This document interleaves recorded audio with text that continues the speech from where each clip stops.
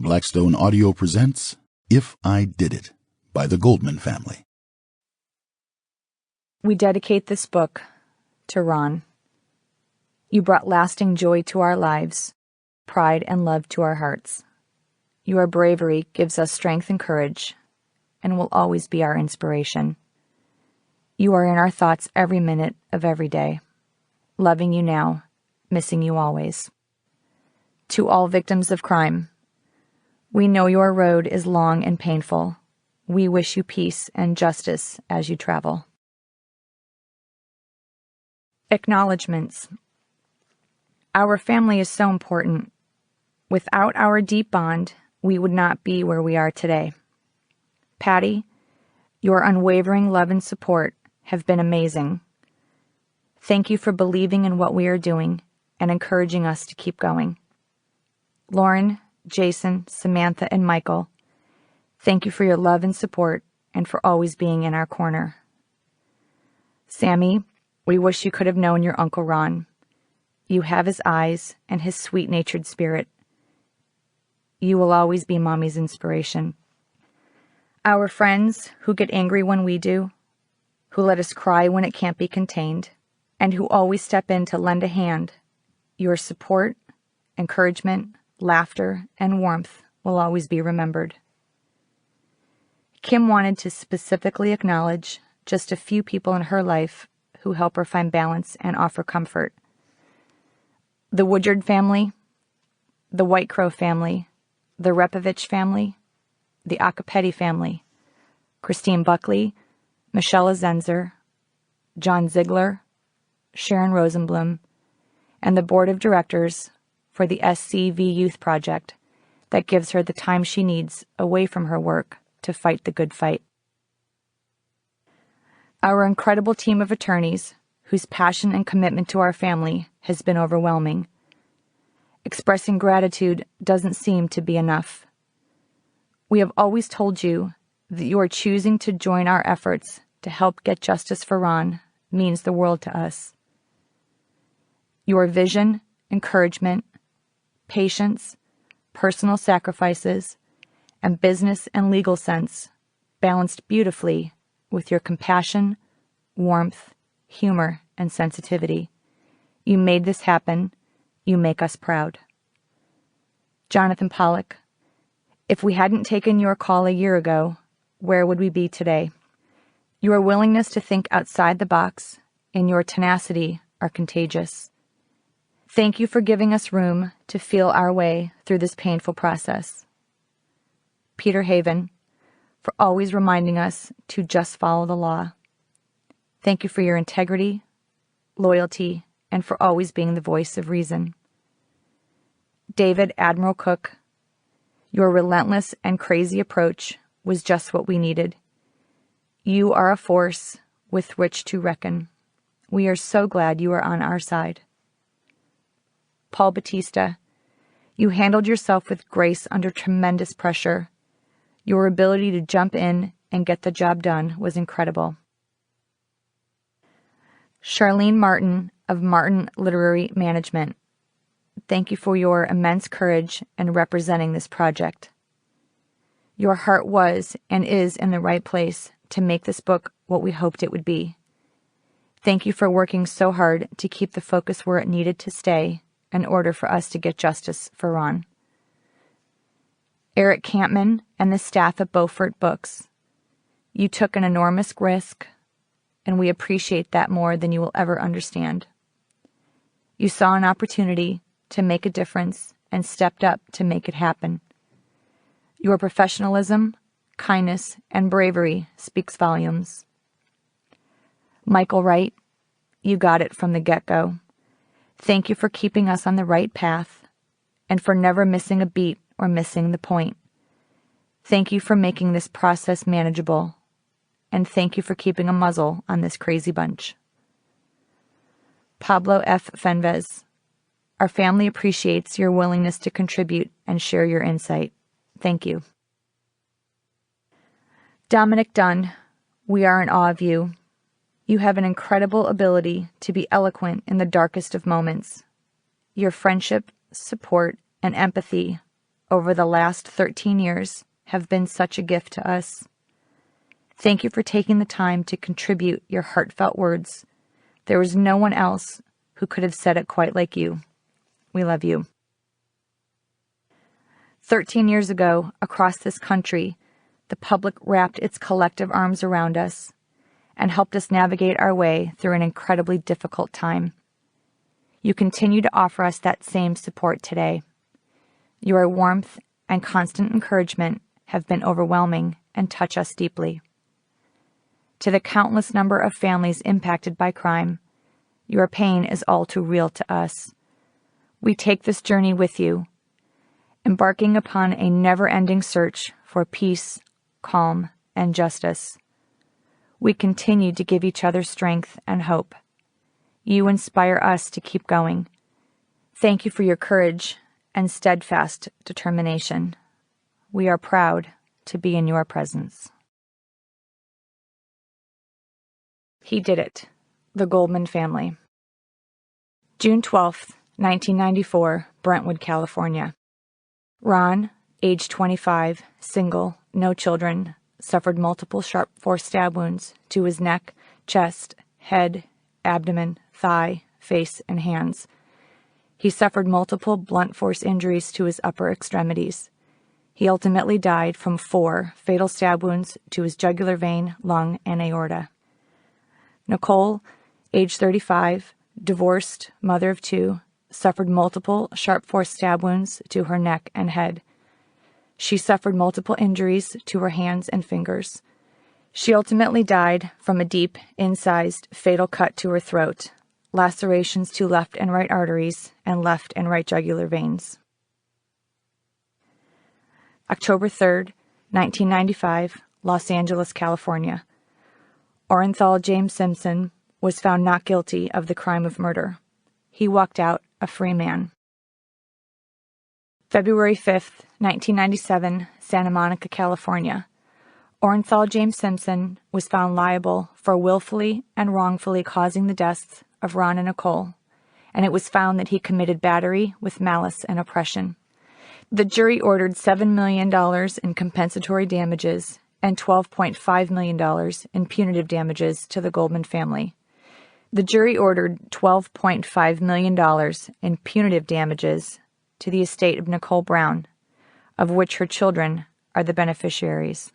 He continues to walk as a free man. Ron was in the prime of his life, just about to launch his own business, when he encountered the beast that would literally cut it short in a few short minutes and change our lives forever. We have no interest in arguing the merits of the case in the subsequent trials. By now, a majority of the public has made its decision about his guilt or innocence. However, even 13 years later, people still passionately debate the facts of these gruesome crimes. Maybe the debate will end once you read his confession.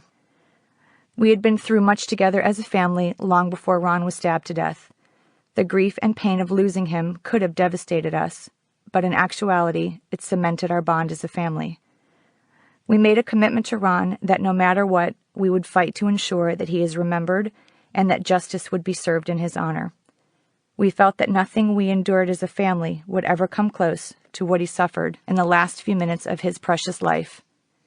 That has never changed. We have never wavered. We stay committed to our promise. It has been almost 11 years since a jury unanimously awarded us a verdict in the civil case. At that time, we were grateful that a jury of his actual peers saw it the way we did and saw it the way the evidence showed, that he killed Ron and Nicole. The pride that we felt was overwhelming, but as quickly as the jury returned their verdict, he pushed himself back from the table and sauntered out of the courtroom, waving to the cameras as he entered his SUV and drove off into the night. In a blink, we were reminded that despite having the verdict that he did it permanently inscribed on the record, he had the power to walk away. He had the audacity to go out for ice cream minutes after being told he was a killer. We were left with a piece of paper that said he owed us $19 million, and he went out for cookie dough.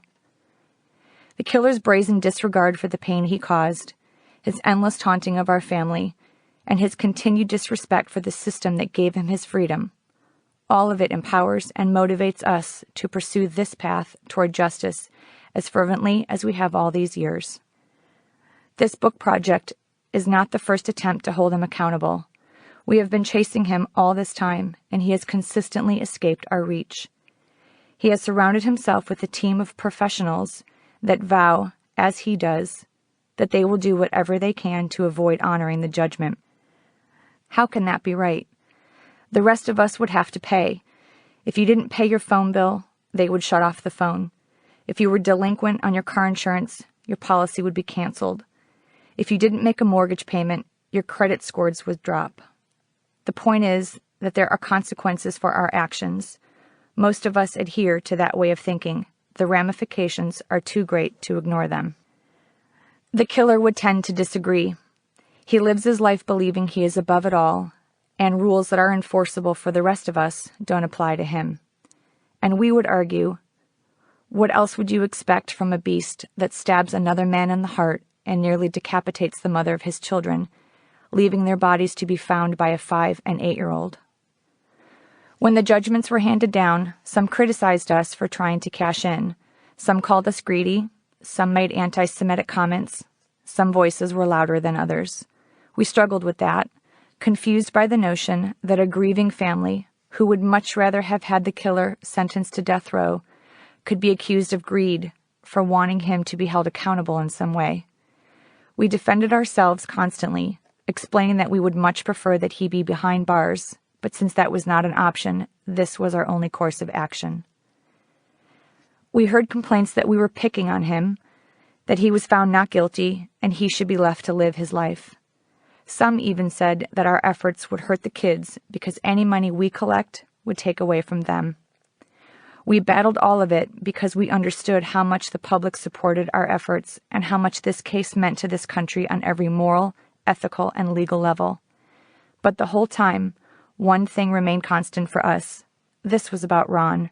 This was about justice denied, and this was about making him pay for what he did. The civil system could not punish him with jail time.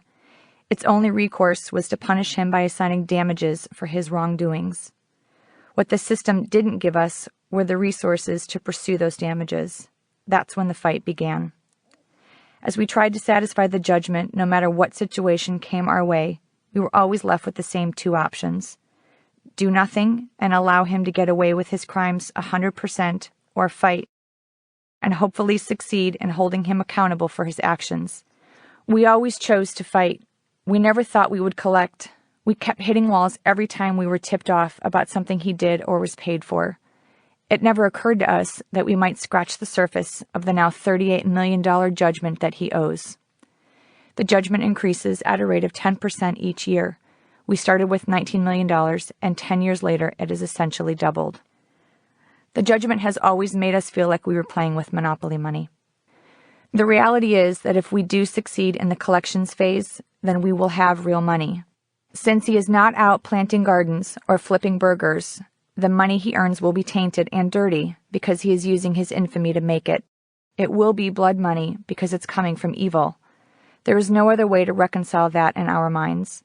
However, the options are still the same: do nothing or fight. Our attempts to enforce this judgment have never been about lining our pockets or cashing in or exploiting Ron's death. It is our legal right. But from an emotional standpoint, it is about taking from him. It's about making him feel the impact of what he did.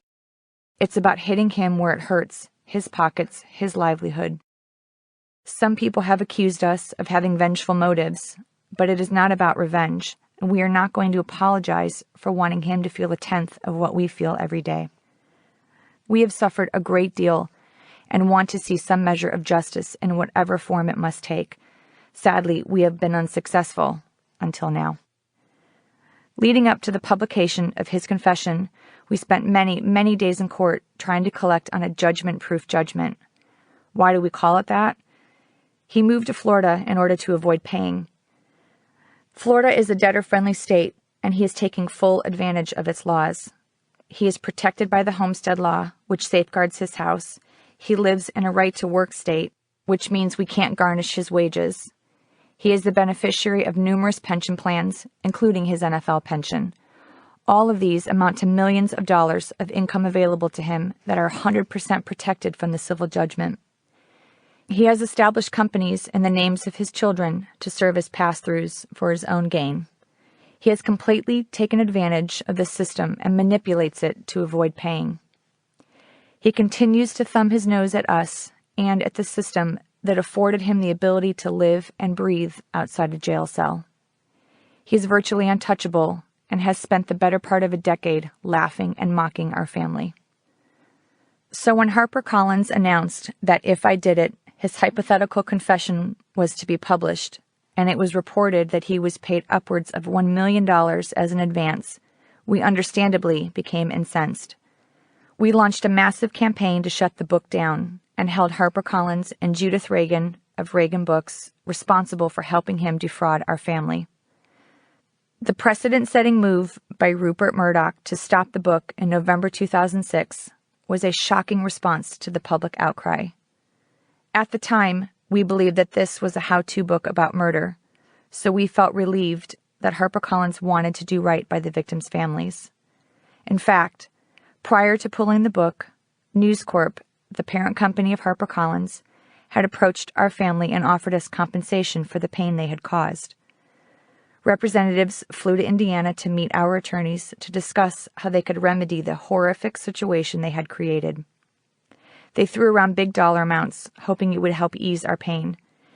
They knew that we were angry and offended, not only at the content, but also because they contributed to his efforts to hide his earnings. We called the Brown family, specifically Denise, and explained what was happening. She encouraged us to ask for as much money as we could. Don't take less than $10 million, she demanded. We took that to mean that the Brown family was willing to become part of the continued conversation with the attorneys from News Corp. It was over the course of a very long, very emotional, and highly stressful weekend that we contemplated accepting their offer. At that point, they were telling us they wouldn't stop the release of the book, but they never asked us to stop boycotting the project. We were torn. We were concerned about how it would appear to the public if we accepted an offer of compensation from News Corp for the pain they inflicted on our family, but then continued to speak out against the book's publication. We knew in some ways it was a PR stunt for them to save face, but they kept telling us they wouldn't pull the book, and this was the best they could do. We were facing an incredible dilemma. He had been paid and would continue to be paid. We couldn't change that. The book was going to hit the stores. We couldn't change that. We were suffering. That wasn't changing either. Would accepting this compensation be the right thing to do? The attorneys called the Browns one last time and offered them a portion of what News Corp had offered our family. We received a call from them the following day, and they said no way. The book was pulled from publication hours later. That move would set new wheels in motion. It marked the beginning of the long and twisted journey that has resulted in our family publishing The Killer's Confession in 2007. So much happened between his book being yanked and this book finding its way back. We learned through contracts, depositions, and declarations that he had created a company called Lorraine Brooke Associates, LBA, that served as the conduit between HarperCollins and his bank account. LBA was named after the middle names of his two daughters, Arnell Lorraine and Sydney Brooke. We learned that Arnell is the president and that his children with Nicole, Justin, and Sydney are each 25% owners in the company that allowed an estimated $630,000 to flow into their father's pockets for the publication of If I Did It. We learned that his family knew about this book and signed off on it back in March 2006. And in his own words, he said he did it so his kids could make millions. Despite the fact that he spent the entire advance on bills, the kids each stood to benefit from the sale of this project. By this point, we realized what we had thought was a manual for murder was no such thing. It read much more like a confession than anything else. That helped slightly when the attorneys came to us and advised us that the best thing to do to completely stop him from ever publishing and profiting from this book would be to levy on it, meaning place a lien on all rights, title, and interest of his interest in the book. We were struggling again, but now it was over the idea of owning this book that we had worked so hard to remove from society. How could we show our faces again and justify publishing the book ourselves after we had shouted so loudly about how disgusting it was that it had ever been written? Again, we went back to our options. Do nothing, and then he gets it, publishes it, hides the money, and continues to profit along with his children. Or fight him tooth and nail to end up with the book ourselves, knowing we took away his work product, his meal ticket. At this point, aware of all his efforts to defraud us, the choice was clear. We decided to follow the law. We decided to fight yet again. We took a very deep breath and gave the attorneys the green light. We're not sure we have let that breath out yet. The California State Court awarded us the ability to sell the killer's rights, title, and interest, and if I did it, at an auction to be held by the Sheriff's Department of Sacramento in April 2007. Because our family had a multi-million-dollar outstanding debt owed to us, we essentially had a $38 million credit card to use to purchase the book. Days before the auction, we were still undecided about what we would do if we ended up with the manuscript. But fortunately or unfortunately, we never got the chance to pursue that path. Just before we were to leave to attend the sheriff's sale, the Brown family, specifically the estate of Nicole Brown, filed a claim requesting half the proceeds of the book. The judge denied the claim, and everything resumed as planned, for about 7 minutes. As we walked out of the courthouse to discuss our next move, we received a phone call informing us that LBA had filed bankruptcy and everything was off the table. Of course it would happen this way. Of course we would spend hours debating in our hearts and minds over what to do and how to proceed, only to be distracted by yet another move on his behalf to stop us from succeeding. The attorneys told us that forcing the book into bankruptcy court would prove to be the best thing for our family. In that moment, we only felt defeat and exhaustion. There was no silver lining. We saw nothing but another long and endless road leading us to Miami. LBA's attorneys filed bankruptcy with the hope that the corporation would retain the rights to the book and that they could just restructure their phony company and publish the book on their own. After months of hearings and depositions, their efforts proved futile. The federal bankruptcy court ruled that LBA was a sham company, only established to perpetrate a fraud. This echoed the same ruling made weeks earlier in a California court that had also deemed LBA a sham corporation. LBA was a shield designed to avoid having to honor the civil judgment. We had been the only ones who stood to lose in this chaotic situation, and now a court breathed a bit of energy back our way.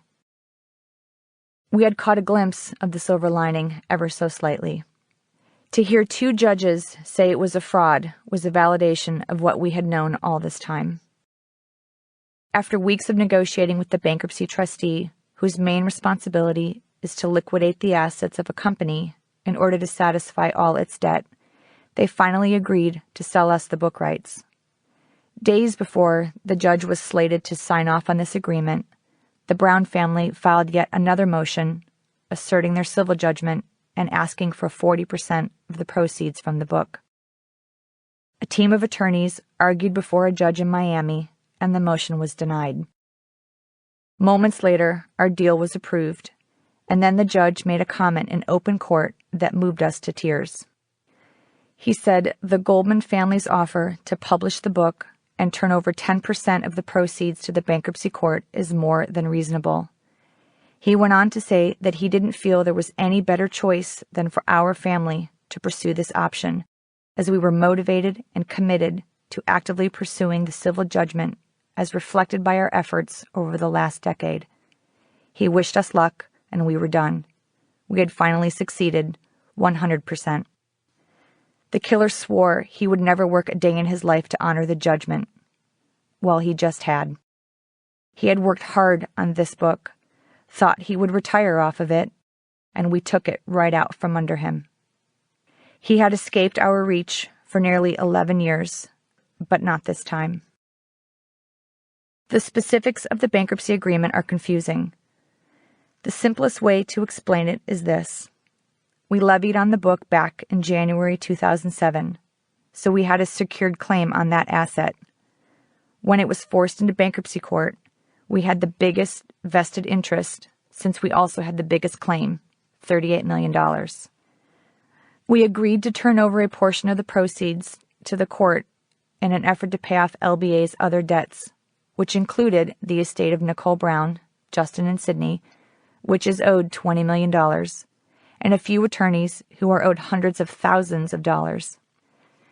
The ironic twist is that we were now ordered to publish a book to help pay down our own judgment, to help pay off his other outstanding bills, and to pass money along to the family that helped create this drama to begin with. But again, it came down to him or us. So here we sit, having to take on this incredibly controversial book project, which many deemed abhorrent, disgusting, and dirty, and turn it into something powerful and positive. Having read the manuscript in great detail, we are more determined than ever to put this product out into the world as an expose of a murderer. We recall the language of the civil verdict. He willfully and wrongfully caused the deaths of Ron and Nicole with malice and oppression. According to the Civil Code, malice and oppression means despicable conduct carried out by the defendant to cause injury and that subjects a person to cruel and unjust hardship. This is what you will see when you read his confession. The journey to get here was painful. We spent endless nights, hours and hours of conversation with our team of attorneys, literary agent, publisher, and friends, trying to find the light at the end of the tunnel. We argued, cried, negotiated, and experienced ups and downs worse than the biggest roller coaster ride, just to ensure that we were doing the right thing. We knew that our decision to pursue this book might not sit well in the hearts of the people who stand so close beside us. We risked the backlash and the criticism, believing that this was a just course of action to take, that this book would ultimately turn his own words against him and expose him for the murderer that he is. We put faith in ourselves that at the end of the day, our commitment to Ron is the only thing that matters, that our intentions are pure and authentic. We put faith in you, the public, trusting that you will understand why we did this and why this was the only option we had to get justice for Ron. Many assume that being the victim of a crime leaves you powerless. Those of us who live in that world know all too well that we are survivors and we are a mighty force. We have a will within us that is deep and empowering. We have a need to right a wrong and to make the path less painful for those who will inevitably follow in our footsteps. We have a determination to make our lives as full as we can, despite having a huge part left empty. We have a need to keep our loved ones' memories alive and to honor them with our strength and courage to go on living, despite sometimes wanting to give up. We cannot give up. We have spent years traveling the country and meeting thousands of victims and survivors who walk down the same path we do. We see their bravery and their determination, and we are in awe. We are inspired, motivated, and comforted by these incredible people who fight the system every day just to see some measure of justice. We are a mighty force. When we had the chance to write this portion of this book, we knew immediately what we wanted to say. Our first priority was to explain why we changed our minds about the publication of this book.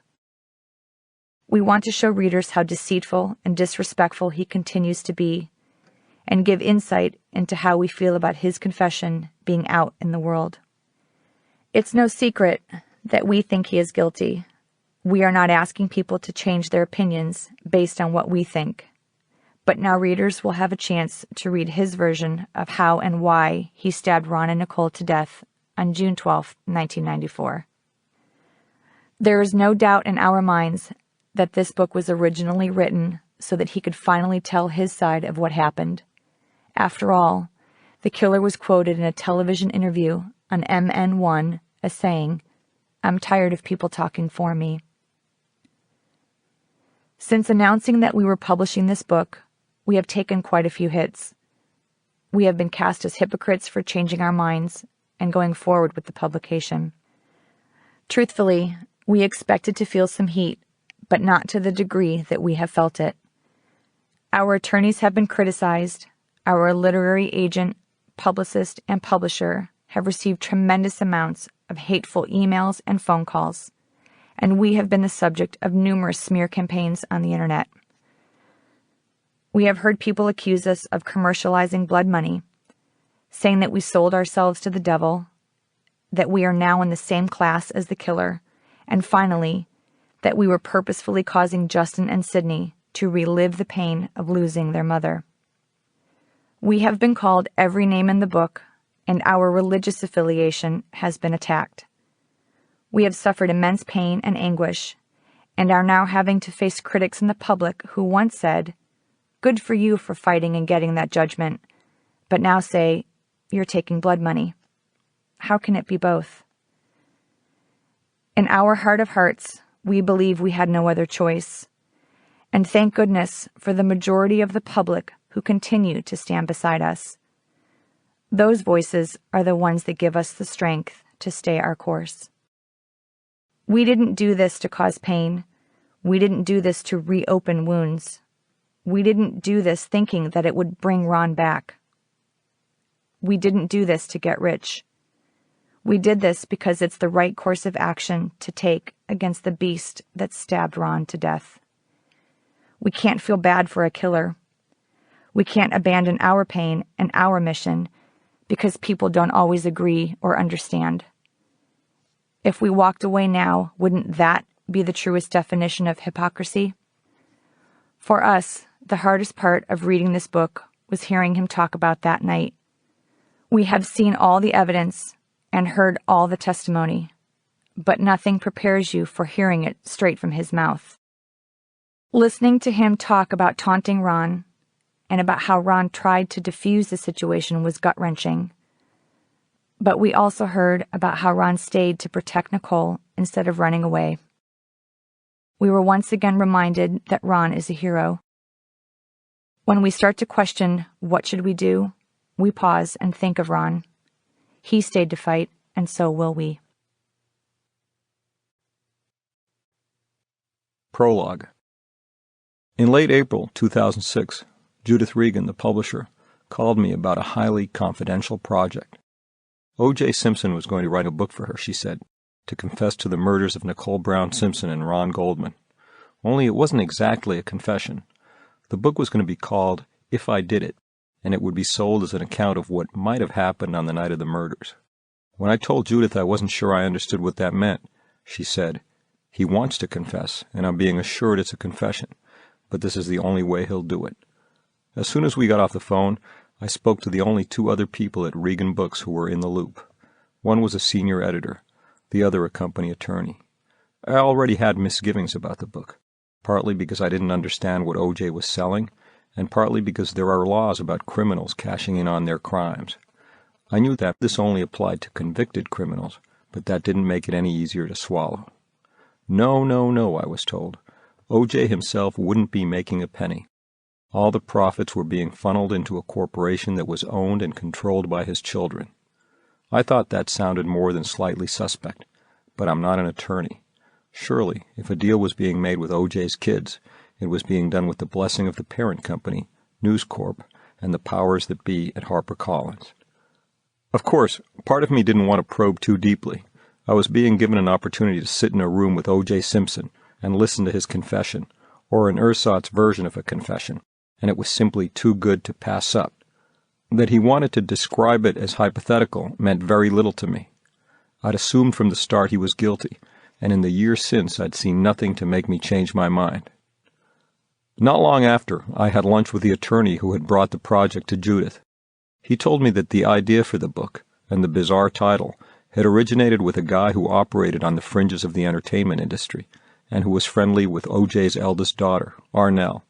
I still wasn't entirely sure what, exactly, the book was supposed to be, and neither was he, but I was assured, as Judith had been, that O.J. would be confessing, and that I'd be hearing details only he could possibly know. By the time the check arrived, we had hammered out a deal. I would be paid a guaranteed upfront fee, plus a share of the book's profits. I kept waiting for the attorney to ask me about my history with O.J., but he never did. 10 years earlier, during the criminal trial, I had testified for the prosecution. I had described the plaintive wail of Nicole's dog, and Marcia Clark used the information to try to establish a timeline for the murders. I lived on Gretna Green Way, one street over from Bundy, and I shared a back alley with Nicole.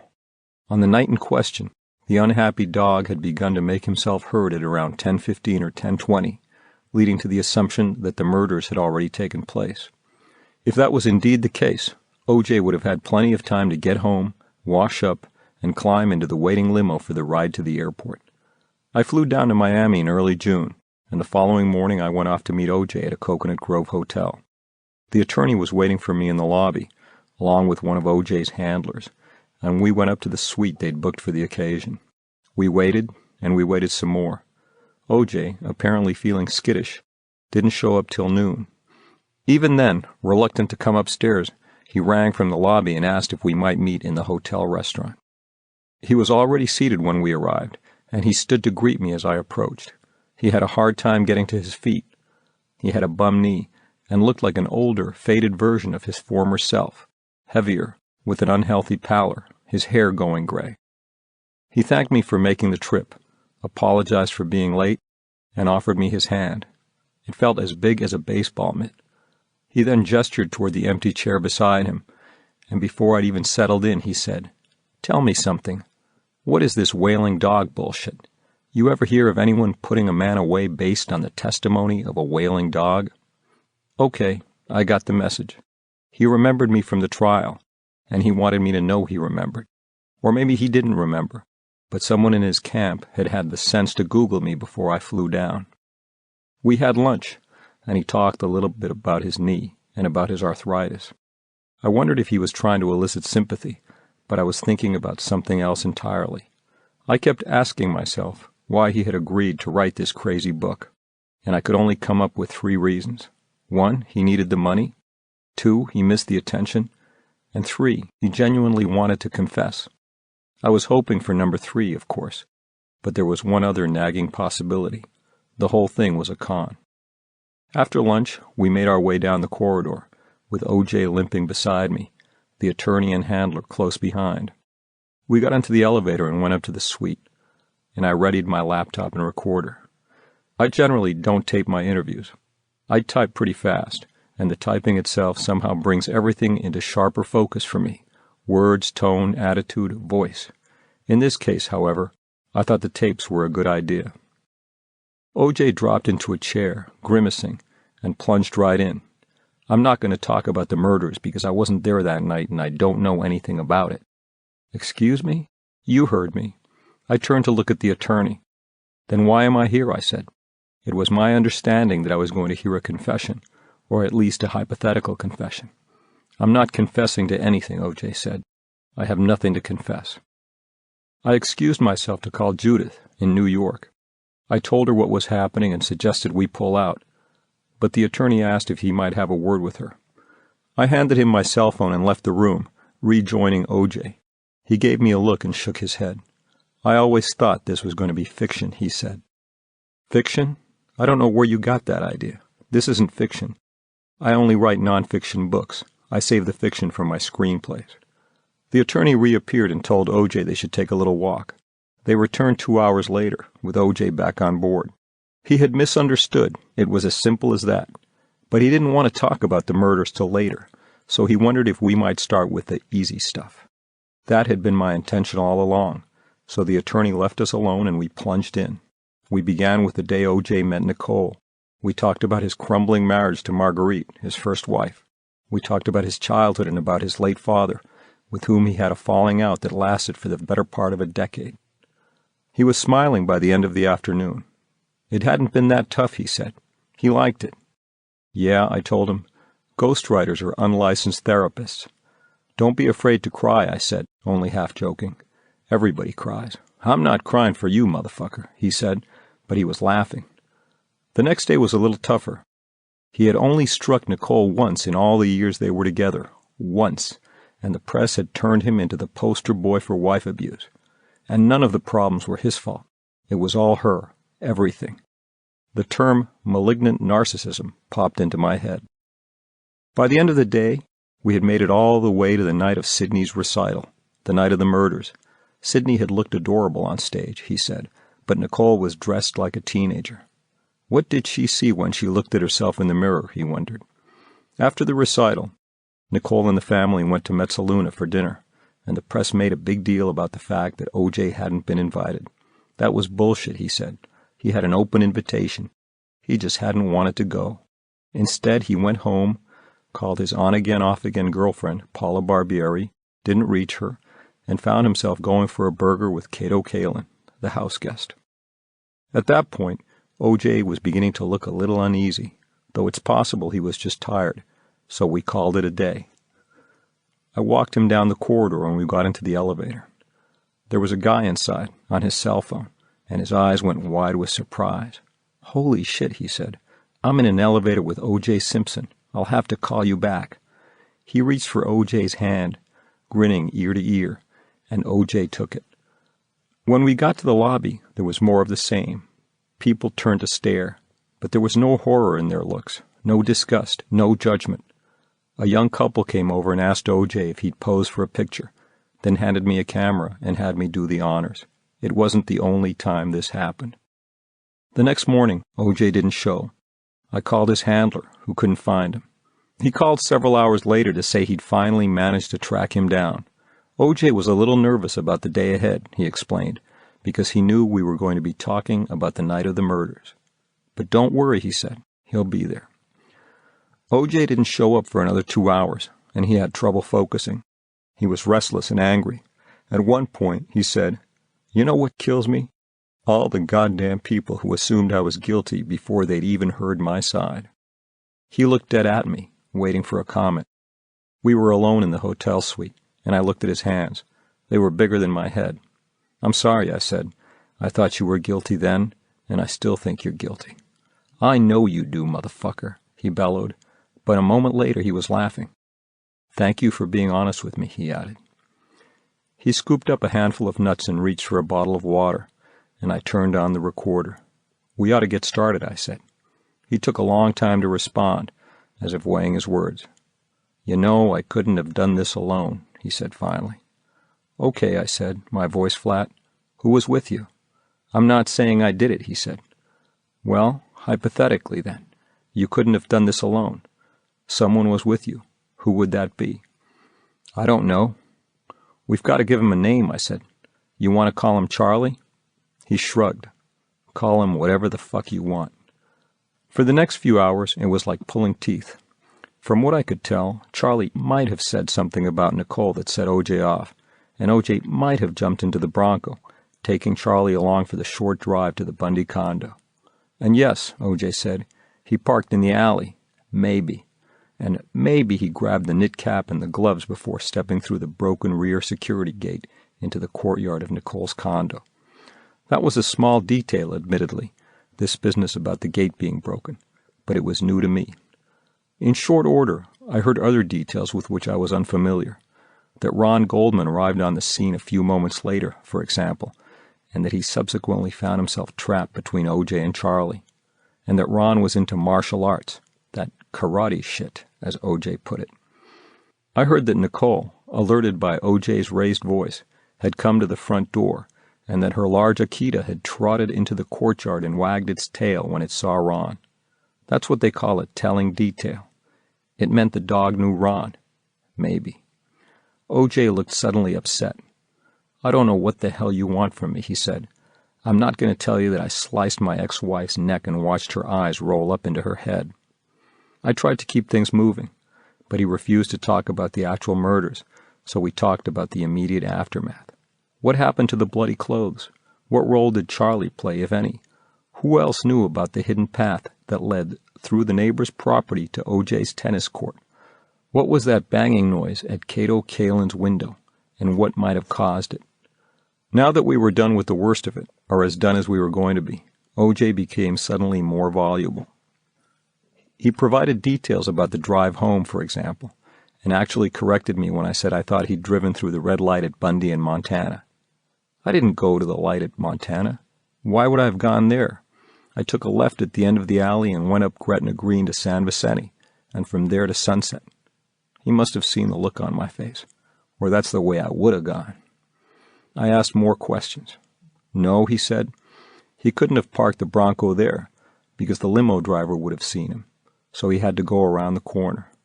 And yes, several of his friends knew about the path through the neighbor's property because they used his tennis court when he was out of town. He even provided details from inside the house. When he was in the shower, for example, he said he knew the limo driver was at the front gate because the bottom light lit up on the phone system when he rang. I'm sure the bottom light always lit up when someone rang at the front gate, but I wondered why O.J. had decided to share that. I kept going. What did he tell Cato about the banging noise? How did the Bronco get back into the driveway? And where was Charlie at this point? Charlie. I didn't believe there was a Charlie, and I still don't. By late afternoon, we were done with the dreaded chapter, and O.J. looked very relieved. It would be easy to say that a great weight had been lifted off his shoulders, that he felt cleansed, but I can't go there, because I honestly don't know what he was thinking. If he had fallen to his knees with tears in his eyes, praising Jesus, I might have had something, but that didn't happen. It's possible he was just relieved because we'd gotten through the toughest part. We went across the street and had a quick drink. I said goodbye and shook his hand, then went back to the suite, packed up, and flew home. The next day I was back in Los Angeles, parked in front of my computer and fashioning a narrative out of a dozen hours of conversation. For the next 2 weeks, we talked on the phone every few days. There were details missing, holes to fill, unanswered questions, a final chapter to write. He seemed to enjoy talking to me, and once or twice, when he picked up the phone, he'd be singing. A few weeks later, I sent him a first rough draft, but he was preparing for knee surgery, so it took him a while to get to it. After he left the hospital, he was in pain, and he said he found it hard to focus, but eventually the fog lifted and he got to work. He called every 2 or 3 days with changes, but most of them were minor, and he said he was very happy with the book. It's real good. It sounds just like me. Then he got to the chapter on the murders and everything changed. I hate that fucking chapter, he said. I wish we didn't have to do that fucking chapter. He didn't say it was wrong, and he didn't say it was bullshit. He just said he hated it, and he kept saying it. Meanwhile, Judith Regan had been calling, eager to see pages. She had spoken to Barbara Walters about the project, she told me in confidence, and said Barbara might want to interview O.J. during Sweeps Week in November to coincide with the publication of the book. I had not known that a television interview was part of the deal between O.J. and HarperCollins, but the idea of having Barbara Walters on board certainly appealed to me. She was huge. She would sell books. I didn't think I'd created a lasting work of art. This was O.J. Simpson's book, after all, and we didn't want him sounding like third-rate Dostoevsky, but I certainly thought it was a compelling read.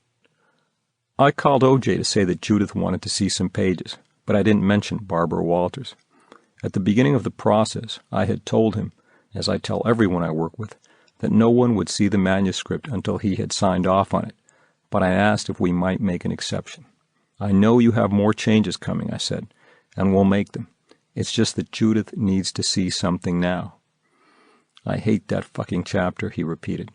Ask her if we can take it out.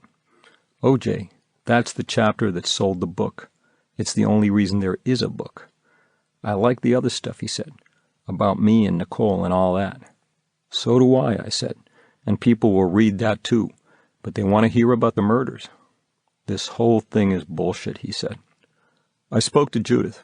I told her that O.J. had been going through the manuscript with great care, taking the changes very seriously, but that he seemed to be getting increasingly nervous. I think he was finally becoming aware of the enormity of what he had done, the lunacy even, and it was starting to freak him out. Judith got the pages and read the much-despised chapter, then asked Barbara Walters for a non-disclosure agreement and sent it over. She called me the next day to tell me that Barbara had read it and that she had described it as absolutely chilling. "She wants to talk to you," Judith said. Not long after, I flew back to Miami to help speed things along and to try to finish editing the manuscript face-to-face. At one point, O.J. told me to take out the line about the dog seeing Ron Goldman and wagging its tail. "Why?" I asked. "Because it's bullshit," he said. "Well, I didn't put it there," I said. "Neither did I," he said. "If you want to say he wagged his tail, then say he wagged his tail at both of us. That dog loved everybody. He was always wagging his fucking tail." I did what he told me, but I wasn't thrilled. I had loved that detail, and it's not the type of detail one makes up. Dramatic license doesn't let you invent things. You might recreate a conversation that took place 10 years ago, to the best of your ability, or you might compress a period of time to speed things along, or you might even change some minor details to make a character harder to identify. But that's about it. I knew the business about the wagging tail had come from him, but I had no choice. It was his book. I took it out. Barbara Walters called the next day to introduce herself and to repeat what Judith had told me. "It is just absolutely one of the most chilling things I have ever read," she said. She let me know that she was seriously tempted to do the interview, but remained on the fence, and I can't say I blamed her. The next morning, very early, she called again. "Honey, it's Barbara. Let me ask you this. Do you think it's a confession?" I told her I couldn't answer that she was putting me on the spot. She had read the pages, and that's all I had. I didn't have O.J. saying, "Yeah, man, I killed them." She still sounded like she wanted to do the interview, but she was concerned. She had her reputation to think about. What's more, the network brass couldn't figure out whether the interview should be handled by the news division or the entertainment division. Now that's what I call a telling detail. I myself had wondered how the bookstores were going to treat this strange hybrid. Was it fiction or nonfiction? But nobody seemed to know. "I'm still not sure if I want to do the interview," Barbara said on her next call. "But if I do you think Judith would hold the book till February?" "I don't know," I said. "I have a very crowded schedule," she said. "I'll talk to her," I said. When I called Judith, she wanted to know what I had told Barbara, and she seemed to think I'd done us a disservice by not describing the book as a confession. As far as she was concerned, it was unequivocally a confession, because that's what had been sold to her. I've been telling you, when they brought me the book, I was told it was a confession, and as far as I'm concerned, that's exactly what it is. When I got off the phone, I began to wonder how the television interview was going to work. O.J. was going to hem and haw, and he would interrupt every few minutes to remind people that this exercise was hypothetical, and that of course he'd had nothing to do with the murders. But then someone explained it to me. That's what editing rooms are for. I also remember thinking that only a guilty man would have agreed to do such a crazy book, but of course that was just my opinion, and it was the opinion of a man who had never doubted O.J.'s guilt. Finally, O.J. signed off on the book, and I sent it in. My editor breezed through it, but he and Judith both had an issue with a line in the middle of Chapter 6, where O.J. felt compelled to remind his readers, as he'd been doing with me, ad nauseum, that the description of the murders was strictly hypothetical. I had already discussed this with O.J., noting that the title itself suggested as much, but he was adamant, and the line stayed. It was his book, after all. That settled, I called the attorney and had him come by my house to pick up the interview tapes. My contract with O.J. stipulated that the tapes belonged to him, which is unusual, but not unheard of. The attorney came over one evening and we stood in my kitchen and shredded them. A few days later, the National Enquirer called to say they had heard I was working with O.J. Simpson on a confession. I actually knew the reporter, because back in 1978, for a brief period, I had abandoned legitimate journalism and gone to work for the tabloid. That, by the way, is where I first met Judith Regan. "I think you should check your sources," I told the reporter. He checked his sources, confirmed what he'd been told, and the paper broke the story the following week. From the amount of detail they had, It was clear someone had slipped them an early draft of the manuscript. At that point, there'd be no waiting for Barbara Walters, who still hadn't committed, not even to February. I told Judith that we should scrap the interview, saying we didn't need it, and suggesting it might do more harm than good, but that train had already left the station. Judith herself was going to do it. She said it would air on Fox in 2 parts, during the last week of November, and that the book would be released 2 days later, on the 30th of the month. When word got out, the shit hit the fan. People were upset about a lot of things, especially about the fact that O.J., or his kids anyway, were going to be making money off this whole sordid enterprise. At that point, the fact that the Shell Corporation was controlled by O.J. hadn't come out. But they were also seriously upset with News Corp, which owned Fox, HarperCollins, and Regan Books, and seemed to have taken Synergy to a new low. The noisiest critics kept going on about the victims, though, how we should all be thinking about the victims, and I wondered where they'd been when the networks capitalized on JonBenet Ramsey, the Menendez brothers, Jeffrey Dahmer, John Wayne Gacy, Albert DeSalvo, and dozens of other Sweeps Weeks winners. I'm aware there was a difference in this case, and it was a big one, money. But still, didn't people want to hear O.J. say, even obliquely, that he had done it, or might have done it? On Monday, November 20th, Rupert Murdoch apologized for the ill-considered project and pulled the plug. A number of affiliates had sworn not to air the interviews, and more were jumping on the bandwagon, so I sort of understood. But I couldn't understand why he was killing the book. As a middle-aged man who makes his own decisions, I didn't like the idea of having a handful of self-appointed moral arbiters telling me what I could read or watch. Still, if you owned a bookstore, you didn't have to sell a book that made you uncomfortable, like, say, Mein Kampf, even if you hadn't read it yourself. And if you owned a television station, you had the right to refuse to air anything at all, I guess, especially an objectionable interview you'd never seen. I was reminded of a long-ago issue of National Lampoon that featured a photograph of a wary, wide-eyed dog on the cover, with a gun to its head. The caption read, "If you don't buy this magazine, we'll kill this dog." The next day, O.J. called. "Can you believe this shit?" he said. "Fucking Geraldo Rivera can interview Charles Manson, and what does that do for society? It's about ratings and money. That's all it is." No shit. "Well, I just want you to know," he went on, "I was a good soldier for this thing, and I'm not going to throw you under the bus." I asked him what he meant by that, and he said, "You know that chapter was mostly you." Excuse me? It had been like pulling teeth, admittedly, in the beginning anyway, but he'd gone back and reread the manuscript 3 times, asking for changes. If there was anything in there he hadn't agreed with, or that I'd gotten wrong, which happens, I had given him ample opportunity to address it. It was his book, not mine. "Remember when we first sat down," he said, "and I told you I thought the book was going to be fiction?" "Are you taping me?" I said. "Taping you? Why would I do that? It's illegal." He was taping me. He was already beginning to distance himself from the project, and he was setting me up to take the fall. I understood, sort of. It was over. There was nothing left for him. No absolution, and certainly no more money. "I treated it as fiction," he said.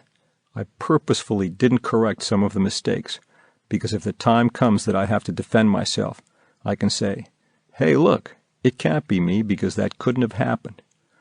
He mentioned the business about removing his shoes, but not his socks, and the fact that he would have had to scale a 10-foot chain-link fence to get from the tennis court to the guest house. And he said nobody had ever seen him on a golf course with a knit cap and gloves. I had asked him about every single one of those things, and his answers, however oblique, had found their way into the manuscript.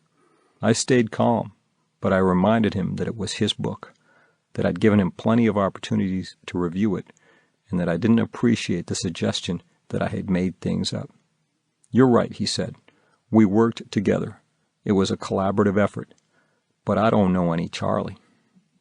Now I was getting angry. "Don't you remember how it began?" I said.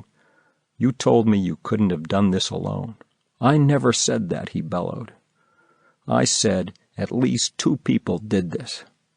Now he was flat out lying. But I didn't feel like arguing, so I backed off. Within minutes, his tone had changed. I'd like to think that during our experience together, I never gave you any indication that I did it, he said, measuring his words. It seemed as if he was reading from a prepared script. I tried to make it clear every chance I had that I didn't do this. Yes, he sure did. I called you today because I loved working with you, he continued. I thought you were a good guy. I hope that no matter how you went into this project, you came out of it thinking better of me. He went on to tell me that his eldest daughter, Arnell, had been part of the negotiations from the start, and that he had told his youngest daughter, Sydney, that he had done the book to help secure her financial future. The book was very cathartic for me, he added. I thought it would enlighten people who didn't understand my relationship with Nicole. He then admitted that the shell company, the one that had allegedly been established by and for his kids, had helped him pay down his mortgage and settle his accounts with the IRS. Great, I thought. He ended the conversation with, I got nothing but respect for you. I could see what was coming. O.J. was going to put as many miles as he could between himself and the book, and he was going to use me to help him do it. Maybe that had been the plan all along. Sure enough, the next morning he told the world that the book was a work of fiction, created largely by the ghostwriter, and it got better. When I saw what the ghostwriter wrote, I said, maybe you did it, because they're saying that chapter contains things only the killer would know. I don't know these things.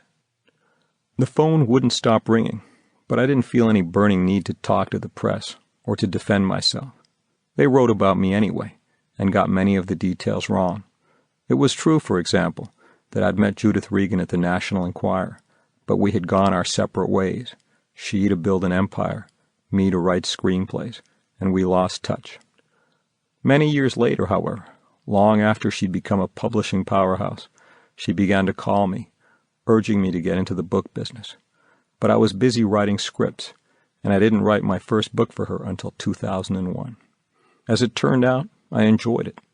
I enjoyed the process, I enjoyed the people, or most of them anyway, and I liked the feel of a book in my hand. It had a lot more substance than an unproduced screenplay. The reporters kept calling, and I kept politely declining their requests for interviews. I had been a real reporter once myself, before I sold my soul, briefly, to the National Enquirer, so I knew they were just trying to do their jobs. Then Jeffrey Toobin reached me from the New Yorker. He had interviewed me a decade earlier, after I testified at O.J.'s trial, but I begged off, telling him I had nothing to say, and that if I said anything at all, it was off the record. He begged me for one line, and I gave it to him. I think you'd be hard-pressed to find a reporter in this country who, given the opportunity to sit down and take a confession from O.J. Simpson, no matter how oblique, would have refused to do so. But even as I said it, I regretted it. It sounded like an apology, and I had nothing to apologize for. Still, it was only one quote. He certainly couldn't build a story around one quote, right? We made a little small talk, still off the record, and said goodbye, and the next day, to my great surprise, a young woman called from the magazine's fact-checking department. I refuted everything but that one line, but they ran a lengthy story anyway. Toobin had taken his decade-old interview with me and made it sound as if we'd just had the nicest, most pleasant conversation, and weren't we just marvelously amusing? I called him to complain, and I left messages for his boss, but my calls were never returned. On November 21, 2006, Charles Krauthammer of Time magazine filed a story about the whole sordid debacle. I would have let O.J. speak, he wrote. I thought the outrage was misdirected and misplaced. The real outrage is the trial that declared him not guilty, the judge a fool and incompetent whose love of publicity turned the trial into a circus. The defense lawyers, not one of whom could have doubted the man's guilt, yet who cynically played on the jury's ignorance and latent racism to win a disgraceful verdict. The prosecutors, total incompetents who bungled a gimme, then shamelessly cashed in afterwards. The media that turned the brutal deaths of two innocents into TV's first reality show soap opera.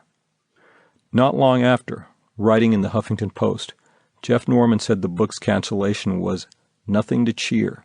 No matter how much the relatives of murder victims engender sympathy, it is not the role of media professionals to censor or otherwise punish O.J. Newsweek actually managed to get a look at the critical chapter.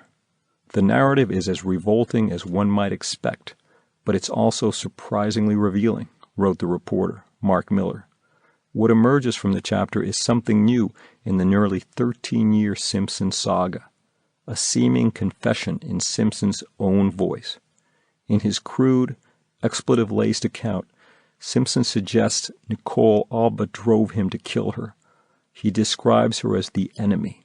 She is taunting him with her sexual dalliances, he says, and carrying on inappropriately in front of their 2 children. William Tucker, writing in the American Spectator, praised the enterprise as a remarkable public service. He went on, "Police will tell you suspects constantly come in either wanting to match wits with the cops or wanted to get something off their chest. Confession is good for the soul. The Catholic Church has known this for centuries. Thus, it isn't at all surprising after all these years to find O.J. finally coming clean. Sure, he couches his confession in a 'this is how I would have done it' mode. Police often suggest this themselves as a prelude to an actual confession. And sure, he posits a mysterious friend who supposedly accompanied him every step of the way. Guilty people often do that, too. James Earl Ray, in confessing to Congress of killing Martin Luther King, insisted a mysterious Raoul had accompanied him the whole time. There was no such person. By then, of course, it was too late, and the fallout continued. Judith Regan was fired, for reasons that reportedly had nothing to do with the book, and my phone kept ringing. But suddenly it wasn't just reporters anymore. Friends and friends of friends and people I didn't even know were calling to ask if they could get a copy of the book. I even heard from a federal judge who offered to come by the house and read it in my living room, saying he was absolutely incensed by News Corp's decision to kill it, which was nothing short of censorship. His comments brought to mind the famous line, generally attributed to Voltaire, "I disapprove of what you say, but I will defend to the death your right to say it." After Fred Goldman won the rights to the book, O.J. came out swinging again, doing everything in his power to discredit the book and to further distance himself from the project. "We got to that chapter, and I said, 'Hey, I can't participate in that,' O.J. told a reporter, suggesting that he'd been a largely We got to that chapter, and I said, 'Hey, I can't participate in that,' O.J. told a reporter, suggesting that he'd been largely passive throughout the process. The next day, reluctantly, I set the record straight. O.J. read the book, his book, several times. I made every change he asked for, and he signed off on it. If there are errors in the book, it's because O.J. didn't correct them, or worse, he fed them to me. But that's fine, too. It's his book. Self-delusion is a wonderful thing. You've read the story. This is the book. Judge for yourself." Pablo F. Fenves, Los Angeles, California, August 15, 2007. 1. The luckiest guy in the world. I'm going to tell you a story you've never heard before, because no one knows this story the way I know it. It takes place on the night of June 12, 1994, and it concerns the murder of my ex-wife, Nicole Brown Simpson, and her young friend, Ronald Goldman. I want you to forget everything you think you know about that night, because I know the facts better than anyone. I know the players. I've seen the evidence. I've heard the theories, and of course I've read all the stories. That I did it, but I don't know I did it. That I can no longer tell fact from fiction. That I wake up in the middle of the night, consumed by guilt, screaming. Man, they even had me wondering, what if I did it? Well, sit back, people. The things I know and the things I believe, you can't even imagine. And I'm going to share them with you. Because the story you know or think you know, that's not the story. Not even close. This is one story the whole world got wrong. First, though, for those of you who don't know me, my name is Orenthal James Simpson. O.J. to most people. Many years ago, a lifetime ago really, I was a pretty good football player. I set a few NCAA records, won the Heisman Trophy, and was named the American Football Conference's most valuable player 3 times. When I retired from football in 1978, I went to work for NBC as a football analyst, and in the years ahead I was inducted into both the College Football Hall of Fame and the Pro Football Hall of Fame. I did a little acting, too. For a number of years I was a pitchman for Hertz, the rental car people. Some of you might remember me from the television spots. I was always running late, pressed for time, leaping over fences and cars and piles of luggage to catch my flight. If you don't see the irony in that, you will. All of that was a long time ago, though. A lifetime ago, as I said. All of that was before the fall. And as I sit here now trying to tell my story, I'm having a tough time knowing where to begin. Still, I've heard it said that all stories are basically love stories. And my story is no exception. This is a love story, too. And, like a lot of love stories, it doesn't have a happy ending. Let me take you back a few years to the summer of 1977. I was married then to my first wife, Marguerite, and we were about to celebrate our 10th wedding anniversary. But it was not a good time for us. Marguerite and I had been on shaky ground for a number of years, and at one point had actually separated, but we reconciled for the sake of our 2 kids, Arnell, then 9, and Jason, 7. A few months into it, though, while Marguerite and I were in the middle of dinner, she set down her fork and gave me a hard look. "What?" I asked. "This isn't working," she said, "and I'm 5 months pregnant." I knew the marriage wasn't working, but the news of the pregnancy was a real shock. We finished dinner in silence. We were at the house on Rockingham, in Brentwood, and after dinner went to bed, still silent. I lay there in the dark, thinking about the unborn baby. I knew Marguerite would never consider an abortion, and it made for a very strange situation. The youngest, Simpson, would be joining a family that had already fallen apart. In the morning, I told Marguerite that I was going to go to the mountains for a night or 2 to think things through, and I packed a small bag and took off. On my way out of town, I stopped at a Beverly Hills jewelry store to pick out an anniversary present for her. We'd been married a decade earlier, on June 24th, 1967, then paid for it and left. As I made my way down the street, heading back to my car, I ran into a guy I knew, and we went off to have breakfast at the Daisy, a couple of blocks away. We found a quiet corner table, and our young waitress came over. She was a stunner, blonde, slim, and bright-eyed, with a smile that could knock a man over. "Who are you?" I asked. "Nicole." "Nicole what?" "Nicole Brown. How come I've never seen you before?" "I just started here," she said, laughing. She was from Dana Point, she told me, about an hour south of Los Angeles, and she came up for the summer to make a few bucks. "How old are you?" I asked. "I just turned 18 last month," she said, "on May 19th. "I'm sorry I missed your birthday," I said. She smiled that bright smile again. "Me too," she said. After breakfast, I made the 2-hour drive to Lake Arrowhead, and I spent the night up there, thinking about my failing marriage and trying not to think about the gorgeous young waitress who had served me breakfast. When I got back from the mountains, I went home, having resolved absolutely nothing. And a few nights later, I went back to the Daisy. Nicole was there, and I took her aside. "I want you to know that I'm married, but that my marriage is ending," I said. "So, I'm still technically a married man. I don't know if that bothers you, but if it does, I'm just letting you know that things are going to change soon." "Is that the truth?" she asked. "It's the truth," I said. Later that same night, I stopped by her apartment on Wilshire Boulevard and took her to a party. By the end of the evening, I was hooked. That was in June 1977. For the next month, I saw her almost every single day until it was time to leave for football. I missed her, and I spoke to her constantly. I also spoke to Marguerite, of course, to see how the kids were doing and to make sure the pregnancy was going okay, but I was pretty confused. I had a wife back home with a third kid on the way, and I was already falling in love with another woman. I came home in time for the delivery of the baby, but split almost immediately to rejoin the Buffalo Bills, the team I was playing with back then. When football season ended, I returned to L.A. and took a room at the Westside Marquee, and I found myself pretty much living two lives, one with Marguerite as an estranged husband and father of three, and the other with Nicole, my new love.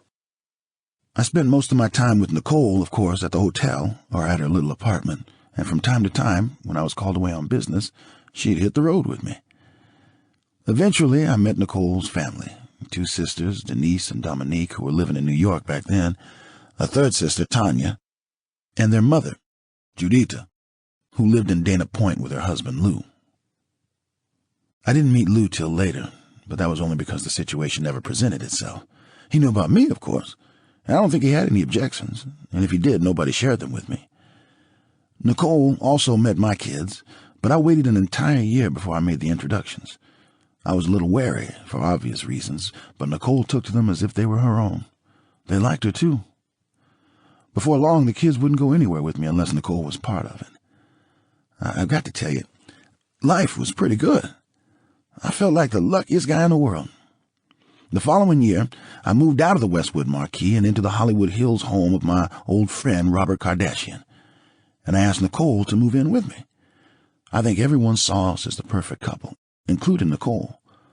But as the months turned into years, she began to drop not-so-subtle hints about getting married. I kept trying to put her off, of course, because I'd failed at marriage once, and because I'd seen plenty of other couples fail. But Nicole kept pushing. This led to a number of heated arguments, and from time to time I was sure we were finished. But we survived, mostly because Nicole had faith in us. She believed that our relationship was special, and that we could beat the odds, and pretty soon she had me believing it too. In 1979, my divorce from Marguerite became final, and Marguerite moved out of the Rockingham house. I was making arrangements to put the place on the market, but Nicole talked me out of it. "This is a beautiful place," she said. "All it needs is a little fixing up." She walked me through the house, room to room, telling me what we could change and how it would look, and it was obvious that she had an eye for that kind of thing. She ended up redesigning and redecorating the whole place, top to bottom, and it turned out so well that I encouraged her to become a licensed interior decorator. Within a year, she was working professionally. She was happy, sort of. Fact is, we still weren't married, and I couldn't go a week without hearing about it. Didn't I love her? Didn't we have a future? Couldn't we have children now, while she was still young enough to enjoy them? These little discussions often ended in arguments, and I absolutely dreaded them. Nicole had a real temper on her, and I'd seen her get physical when she was angry, so sometimes I just left the house and waited for the storm to blow over. Finally, in 1983, we got engaged.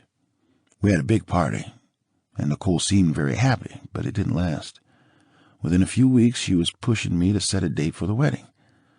"I'm tired of being your girlfriend," she kept saying. "I want to get married and have children. I've been helping you raise your own kids all this time, and I love them, but I think it'd be nice to have a few of our own." Well, the woman had a point, but I just wasn't ready to commit, and it wore her down. One night in 1984, we were in the middle of another argument, and I went outside to get away from her. There was a tetherball hanging from one of the trees and a baseball bat lying nearby. I picked up the bat and took a few hard swings at the ball. Nicole came out of the house and watched me for a few moments, still angry, glaring, and I crossed into the driveway, sat on the hood of her convertible Mercedes, and glared right back. I still had the bat in my hand, and I remember flipping it into the air and accidentally hitting one of the rims. "You going to pay for that?" she snapped. "Yeah," I snapped back, and then took the bat and whacked the hood. "I guess I'll pay for that, too, since it's my car, and since I pay for everything around here." She shook her head, disgusted with me, and went into the house, and I wandered back into the yard and took a few more swings at the tetherball. It was crazy. Seemed all we did lately was argue. People say a lot of marriages get into trouble at the 7-year mark, and we weren't married, but we'd been together 7 years. Maybe that was the problem.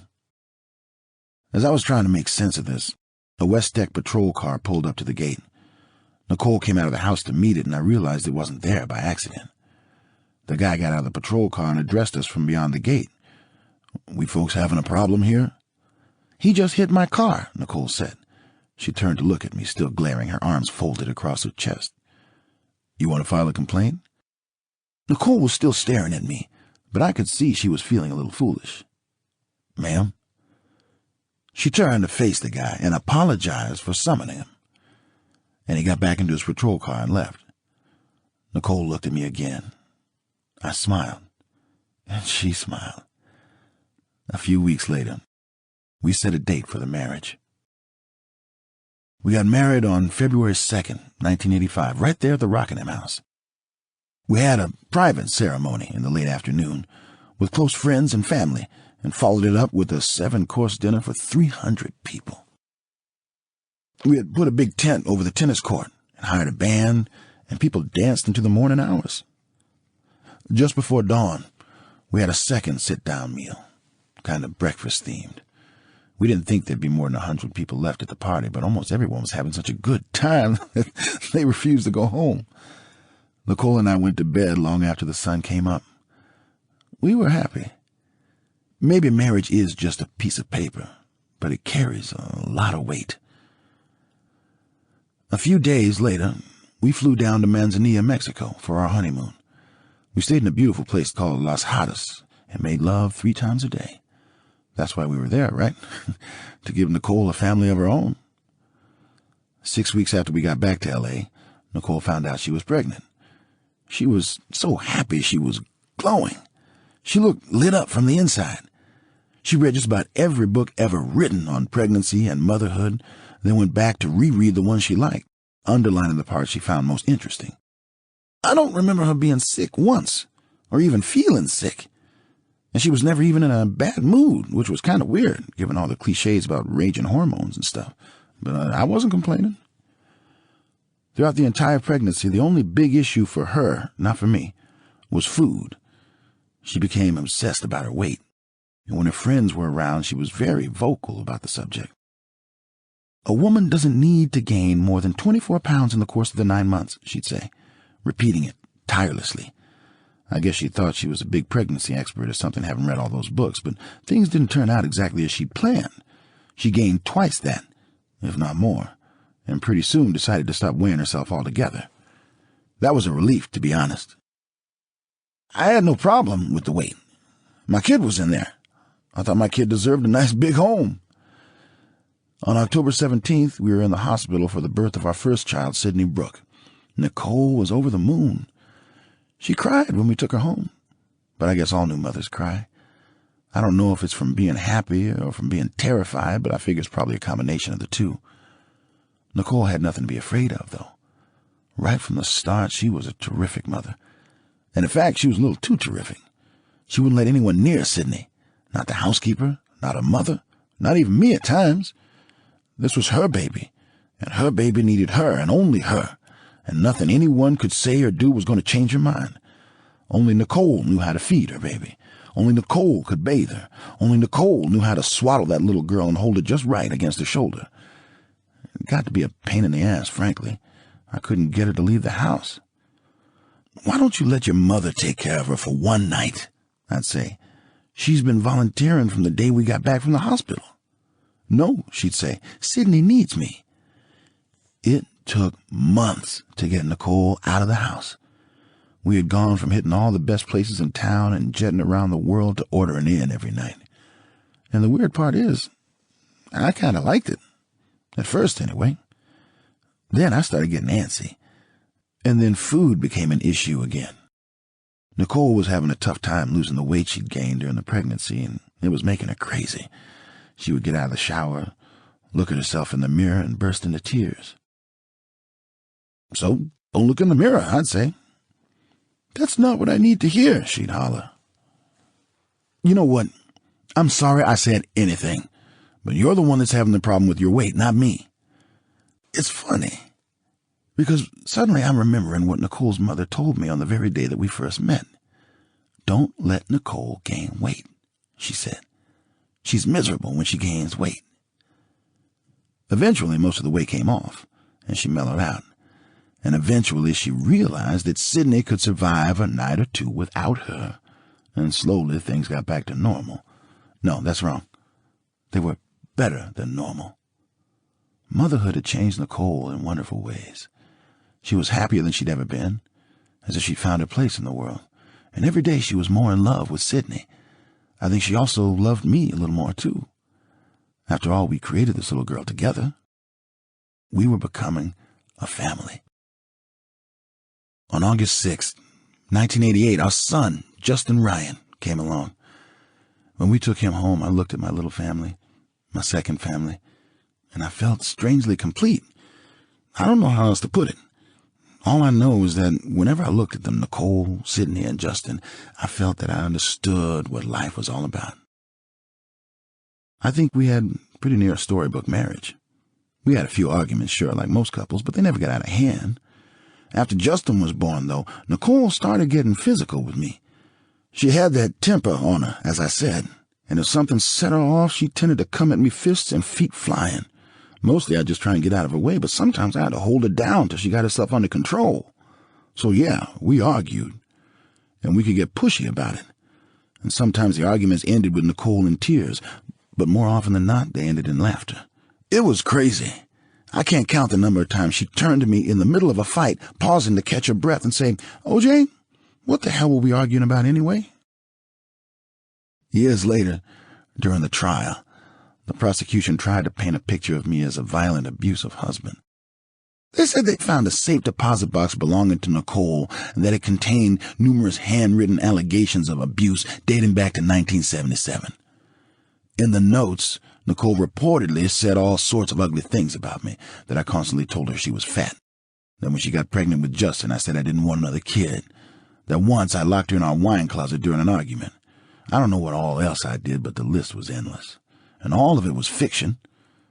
And if it's true that those handwritten notes were from Nicole, and that they were really found in her safe deposit box, and that she was really making those allegations, well, I still say it was fiction. Still maintain that these incidents existed only in Nicole's own mind. I honestly can't make any sense of it. I tried, though. At one point I wondered if she started working on those notes when the marriage began to go south. Maybe she thought she could use them against me if it ever came to divorce, which makes me wonder, why didn't she use them? I don't know what she was thinking, frankly, but if any of those things happened, I wasn't around when they did. And yeah, I know it sounds cruel here on the page with Nicole gone and everything, unable to defend herself, but I said I would tell the truth, and that's what I intend to do. Did things get volatile from time to time? Yes. Do I regret it? Yes. I love Nicole. She was the mother of my 2 kids. The last thing I wanted was to hurt her. I only ever got truly physical with her once, and that was in 1989. And the whole world heard about it.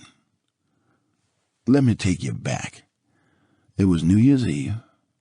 Nicole and I were at a party early in the evening at the home of a producer friend, hanging out with Marcus Allen, one of my old football buddies, and his girlfriend, Catherine.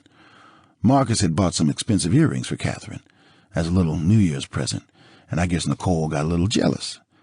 Catherine couldn't see what she was jealous about, though, since Nicole was dripping in diamonds of her own, and she spelled it out for her. "Well, look what you got, girl." I don't know what Nicole was thinking, but for some reason she got it into her head that a pair of earrings just like Catherine's were waiting for her back at the house. And of course there were no earrings. We got home after the party and we were in bed, making love, and suddenly Nicole sat up and looked at me. "You have a little surprise for me?" she said, smiling coyly. "What surprise?" "Diamond earrings, maybe?" "What earrings?" I said, getting irritated. "Like the ones Marcus got Catherine," she said. "What the hell are you talking about?" "Catherine said you bought a pair of earrings just like the ones she was wearing. Where are they? If you didn't get them for me, who'd you get them for?" And I said, "You're crazy. I didn't get nobody no damn earrings. I'm not about to either." I'm sure that was the wrong thing to say, but I was angry, and my anger set her off. She took a swing at me, and I grabbed her arm and literally dragged her out of bed and pulled her toward the door. "Where are the goddamn earrings?" she hollered, still taking swings at me. "There are no earrings," I snapped back. "Liar! Who'd you give the earrings to?" I didn't give any goddamn earrings to anybody, I said. There are no earrings. Now get out of here. I don't want you in my bedroom. I pushed her into the corridor and locked out, then went back to bed, still fuming. I didn't know what the hell was going on with Nicole. She was becoming increasingly erratic. Most of the time she was a loving wife and a perfect mother, but it seemed like lately any little thing could set her off. To be honest, it worried me. There we were, 2 in the goddamn morning. She was standing out in the corridor, banging on the door, hollering. It was as if she had turned into a whole different person. Finally, she gave up, and I could hear her moving off. There were plenty of other bedrooms in the house. Nicole could sleep alone if she was going to be like that. A minute later, she was back. Turned out she'd only gone to get the key. And there she was, coming at me all over again, fists and feet flying. So I grabbed her again, and I threw her out again, and this time I kept the key. Let me in, you bastard. No, go away. I went back to bed and rolled on my side and pulled the covers over my head, wondering if something was wrong with my wife. We'd been together for 12 years, and in many ways, they'd been the 12 best years of my life. But it seemed like most of 1989 had been torture. You never knew what was going to piss her off. And when she was pissed off, she could hold on to her anger for days. I wondered how long she was going to stay angry this time. She kept pounding on the door, swearing and calling me names, and I worried that she would wake the kids. But eventually the fight went out of her and she stormed off. I don't know how much time passed, because I dozed off. But suddenly she was at the door again. Only it wasn't her.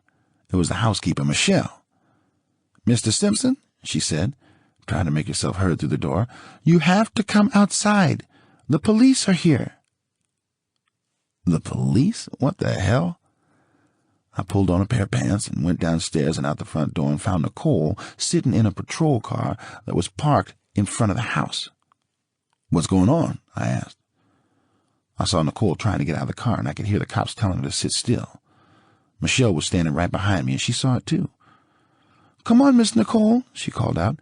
"Everything's going to be all right. Come back inside." Suddenly, Nicole was crying. "My baby's in the house," she said. "I want my baby back." "Well, come on," I said. "What's keeping you?" Michelle tried too. "Please come in the house, Miss Nicole," she said. "Everything's fine now." One of the cops turned to look at Michelle, scowling. "Why don't you mind your own business?" he said. "Hey," I snapped, "you got no right to talk to my housekeeper that way." "She should mind her own business," he said. I couldn't believe the guy. He was parked in front of my property, talking shit to my housekeeper and telling me how to run my personal affairs. "Man, you don't have a right to talk to either of us that way," I said. I was seriously pissed by this time, and I was seriously tired, and I didn't want to do anything stupid, so I turned to Michelle and led her back into the house. I figured Nicole would come back when she was good and ready. But Nicole didn't come back for several hours. She went down to the precinct with the cops, and they took a statement from her and had her pose for pictures. It was 3 in the morning by then. She was drunk, she'd been crying, and she was under fluorescent lights without any makeup. Ask me how bad she looked. Then they took her to the hospital, and the doctors gave her the once-over. In their report, which I only read much later, they noted that there were bruises on her face and arms. That was about it. I could have told them about the bruises. The ones in her arms, I put them there. Her face, I didn't hit her, but it's possible she hurt herself while we were scuffling. Years later, during the murder trial, I found out that one of the officers who responded that night was a man by the name of John Edwards. He testified that Nicole had bruises on her forehead, cuts on her nose and cheek, and a handprint on her neck. I don't remember any of that, and if it was there, I didn't see it. Edwards quoted Nicole as saying, "You guys come out here, you talk to him, you leave. You've been out here 8 times, I want him arrested, and I want my kids back." 8 times? What the hell was she talking about? And what was that about wanting her kids back? Back from what? From where? All I heard was, "My baby's in the house, I want my baby back." I wasn't stopping her. From where I was standing, the only thing keeping her from getting out of the patrol car and marching back into the house were the damn cops. Edwards also said I screamed at Nicole, "I got 2 other women. I don't want that woman in my bed anymore." I don't remember saying anything about not wanting Nicole in my bed anymore, but at that moment, it was sure as hell true. I didn't want her anywhere near me. The part about the two other women, though, Edwards got that completely wrong. I was talking about the two women in the house, the nanny and the housekeeper, because Nicole seemed to be concerned about the baby, and I was just letting her know that the baby was in good hands. I guess she got the message, because she split and didn't come home till just before daybreak. When she walked through the front door, I looked at her and felt lousy. "I never meant to hurt you," I said. "I just wanted you out of the bedroom." "I have a headache," she said. "You want me to take you to the hospital?" "No, it's probably just a hangover." "Maybe it's a concussion," I said. "I don't mind taking you. Just leave me alone," she said. "I'm sick of this." I was sick of it too, frankly. I went off and spent what was left of the night at a friend's house, and in the afternoon I went to the Rose Bowl and tried to put the bad feelings behind me. When I got home that evening, long after the Rose Bowl ended, Nicole was there with the kids, and neither of us said a word about the incident. We kind of walked around each other, not saying much of anything, really, and I assumed that life at Rockingham would eventually get back to normal. The next day, or the day after that, I can't recall exactly, a detective came by to follow up with a few questions, and I walked the guy through it. I said I'd been drinking, that we'd both been drinking, and admitted that I'd become a little bit too physical. "I should have exercised more self-control," I said. "It's one of those things that happen in all relationships," he said, and I agreed with him. "We've been partying a little too hard. It was late. We weren't thinking clearly, but hey, nobody got hurt, yada, yada, yada." As for Nicole, I guess she told the cops her own version of the same story, down to that misunderstanding about the non-existent diamond earrings. I don't know if she told them that she took a few swings at me, and that she came back for more after I locked her out, but she certainly told her mother, who went on national television and confirmed it. Still, at that point, none of it seemed relevant. I'd already apologized profusely, and had even gone one better. "If I'm ever physical like that with you again, I will tear up the prenuptial agreement," I told Nicole. I wanted her to know how serious I was about making things right. It didn't matter to me that she had initiated the fight, because my response was wrong, and that's what counted, my response. "Thank you," she said. "I mean it," I said. "I know," she said. So yeah, as far as I was concerned, it was over. But it wasn't over.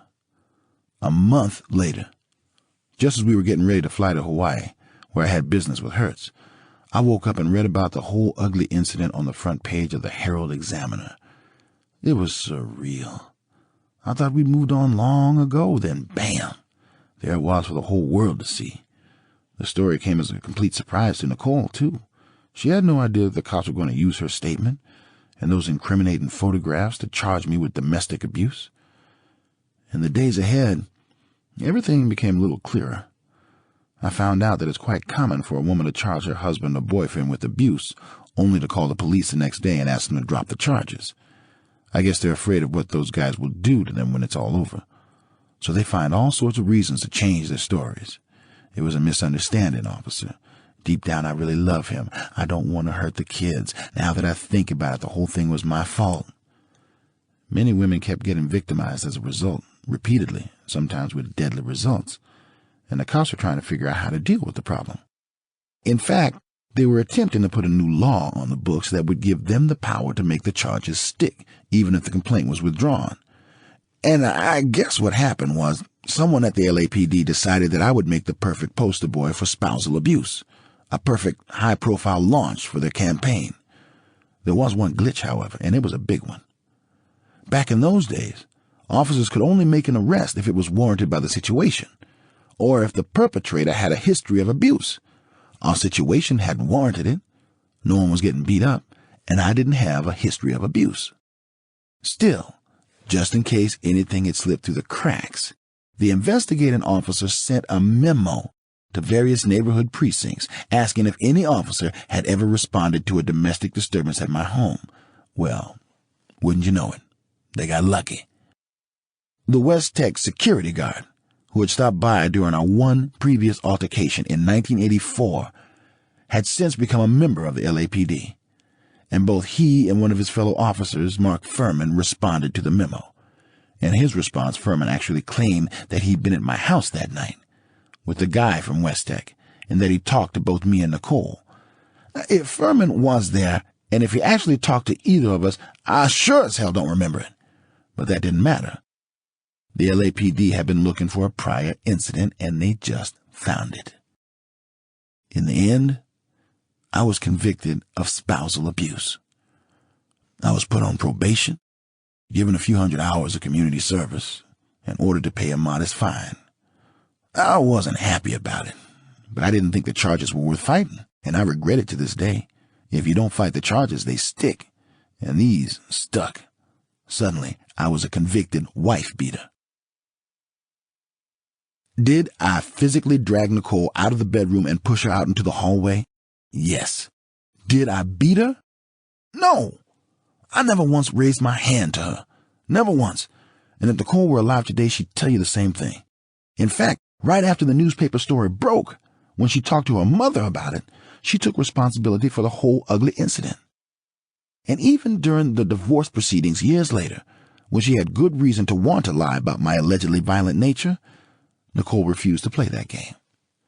She told her lawyers that the incident had been blown completely out of proportion and that she'd instigated the violence, not me. Much later, months after the murders, I spoke about the incident with Dr. Bernard Udowitz, a forensic psychiatrist. I remember crying as I told him about going up to San Francisco in 1986 to see my father, who was in the hospital at the time, riddled with cancer. He was tired and weak, but in good spirits, and we chatted for a while. Then I took a moment to step out into the corridor to call Nicole back in L.A. When I returned to the room, my father was dead. I don't understand why God gave me 10 minutes with my father, I told Dr. Udowitz, but not even 1 second with Nicole. I will admit to you, as I admitted to him, that some of my arguments with Nicole did indeed deteriorate into shouting matches, and that we tended to get into each other's faces. But most of the time, we resolved our differences peacefully, without getting physical. Nicole and I were together for 17 years, and we had our share of conflict, but by and large, we were always able to work out our differences. During the trial, when Dr. Udowitz took the stand, on my behalf, admittedly, he said what everyone expected him to say, that I did not fit the profile of a killer. In the days ahead, as expected, the newspapers trotted out their own experts. They said that 4 out of 5 murders were spontaneous, a result of circumstance more than intent, and that perhaps that had been the situation in my case. I also read about so-called atypical murders, the quiet boy next door, say, or the mousy little preacher's wife, men and women who seemed incapable of murder, but who were driven to violence by a given situation. Some experts immediately categorized me as atypical. I seemed like a nice guy, and it was definitely out of character for me to have committed the crime, but I could have done it just the same. That didn't strike me as particularly insightful. Given the right circumstances, I guess anyone is capable of murder. But I'm getting ahead of myself.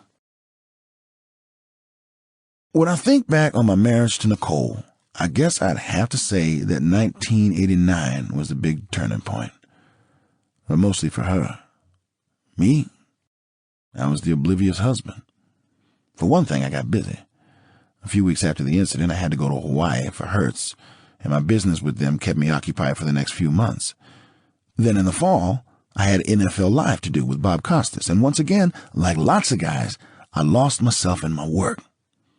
I wasn't even thinking about the incident, to be honest.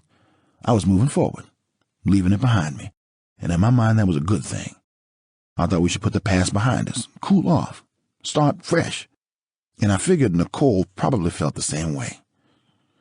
She seemed a little removed at times, to be honest, but otherwise I thought things were fine. I didn't realize till much later that she was having an affair. But that's another story, and I was completely oblivious about that, too. Maybe it was self-delusion. Who knows? All I know is that I thought things were solid, and I felt that we could get through anything. Plus, I didn't want the marriage to fail. We had 2 kids to raise, and we were at that point in our marriage where the kids had to come first. That's just the way it was. It wasn't that I didn't love Nicole or that I loved her less, but that I loved her in a different way. You lose some of the passion, sure, and you lose some of the closeness. And sometimes you're just trying to stay out of each other's way. But so what? The center of gravity shifts. You focus on the kids. You settle down. You mellow out. And that's what I was doing, or trying to do. And it was working great, or so I thought. I remember being in New York in December 1991, hanging out with Nicole, doing a little Christmas shopping and stuff, and thinking how happy she seemed. She even looked terrific. She had been struggling to get back into fighting shape ever since the kids had come along, and complaining about it every time she caught sight of herself in the mirror. But after months of hard work, she was in the best shape of her life. I was amazed, and I told her so. And I remember thinking how glad I was that we'd weathered the post-1989 storm.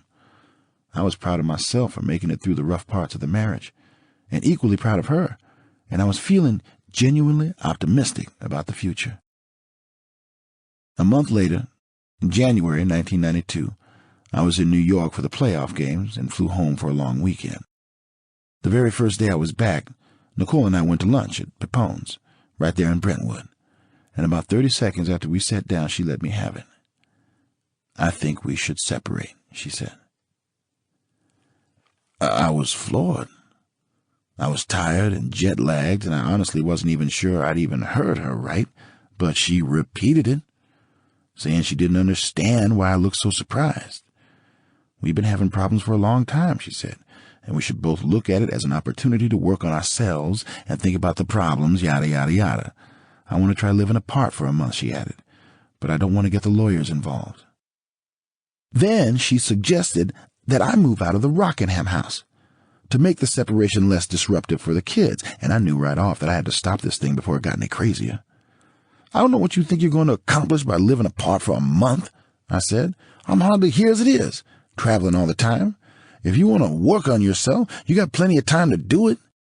And if you think I need to work on myself, maybe you can tell me what needs fixing." "No," she said, "that's not it at all." "Then what is it?" I said. I'm confused. Is there someone else?" "No, God, how can you even think such a thing?" "I don't know," I said. "I'm trying to figure out how it came to this. I know we don't have a perfect marriage, but who does? And I thought we were doing pretty well." At that point, she began to talk about the fact that she had spent her entire adult life with me, 15 years, and that she felt as if she was living in my shadow. "All of our friends are your friends," she said. "Everything we do is stuff you want to do. Our life together is basically about you." I tried to defend myself, saying that I had always listened to her and that I had never stopped her from pursuing her own interests and her own friendships, but she wasn't really paying attention.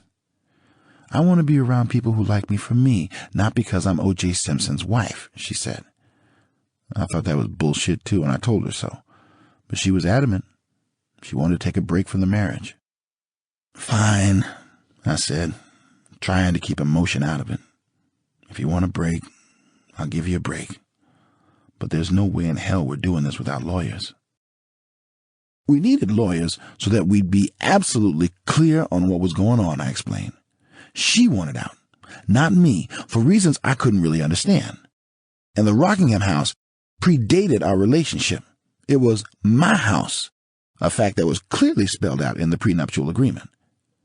That house had a lot of history for me, including the drowning death of my infant daughter, Erin, the little girl I had with Marguerite during the rocky tail end of our marriage, and I wasn't going to let anyone tell me to move out. At the end of that month, with the lawyers already hard at work, Nicole moved into a rented house on Gretna Green Way, not 8 minutes from my place, and, given my hectic travel schedule, took physical custody of the kids.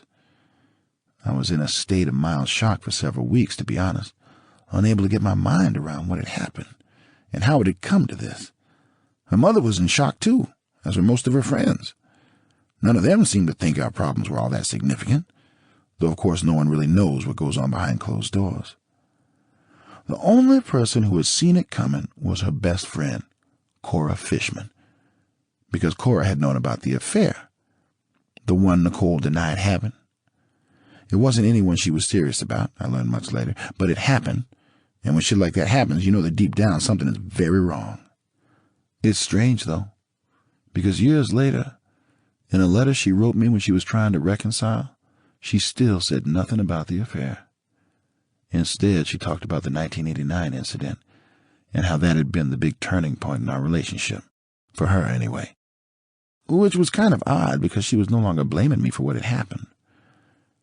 She said she was beginning to realize that she had contributed as much to our problems as I had, if not more, and that looking back on it, she felt that I'd been right from the start, that we did have a pretty good life together. It was the first time she had taken responsibility for her actions, and it was a good thing, but unfortunately it came too late. When I read that letter, it about broke my heart.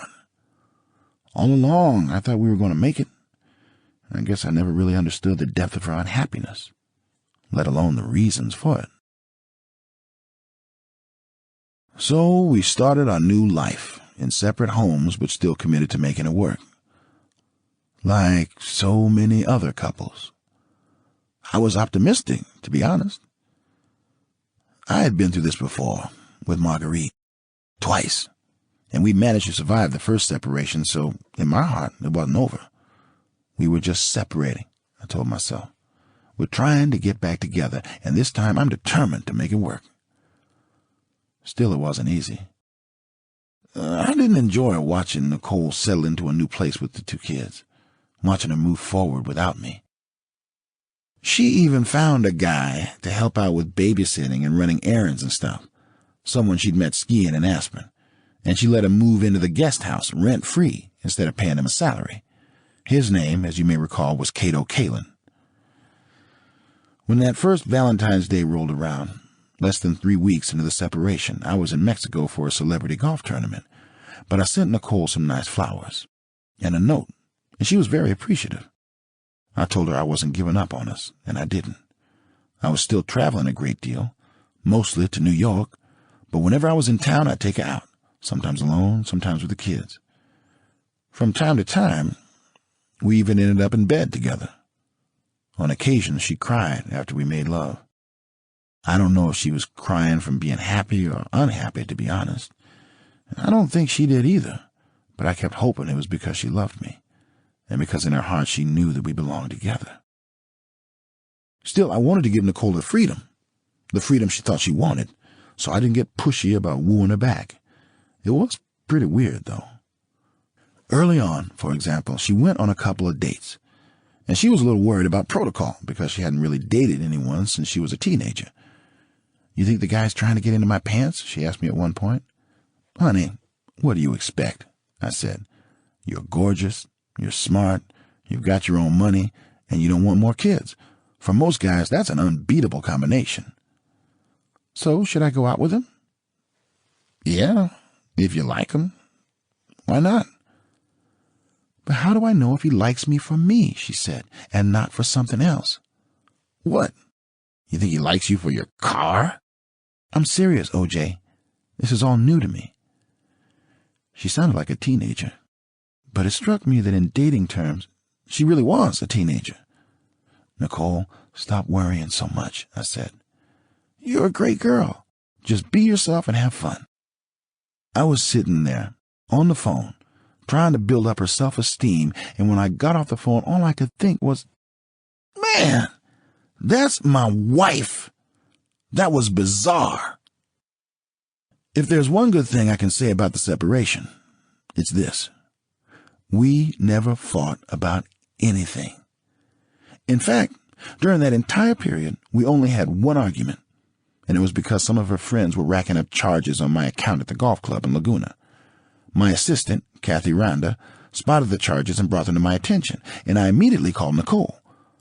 "Who the hell do these people think they are, eating and drinking at my expense, and why the hell are you allowing it?"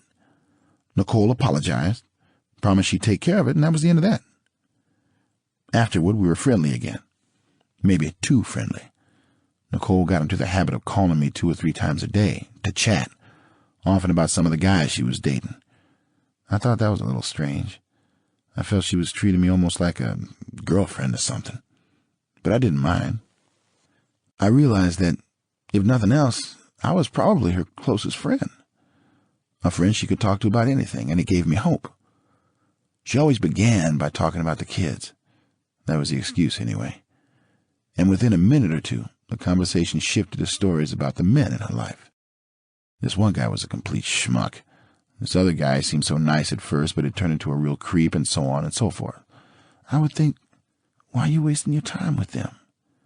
You could still be living with me. But I didn't say it. I didn't want to push her. I wanted her to know I was there without putting any pressure on her. Then, in early May, when I was back in town for a few days, I was out at a club with a group of friends and ran into Nicole and a couple of her girlfriends. I remember thinking it was kind of odd to see her there.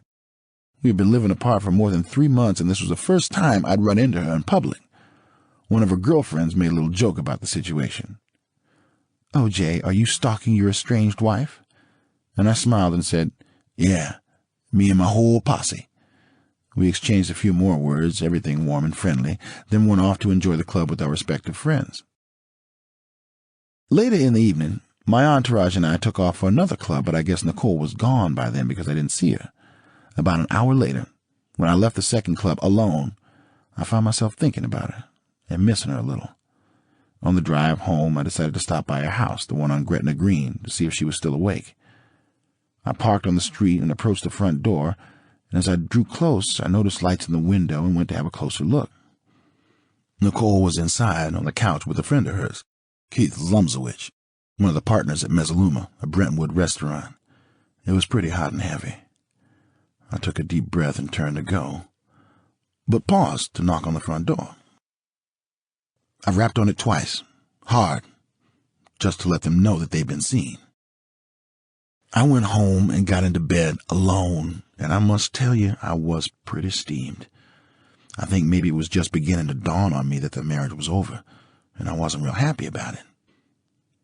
The next morning, I went off to play golf, and I forgot all my woes. But on my way home, I called her and told her that we needed to talk. I stopped by the house, and she invited me in, and right away I let her know that it was me who'd rapped on her front door that previous night.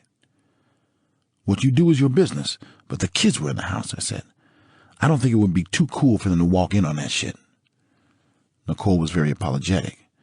She said that she'd been drinking and she'd never meant for anything to happen with Keith, and that nothing like it had ever happened before. I didn't know what to say, so I reminded her of our little agreement. We both decided that if we were going to get involved with somebody else, we would tell each other. From where I was standing, that looked pretty involved. "No," she said, "he's just a friend. It's never been like that with him, and that wasn't supposed to happen." "Well, it happened," I said, "and before it happens again, at least think about the kids." I left feeling lousy. In my opinion, shit like that doesn't happen unless you let it happen. You always hear stories about guys crying to their wives about some woman they screwed while they were away on a business trip or something, and how it didn't mean anything, that they'd been drinking and they were just missing them and that it just sort of happened. Well, that's bullshit. You got to be in a place in your relationship for something like that to happen, and I was beginning to see that Nicole was already in that place. As for me, I wasn't there yet. I was still acting like a married man, and guess what? I hadn't been laid in months. A couple of weeks later, late that May, my suspicions were confirmed. Nicole went down to Cabo San Lucas with some friends of ours, including Bruce and Christy Jenner, and one of them called to let me know that she'd met a guy there. I felt like I'd been kicked in the nuts, but I handled it. Life throws some shit at you, and you deal with it. I went in and looked on my kids. They were both fast asleep. They looked like angels. A couple of days after that, with Mother's Day looming, Nicole called and told me she was flying back and wondered if I could drive the kids down to Dana Point so we could all spend the day with her family. I took the kids and met her there, taking flowers for both Nicole and Judita. And the whole family went to church together. Nicole and I stayed for dinner and drove back late that night. The kids fell asleep in the car. "That was nice," Nicole said. "Thanks for coming." It was fun, I said, but it wasn't fun.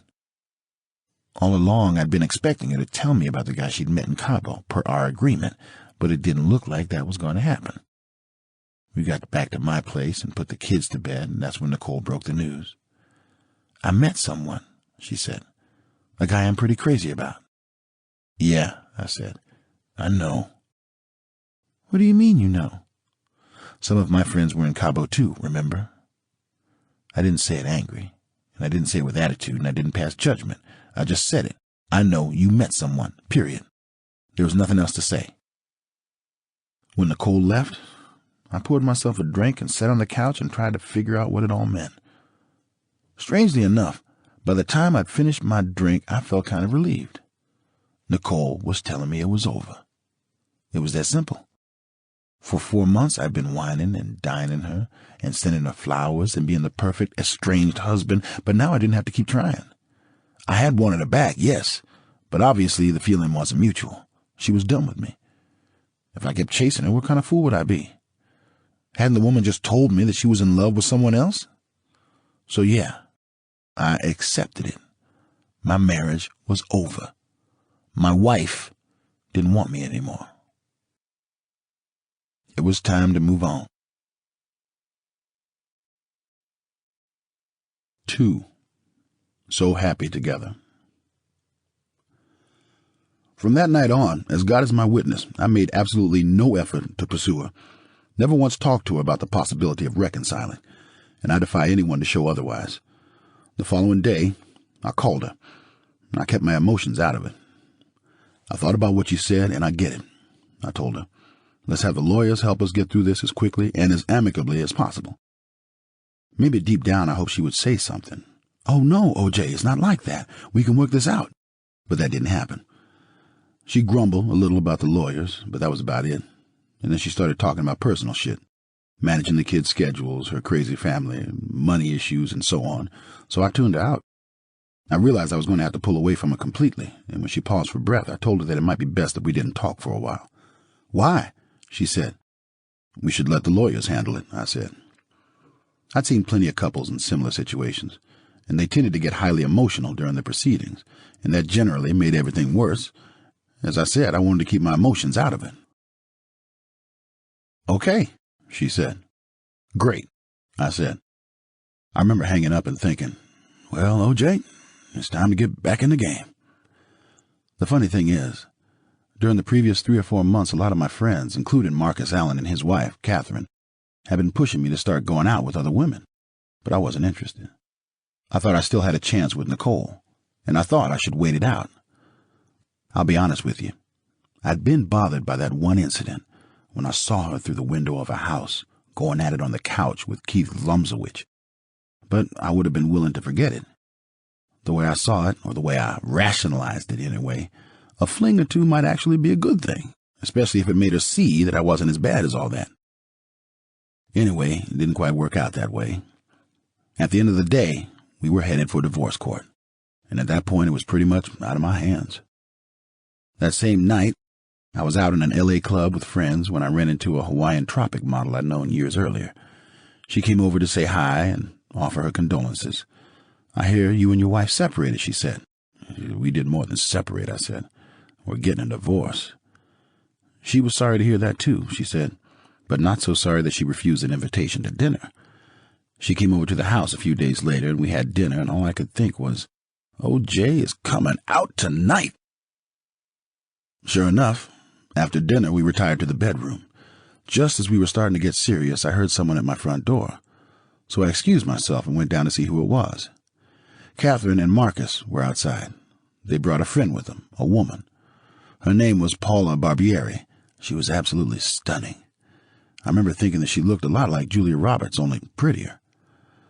I invited them in, got a round of drinks, and I just couldn't take my eyes off Paula. Unfortunately, she wasn't in the market. She got married recently, and it hadn't worked out, so she was in the process of getting an annulment. Of course, from where I was sitting, that was a good thing.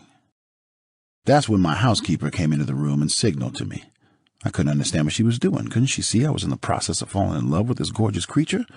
I got up and went over. What? I said. There's a woman upstairs in your bedroom.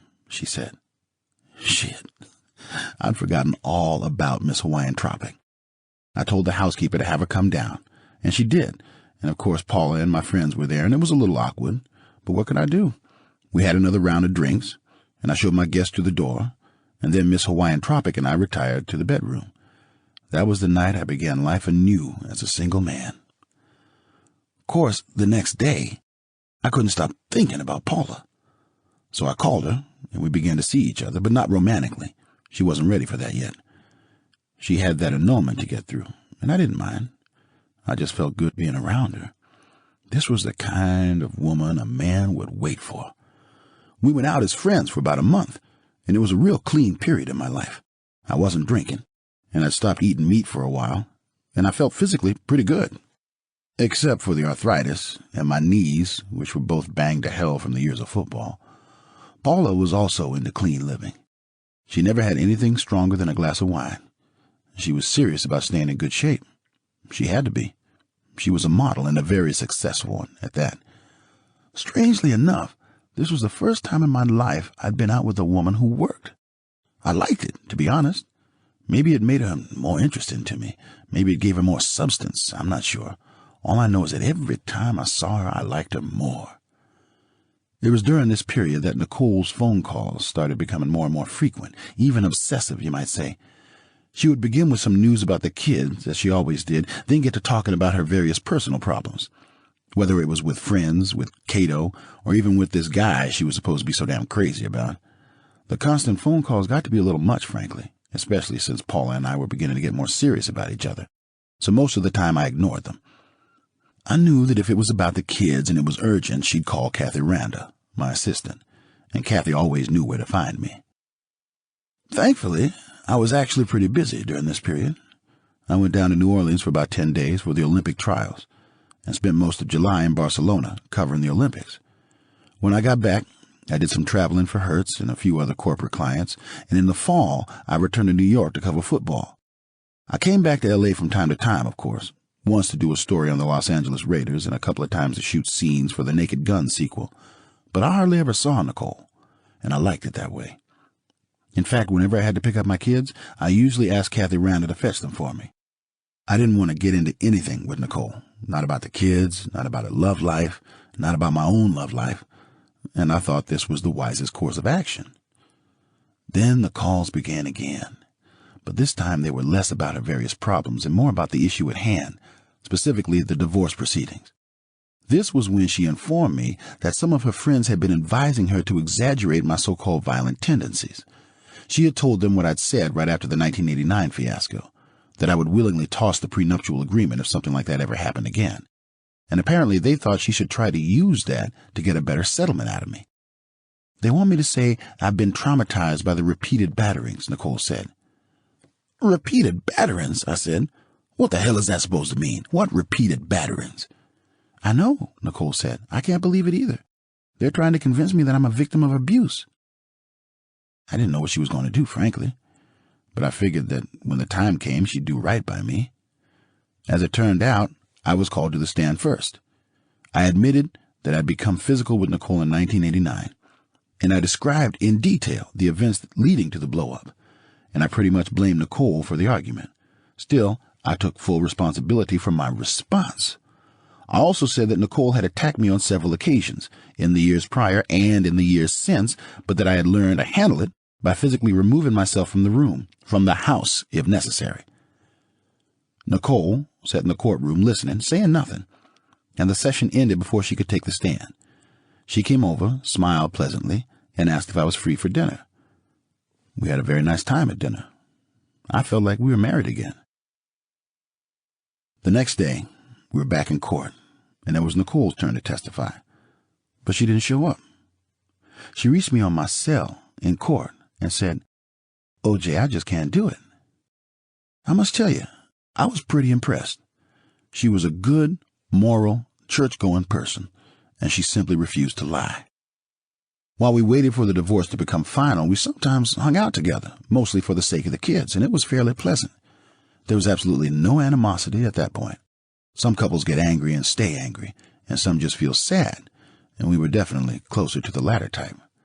I think, like many people, both of us wished it had worked out. I'd always imagined growing old with Nicole and watching our kids grow up and have kids of their own, but that wasn't in the cards. So I dealt with it. We both did, and tried to get on with this business of living. My oldest daughter, Arnell, was in college at that time, and one day she asked me how come I wasn't angry with Nicole. When she calls, you talk to her.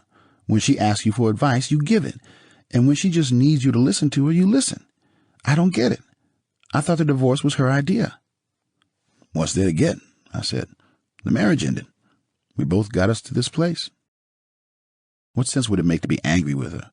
When you're angry, you're only hurting yourself. Life is too short to be carrying grudges. You got to move on. And that's what we did, Nicole and I. We moved on. I didn't ask her about her boyfriends. She didn't ask about Paula. And whenever we were together, we were focused on the kids.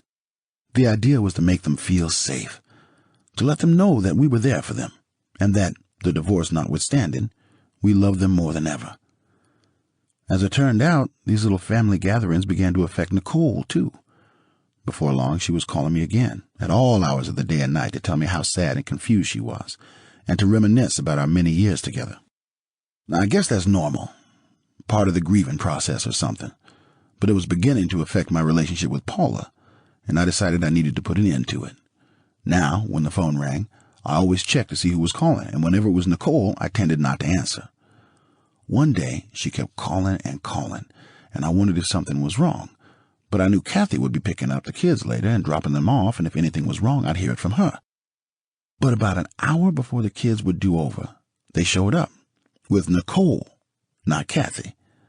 I hugged and kissed the kids, and they ran past me into the house, heading for the pool. What's up? I asked Nicole. Nothing, she said. I could see that something was on her mind, but I didn't pry. If she had something to tell me, she'd tell me in due course. A few days later, when I was in New York, she called. I need to talk to you, she said. Yeah? I'm pregnant. That kind of threw me a little. With the guy you're so crazy about? I asked. No, she said. Someone else. So you're not crazy about that other guy anymore? That ended a long time ago. Oh, I said. I didn't know what else to say. I guess I'm going to have an abortion, she said. I didn't know what to say to that either. Was I supposed to give her my blessing or something? I'm sure you'll do what you think is best, I said. Thanks, she said.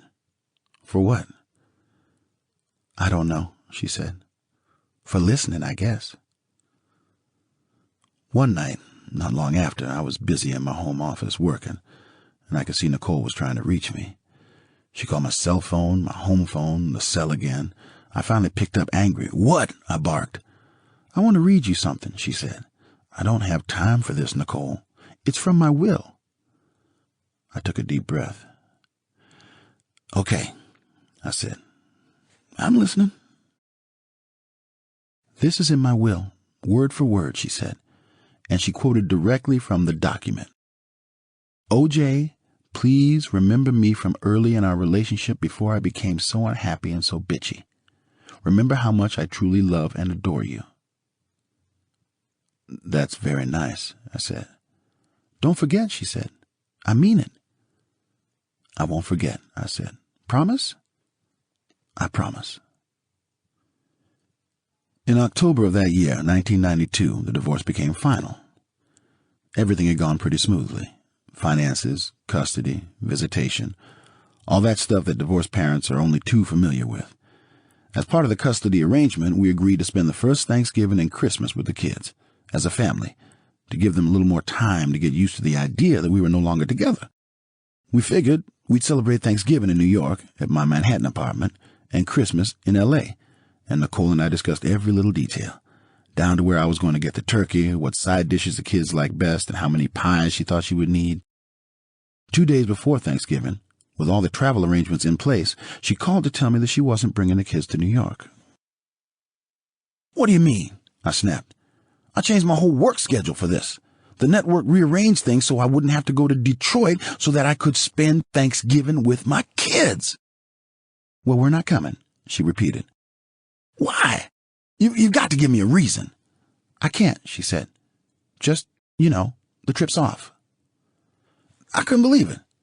This was the same woman who would call me 2 and 3 times a day to walk down memory lane, to talk about feeling sad and lost, and here she was telling me she wasn't letting me see my kids over Thanksgiving, and not even bothering to explain herself. "We decided this in court," I shouted, "in front of the judge. You can't change the deal on me." "I don't like it when you raise your voice to me," she said, and hung up. I was furious. I called my lawyer, and he called her lawyer, but by then it was too late. I didn't get to spend Thanksgiving with my kids, and I ended up going to Detroit for the network as originally planned, which made them happy. Still, I decided I was never going to let anything like that happen to me again. And after Thanksgiving, my lawyers called her lawyers and read them the riot act. They agreed to let me have my kids over Christmas alone, just me and them, and I was immensely relieved and immensely excited. I went shopping for presents, got tickets for shows, and arranged to do all sorts of fun stuff with the kids. It was going to be a nonstop party. I was going to make it a Christmas they'd never forget. I called my oldest daughter, Arnell, and asked her to fly the kids to New York, and I booked the 3 of them on a flight for December 21st. I was excited, but I was still wary, still pissed at Nicole for pulling that little Thanksgiving stunt. Later, I found out that she'd had a fight with yet another guy, the guy that got her pregnant, I think, and that she'd been feeling needy and fragile and had wanted the kids to herself. I wondered if she was going to keep her shit together over Christmas or whether she was going to try to mess up those plans, too. And I wondered whether I was going to get drawn into Nicole's bullshit and drama for the rest of my life. It didn't seem right. I'd always been there for her when she needed me, during the marriage and long after, and I suspected that her inability to get her life in order was going to create endless problems for me and the kids. I didn't like it. On December 21st, I went to the airport to pick up Arnell and the kids. We were over the moon with happiness. We spent the next day running around town, shopping, eating, and having fun and visiting with friends. I thought to myself, being a single dad ain't half bad. Then the next day, December 23rd, I got a call from Nicole. She was crying so hard I couldn't understand the words she was saying. But she finally pulled herself together and told me that she desperately wanted to come to New York. "I can't be away from the kids," she said. "I miss them too much. Please, O.J., let me come. I want to be with my kids. I don't want to be alone." Now, don't get me wrong, I was pissed at Nicole. But I've never been much good at holding grudges. "Okay," I said. "I'll have a ticket for you at the airport." "Really?" I guess she couldn't believe it was going to be that easy. "Yes," I said. "I'm sure the kids would love to have you here." "Thanks, O.J. I mean it." "There's one catch," I said. "You can't sleep in the apartment with us. Paula wouldn't like it. I'll get you a hotel." She didn't complain. She didn't say a word, in fact, because she knew this didn't concern her in the least. Paula and I had been dating for several months now, and we were very happy together, and I wasn't going to do anything that might jeopardize the relationship. Of course, Nicole didn't know that Paula wasn't actually going to be there over the holiday. She was spending Christmas in Florida with her parents, but that didn't make any difference to me. If I let Nicole sleep in the apartment, it would have been disrespectful to Paula, and that wasn't going to happen. Unfortunately, I had to call Paula and tell her what was going on, and I kind of dreaded it. Paula had taken the time and trouble to fix Christmas dinner for me and the kids before getting on her plane to Florida, and this is how I was going to repay her, by spending Christmas with my ex-wife? "Paula, it's me, O.J. How are things in Florida?" "Great. How are you? You sound funny." "I'm fine." "How are the kids?" "They're great," I said. "But I sort of wanted to talk to you about Nicole." "Nicole?" "Yeah. She decided she wanted to be with the kids for Christmas. She's flying in tomorrow." Paula got mad, and things went downhill from there. She hung up on me. When I called back, she wouldn't answer. I called back obsessively. For a few hours, I imagined how Nicole must have felt when she was trying to get a hold of me and not succeeding. I left messages. "I'm sorry. I can't do anything about it. She's the mother of my kids." But Paula didn't return my calls. Anyway, to make a long story short, Nicole joined me and the kids in New York, and we had a very nice time together. We went to Radio City Music Hall for the Christmas pageant. ran around the city like tourists, and on Christmas morning we opened all the presents Santa had left. That afternoon, the weather was nice, so Nicole and I took the kids for a long walk in Central Park. When we got back, we ate leftovers and put them to bed. Afterwards, Nicole and I packed their bags for their flight home the next day, and when we were done, Nicole poured herself a glass of wine and came into the living room. "Thanks for letting me come," she said. She looked real sad. "The kids had fun," I said. "Did you?" "Sure," I said, trying not to look at her. I didn't know where she was taking the conversation, but I knew I didn't like it. "What happened to us?" she asked, and she began to cry. We were so happy together. "Us?" I said. "What do you mean, us? You left me." "I'm such a mess," she said, still crying. "Look," I said, cutting her off. "We had a few great days. Let's not blow it. I have to go to work tomorrow, and I've got notes to review, and the limo's coming at 11 to take you and the kids to the airport." She finished her wine and left for the hotel, thanking me again, and I went to review my notes for the next day. At that point, to be honest with you, I really didn't want to hear any more of her shit. Paula was still mad at me. It had taken 3 days of calling before she even spoke to me, and I was in no mood to listen to Nicole. We'd had some great times together, sure, but the past 2 years had been torture. Nicole had been erratic, moody, and worse, and it didn't look like she was getting any better. I had vowed to keep her at arm's length, and I'd failed. But that Christmas, I decided that things were going to change. I was only going to communicate with her if it was about the kids. I didn't want to hear about her personal life. It was her life. She had chosen it. She had made that bed, and she needed to start getting used to it. For the next 3 months, I hardly talked to her. She called once to tell me she decided to get into therapy, and that she was very happy with the shrink she was seeing. This wasn't one of those high-priced Beverly Hills "you're a beautiful person" shrinks, she said. This was the real deal. "I'm beginning to see that I messed up a lot of things for us," she said. "I'm sorry I blamed you for everything." "We both fucked up," I said, trying to be generous. "I'm glad you're getting help." Of course, years later, when I was fighting her family for custody of the kids, my lawyers got hold of some of the therapy notes from her many sessions, and the picture that emerged was a little different. One thing that really pissed me off, and that they tried to use against me, was about the kids, of course.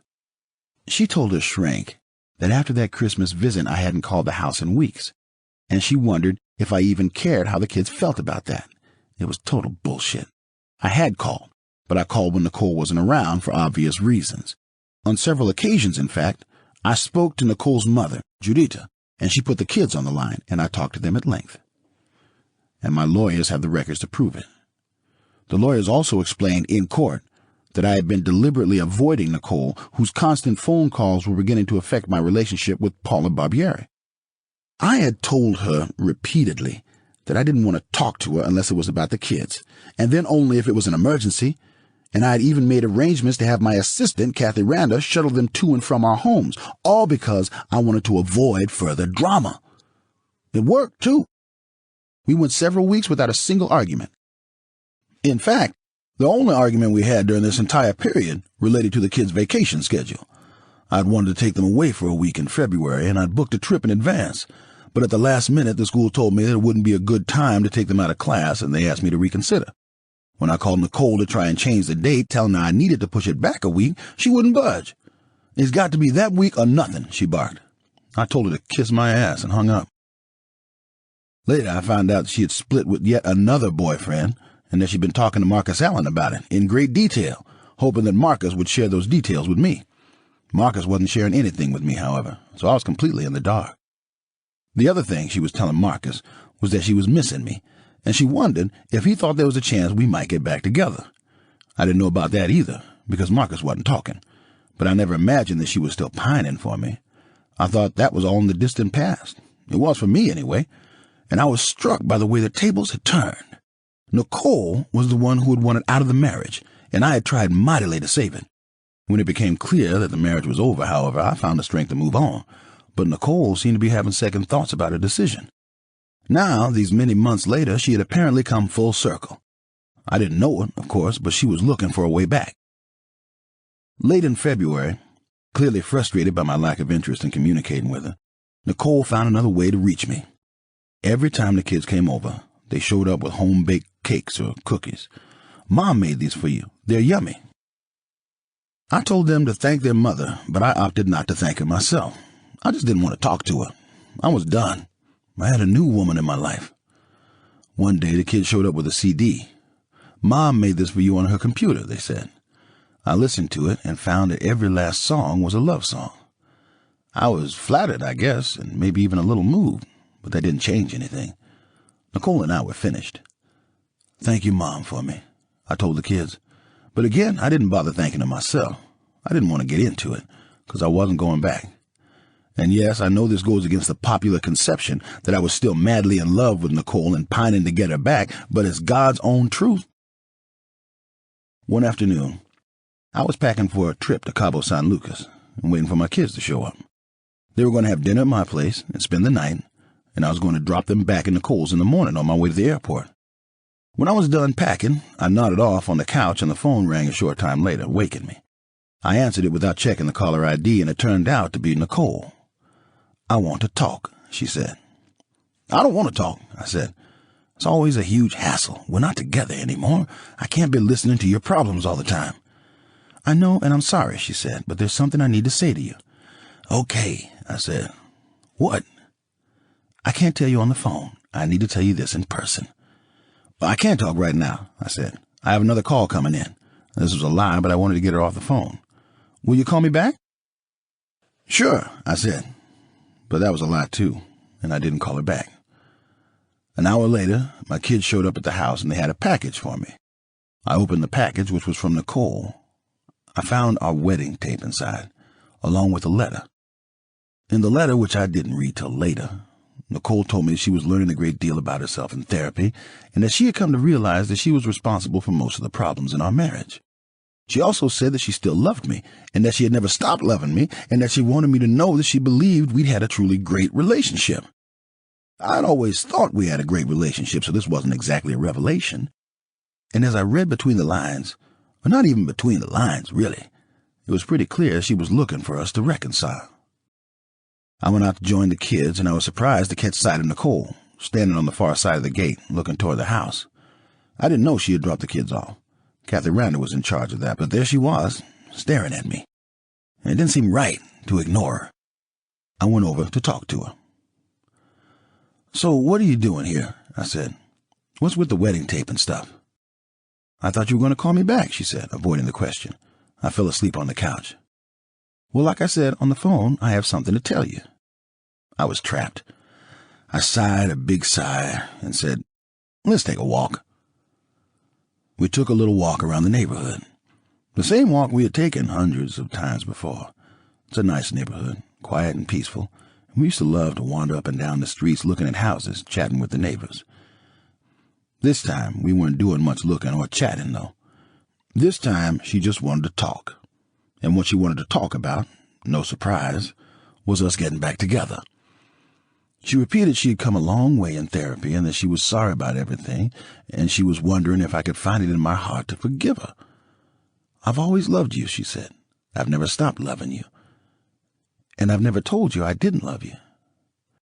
That's not entirely accurate, I said.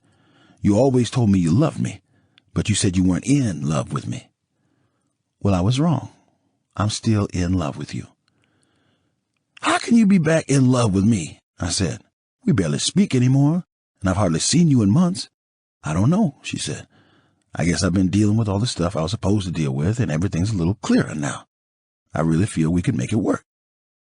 I couldn't believe this, even though I'd seen it coming. You're telling me you want to get back together? I asked. Yes. I don't think that's in the cards, I said. I think it might be good for the kids if we tried to have a friendly dinner from time to time, but that's about it. You don't have to make up your mind right away, she said. All I'm doing is putting it out there. All I'm asking is that you think about it. I don't understand you, I said. I'm the same guy you left. I'm the same OJ. I haven't changed a bit. Well, I don't want you to change, she said. You're fine the way you are. I'm telling you I've changed. I thought that was messed up. She was the mother of my children, and part of me still loved her, but I was pretty sure we didn't have a future together. Still, I wanted to let her down easy, so I urged her to focus on the kids. They had always enjoyed spending time with both of us together, and that had been the original plan when we first separated, to try to keep the kids happy by showing them that we were still a close, loving family, and I thought we could work on that. I know the kids would love it if we had dinner as a family now and then, I said. I agree, she said. Let's do it. When we got back to the house, she asked if she could come in. To be honest, I didn't want her to, but it seemed odd to keep her out, what with the talk we just had and with the kids there watching us standing by the front gate, so I let her in. We got the kids fed, and I took them upstairs and put them to bed, and Nicole was still there when I came back down. I see you got pictures of Paula all over the house, she said. That's right, I said, in case you hadn't heard. We're dating. She smiled, trying to hide the hurt, and sat on the couch across from me. I didn't know what she was still doing there, and I was about 10 seconds away from getting rude. Thank you for letting me hang out, she said. I just didn't feel like being alone. That's cool, I said, but I'm tired, and I've got a plane to catch tomorrow, and I'm going to bed. Okay, she said, but she looked disappointed. I walked her to the door and watched her cross to her car. She looked good. She looked as good as she had when I first met her. I thought, it's amazing the way people can whip themselves into shape when they put their mind to it. When I went back inside, I opened the letter and read it. In her letter, Nicole went on at length about the issues we had just talked about, that it was her fault the relationship had fallen apart, and that she had learned through counseling to turn negatives into positives and to get rid of her anger. I always knew that what was going on with us was about me. I just wasn't sure why it was about me, so I just blamed you. I'm the one who was controlling. I wanted you to be faithful and be a perfect father. I was not accepting to who you are because I didn't like myself anymore. She told me that after New Year's Eve she sank into a depression and blamed it on what I had called that 30s thing. She said that she had given up on treating me as if she loved me, but she said, I never stopped loving you. I stopped liking myself and lost total confidence in any relationship with you. And she made her goal clear, to have her and the kids move back in with me.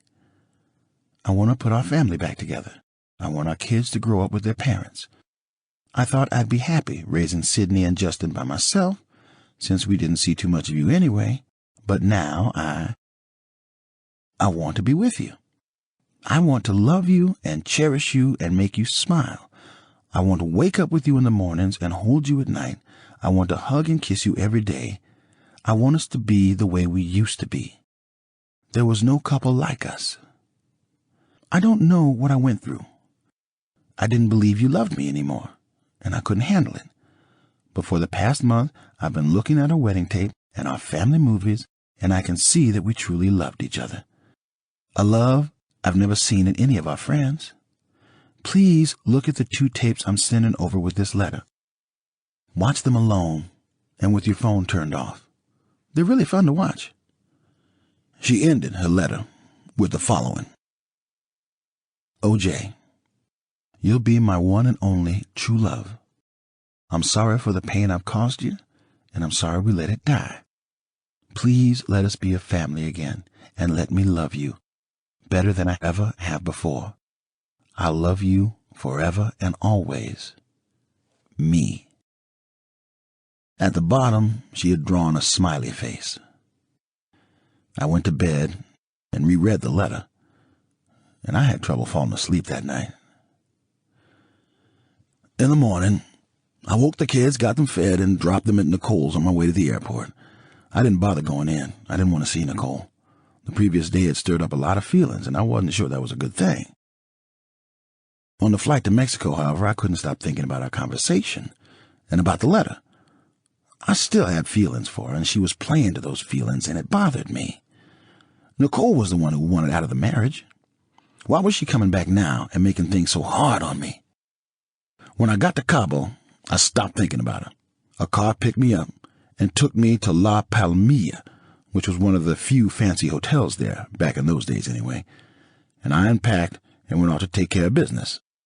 I was meeting with a group of guys who were going to be putting up several hotels and a golf course in Cabo, and they were hoping I'd be able to attract a few high-profile investors.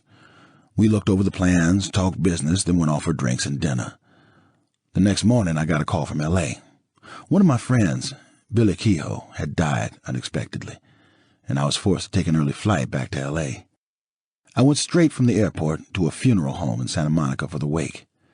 The actual funeral was scheduled for the next day, but I wasn't going to make it. I had already made plans to take the kids to Las Vegas the following morning, where we were going to meet up with Paula, and they were so excited that I didn't have the heart to let them down. Anyway, I got to the funeral home, hung around for a bit, and the first person I ran into was Nicole. She came over and said hi and gave me a little kiss, and she told me she had left the kids at my house. She had been unable to find Cato, she said, and she knew I was taking the kids to Vegas the following day, so it seemed like a good solution. How was Cabo? She asked. It was fine. I might build a little house there. Then we saw Billy's wife and family and went over to express our condolences. Our friendship went all the way back to when Nicole and I were first married, and we talked about the old days, and I could see that stirred up a lot of feelings for Nicole. When things broke up, Nicole and I found ourselves out in the parking lot, alone. I'm hungry, I said. You want to get a bite to eat? Sure, she said. We went to a little restaurant in Santa Monica, and for some reason Nicole started talking about Marcus Allen and his fiancée Catherine, who were about to get married, and who had asked me to host the wedding at my place on Rockingham. I told Nicole, it's funny. Catherine reminds me a little of you when we were preparing for our wedding. She's over at the house almost every day, running around and worrying about every little detail, from the table settings to the flowers to the music. She wants to make sure that everything turns out just right. Nicole got a sad look in her eyes and said, she's a nice girl, that Catherine. She's more than nice, I said. I know you don't know all that well, but she's been in your corner from the start. When you moved out and she saw how upset I was, she told me you'd be coming back.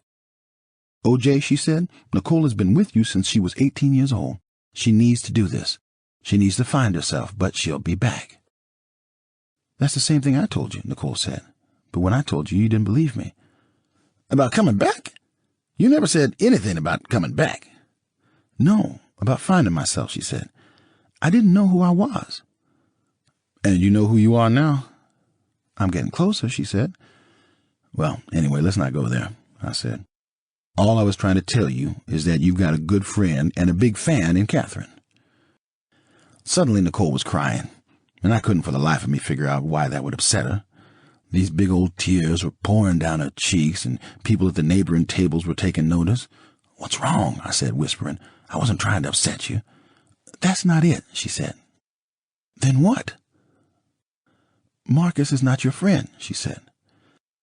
What do you mean, Marcus is not your friend? What is that supposed to mean? She looked at me like she really wanted to say something that she couldn't bring herself to say, and then it hit me. Did something happen between you and Marcus? I asked. She put her head down on the table, started crying louder.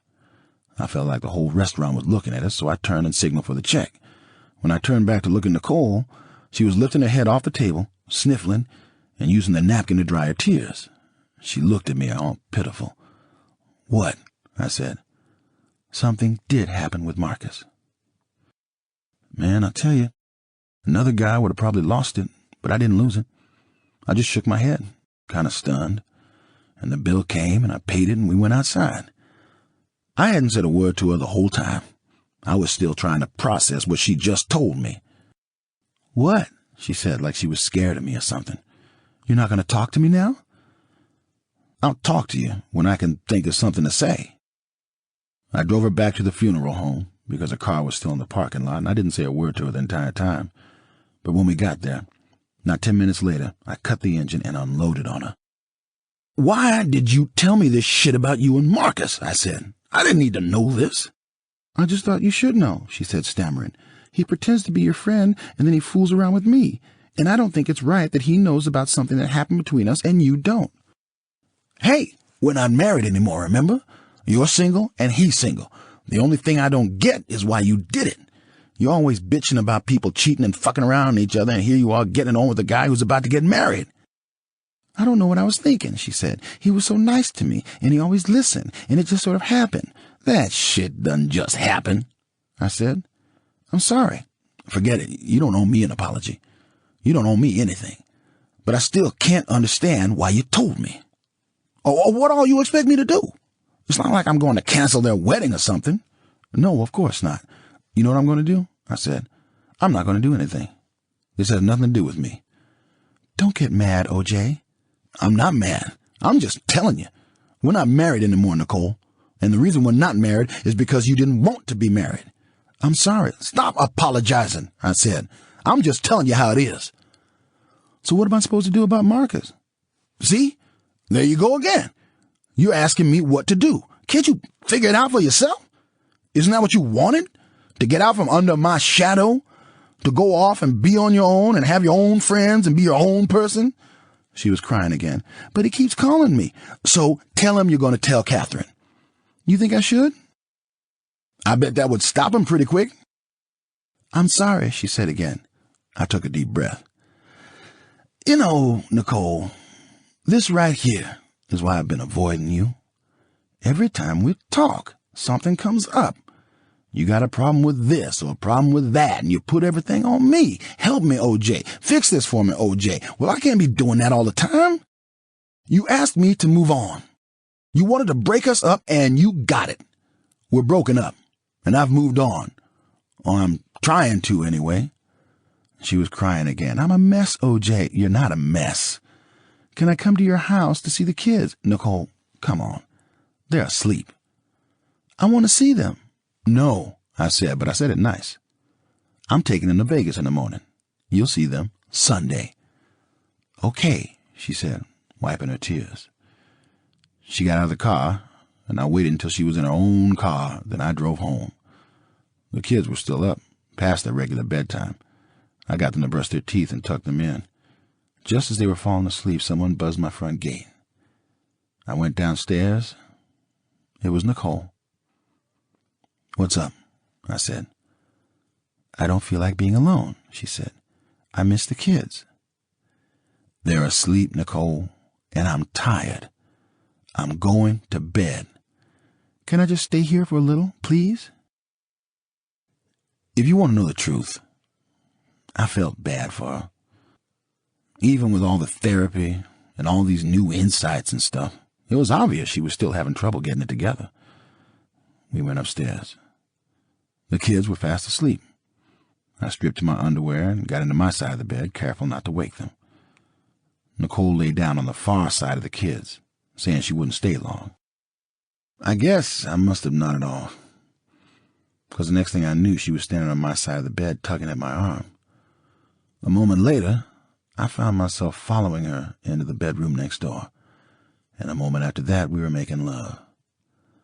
It was the first time we'd been together since the split, and I was feeling all sorts of feelings I would have preferred not to feel. Needless to say, it was all very confusing. 3. Period of confusion. I woke up early with Nicole still there, fast asleep. I felt pretty bad about the whole thing. I was dating Paula. I hadn't wanted this to happen, and suddenly I felt like one of those fools that tries to make all sorts of phony excuses for screwing up. I woke Nicole and told her she had to leave before the kids got up. I didn't want them to see her there, and to tell Paula about it. Then I walked downstairs and let her out. I felt lousy.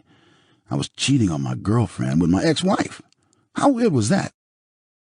At noon, the kids and I left for the airport and went to Vegas and had a wonderful weekend with Paula. I didn't tell her about Nicole. If that makes me a coward, and I guess it does, then I'm a coward. I justified it like a million guys justify these things. It was a mistake. It would never happen again. When I got back to L.A., Nicole and I got into what I often think of as our period of confusion. This was early April, a month before Mother's Day, more than a year before the murders.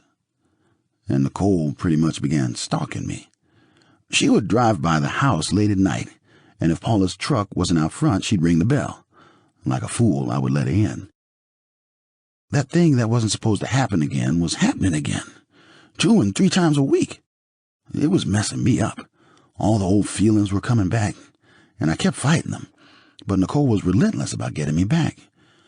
Still, whenever she broached the subject, I would cut her off. We're not getting back, I said. We're just doing this. Why are we doing this if you don't have feelings for me? I never said I didn't have feelings for you. I said we weren't getting back. But listen to me. I don't want to talk about it. This is what we're doing, and it's all we're doing. There's no future in it. Sometimes after we made love, we'd lie there side by side, and Nicole would talk about her therapy. Things were going well, she said, and she was learning a great deal about herself. She got into all sorts of psychobabble about her childhood and unfinished business and about the anger inside her. I listened because she wanted me to listen, and some of it seemed to make sense, but at the end of the day, it really wasn't an issue for me. If she believed she was getting better, that was a good thing, and she certainly seemed to believe. My therapist says I like to be angry, she said. Yeah? She says I look for trouble because it makes me feel alive, she explained. We've been trying to figure out where this comes from, so we've been talking a lot about my childhood. So, what have you figured out? Not a lot yet, Nicole said. This anger thing is mostly unconscious. It might have been unconscious, but I'd seen plenty of it over the years, especially in the period leading up to the split. Nicole could mix it up with anyone. A bouncer at a club, some asshole at the gym, a close friend, over absolutely nothing. Nicole was always looking to make enemies, and she had finally turned me, the person she was closest to, into enemy number one. I was glad she was talking about this stuff with her therapist. I remember thinking it would have been nice if she'd figured some of this shit out before the marriage fell apart. I didn't say so, though. Instead, I said, that's good. I'm glad you found a therapist you like. During this time, the period of confusion, we started spending a little more time with the kids, especially when Paula was out of town, which was pretty often. It was actually kind of pleasant, maybe too pleasant, and once again, Nicole began to drop hints about getting back together. I didn't understand it. She'd gone out to find herself, as she put it, and all she'd found is that she wanted me back. I called her mother one day and asked her what was going on. I'm really confused, I said. I'm not, she said. I never thought Nicole wanted to leave you. I called her best friend, Cora Fishman, and she told me the same thing. She loves you, O.J. She was just dealing with her own issues and she let things get out of hand. But I honestly don't think she ever imagined it would lead to divorce. I spent months trying to talk her out of it, I said. She had plenty of opportunities to change her mind. She didn't know what she wanted, Cora said. She was confused. Great, I said. Now she's not confused, and I'm more confused than ever. Ron wants to talk to you, she said. Hold on a minute. I held on, and Ron, Cora's husband, came on the line. How you doing, O.J.? he asked. I don't know. Like I told Cora, I'm pretty confused. So you talked with her? With Nicole? Yeah, of course I've talked to her. That's all we've been doing, talking. About everything? He asked, and it sounded like he was fishing. Then suddenly it hit me. You mean about Marcus? I said. Wow, he said, taken aback. She told you about Marcus? Yeah, Ron. She told me about Marcus. Good, he said, because, I wanted to make sure everything was out in the open.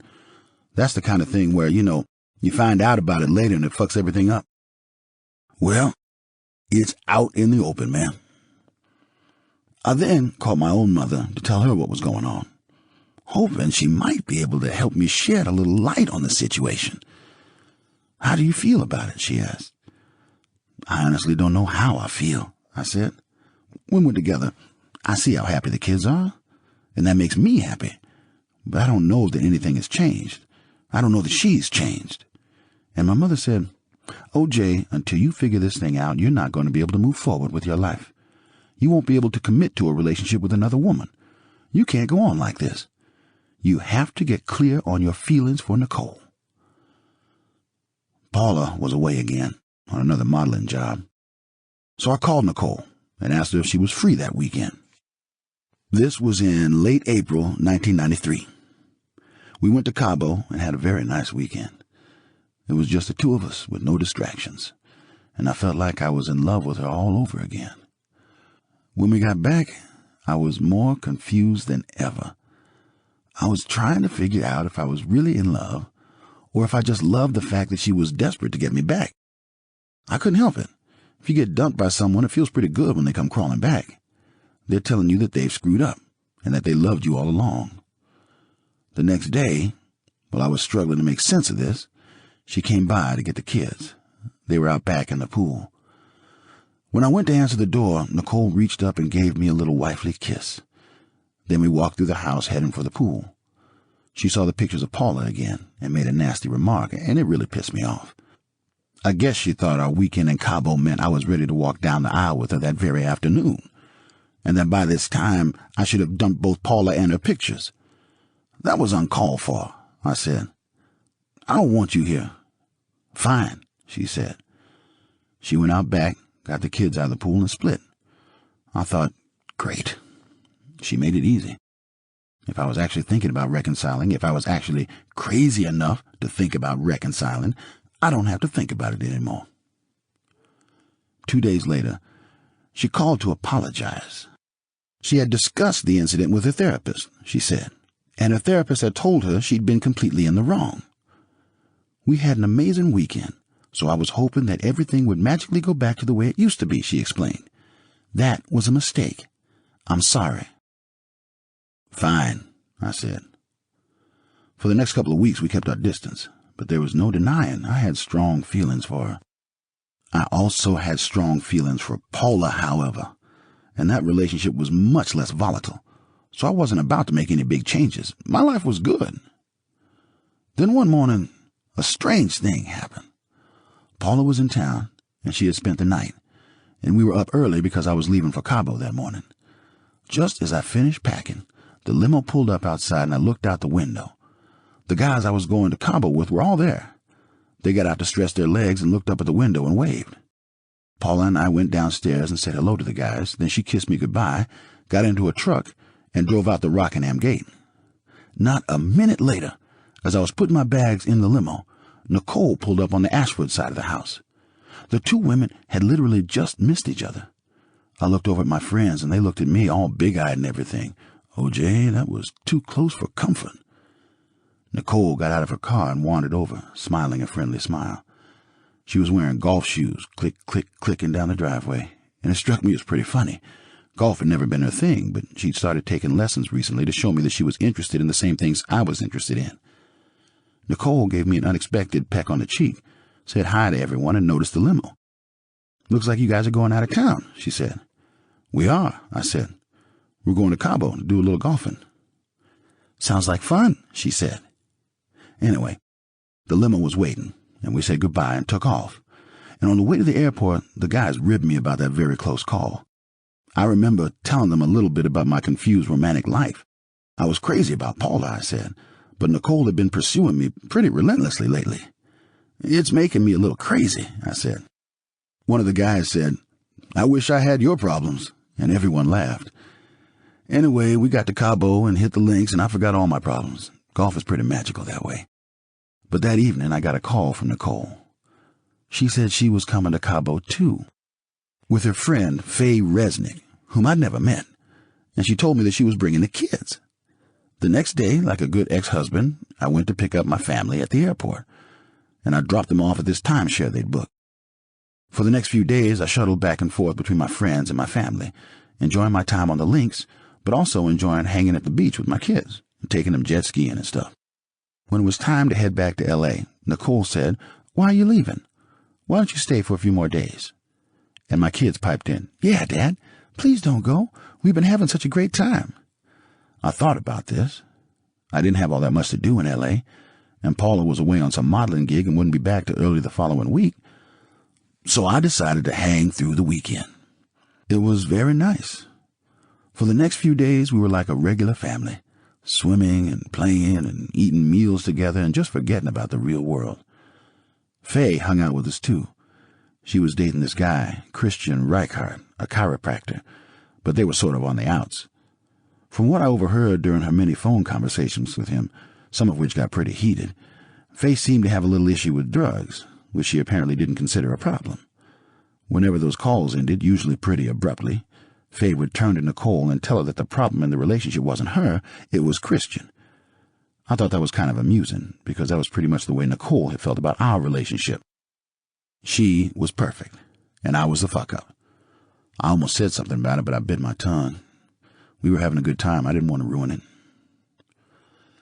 The last night we were there, Faye was back on the phone with Reichardt, crying. Apparently, he was willing to take another shot at making the relationship work, but he wasn't sure he wanted her to move back in with him.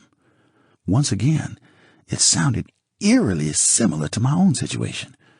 It also made me think about the fact that all relationships are messy, and that everyone suffers through their fair share of pain, and sometimes more than their fair share. The more I thought about that, especially given the talk I'd recently had with my mother, the more I began to think that maybe Nicole was right about us. We'd had something special, and if we wanted it badly enough, we could have it again. She kept hammering at this during those few days in Cabo. We were a great couple, she said. The kids had never seemed happier. She learned a great deal in the 16 months we'd been apart. It finally got to me. This was in May 1993, and that Sunday was Mother's Day. We were still in Cabo, getting ready to fly home the following day, and I finally broke down and told Nicole that I was willing to give the relationship another try. But I made myself clear on one thing. I can't have you moving back into the house, I said. That's not going to happen. I'm not going to have the kids move in, then move out again if it doesn't work. They've moved enough, and it's too disruptive, and I'm not going to put them through that kind of trauma again. Nicole thought this made perfect sense, but she had concerns of her own. I don't want to be in a position where we have one argument and you tell me it's over, she said. I thought this was a good point. Well, okay, I said. What do you suggest? If we're going to commit to this, we need to commit for a full year. I thought about that, and it seemed reasonable. It was just 1 year, but a year that could alter the course of the rest of our lives, hers, mine, and the kids. Okay, I said. You've got a deal. No matter what happens, you stick with it, she asked. Yes, I said. No matter what happens, I stick with it. And if it works for a whole year?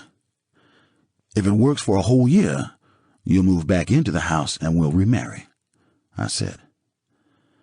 Nicole was so excited that she called her mother, Judita, and told her what happened.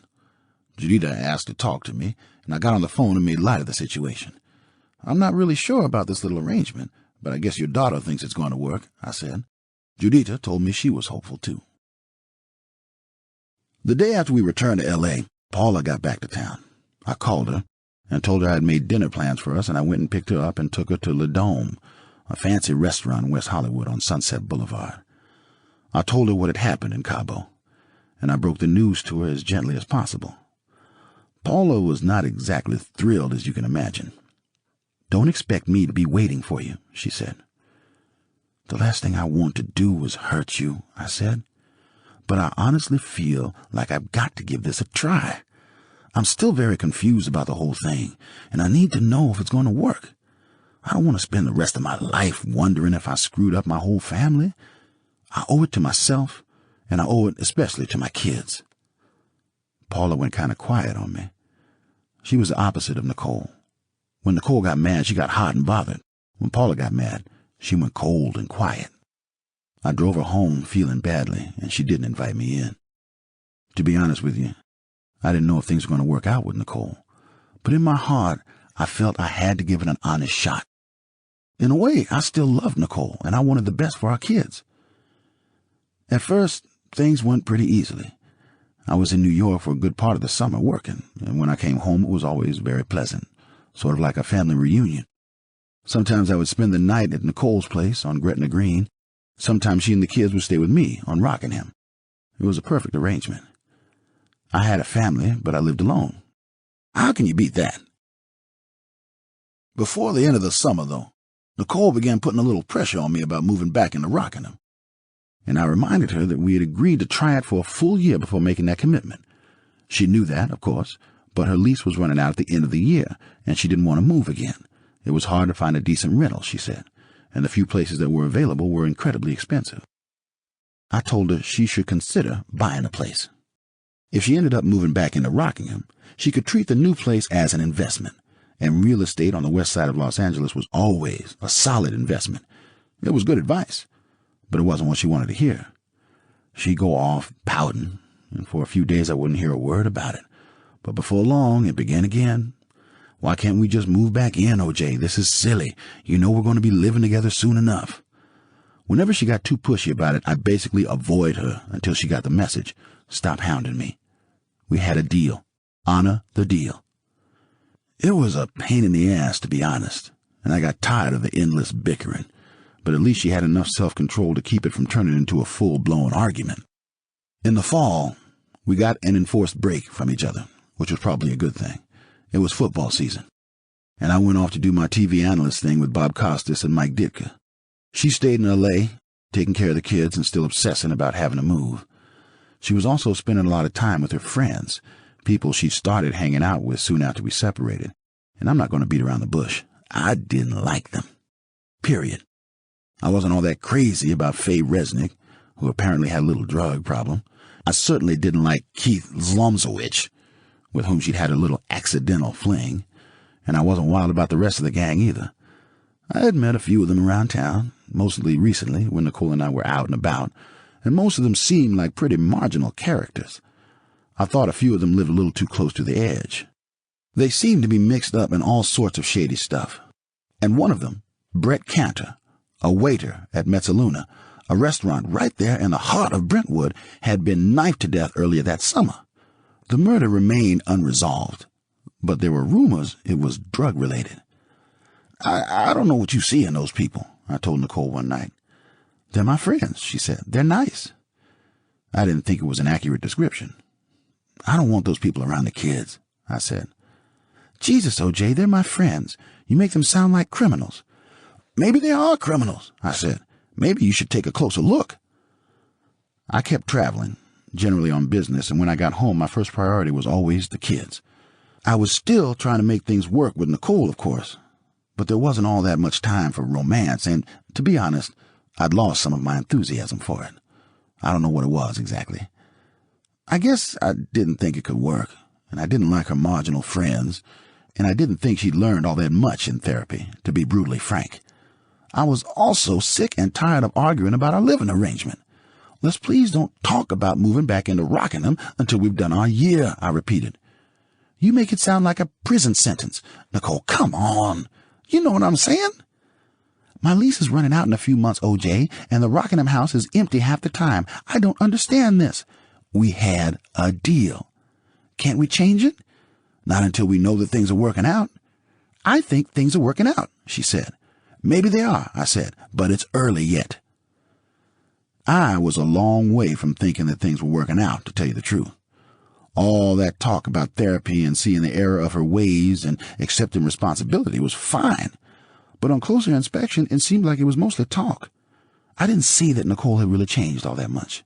She was trying hard, that was obvious, but she was still the same Nicole she'd been when everything started going to hell. She still had that hot temper, and that anger, and that impatience, and she was still blaming me for all her troubles. You have that big house on Rockingham. I need a place to live. You won't let me and the kids move in.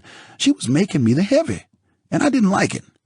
But I committed to a full year, and I was determined to honor my commitment.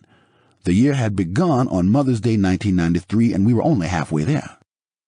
There were good days, too, though. Don't get me wrong. Times when we'd be hanging out with the kids, having fun, or waking up in my place in the morning, just a big, happy family, the family we'd always imagined for ourselves. On those days, I actually let myself believe that things were going to work out, and it colored everything. Life is good. Nicole is terrific.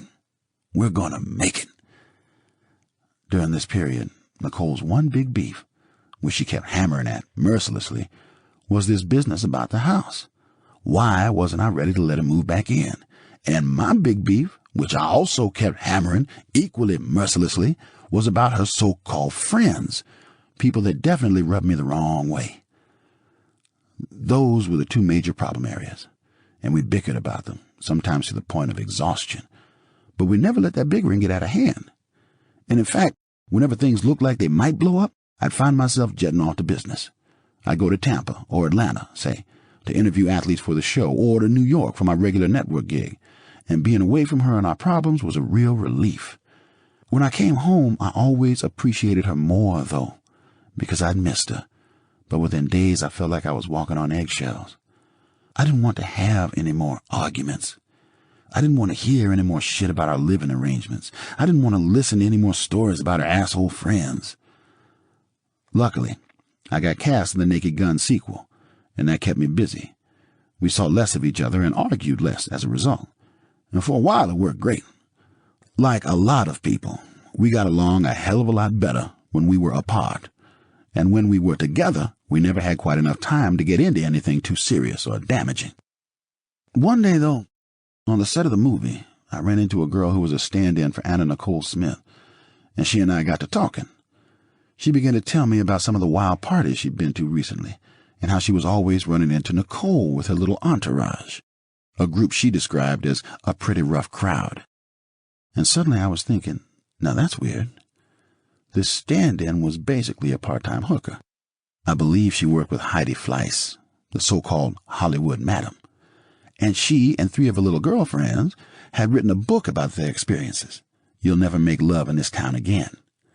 Now here she was, a call girl, telling me that my ex-wife was partying with a rough crowd. I was pretty upset, as you can imagine, and after the shoot I drove over to Nicole's house and read her the riot act. I thought I warned you about these people, I said. I've told you 1,000,000 times I don't want them around the kids. They're not around the kids, she said, which turned out to be a lie. And I don't know what you have against them. They're nice people. They're my friends. You better open your eyes, Nicole. Nice people don't go around getting themselves knifed to death. Nice people don't do hard drugs. Nice people don't turn into whores. Where are you getting your information? She snapped. I just know, okay? I said, I know about the wild parties. I know about Heidi's girls. And I know about these fucking druggies. You're crazy. This is not what's supposed to be happening in my life, Nicole. We've been back together for 5 months, and you're fucking everything up worse than ever. Why is this shit still going on? What are you doing while I'm in New York and traveling all over the place and busting my ass working? I don't want to hear this bad shit about you, and I don't want to find out you're letting these people near my kids. I left, still steamed as hell, with Nicole still hollering at me, but I couldn't hear what she was saying, and at that point I didn't really care. When I got back to Rockingham, the phone was ringing as I came to the door. I looked at the caller ID and saw it was Nicole, so I didn't pick up. But she kept calling, and I finally had to answer. What? I barked. Why did you leave like that? Because I was pissed. You committed to a year, O.J. It's only been 5 months. I know I committed to a year. Who said anything about that? Nobody, but you seemed angry. I didn't want you to be angry. How can I not be angry? Please come back here. What for? So we can talk about it. I went back to the house, and to be honest with you, I was still angry. I kept going on about these criminals she was hanging around with and these trashy women, and I told her she had to wise up and look for better friends. I think I kind of worked myself into a frenzy.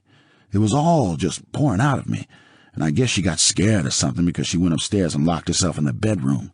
I followed her up and banged on the door. Let me in, I said. No. You called me to come back here, and now you lock me out? You're scaring me. Just open the fucking door. Stop banging, O.J., please. You'll wake the kids. Why didn't you think of that before you dragged me back here? Why did you drag me back here anyway, so we can argue about this shit? In the middle of this, Cato showed up, so I started venting to him. I didn't realize that Nicole had called the police, and that I was talking so loudly they were able to pick up some of it on the 911 tape. This goddamn woman, I told Cato, she's got drug addicts and hookers hanging around my kids, and I'm pissed about it.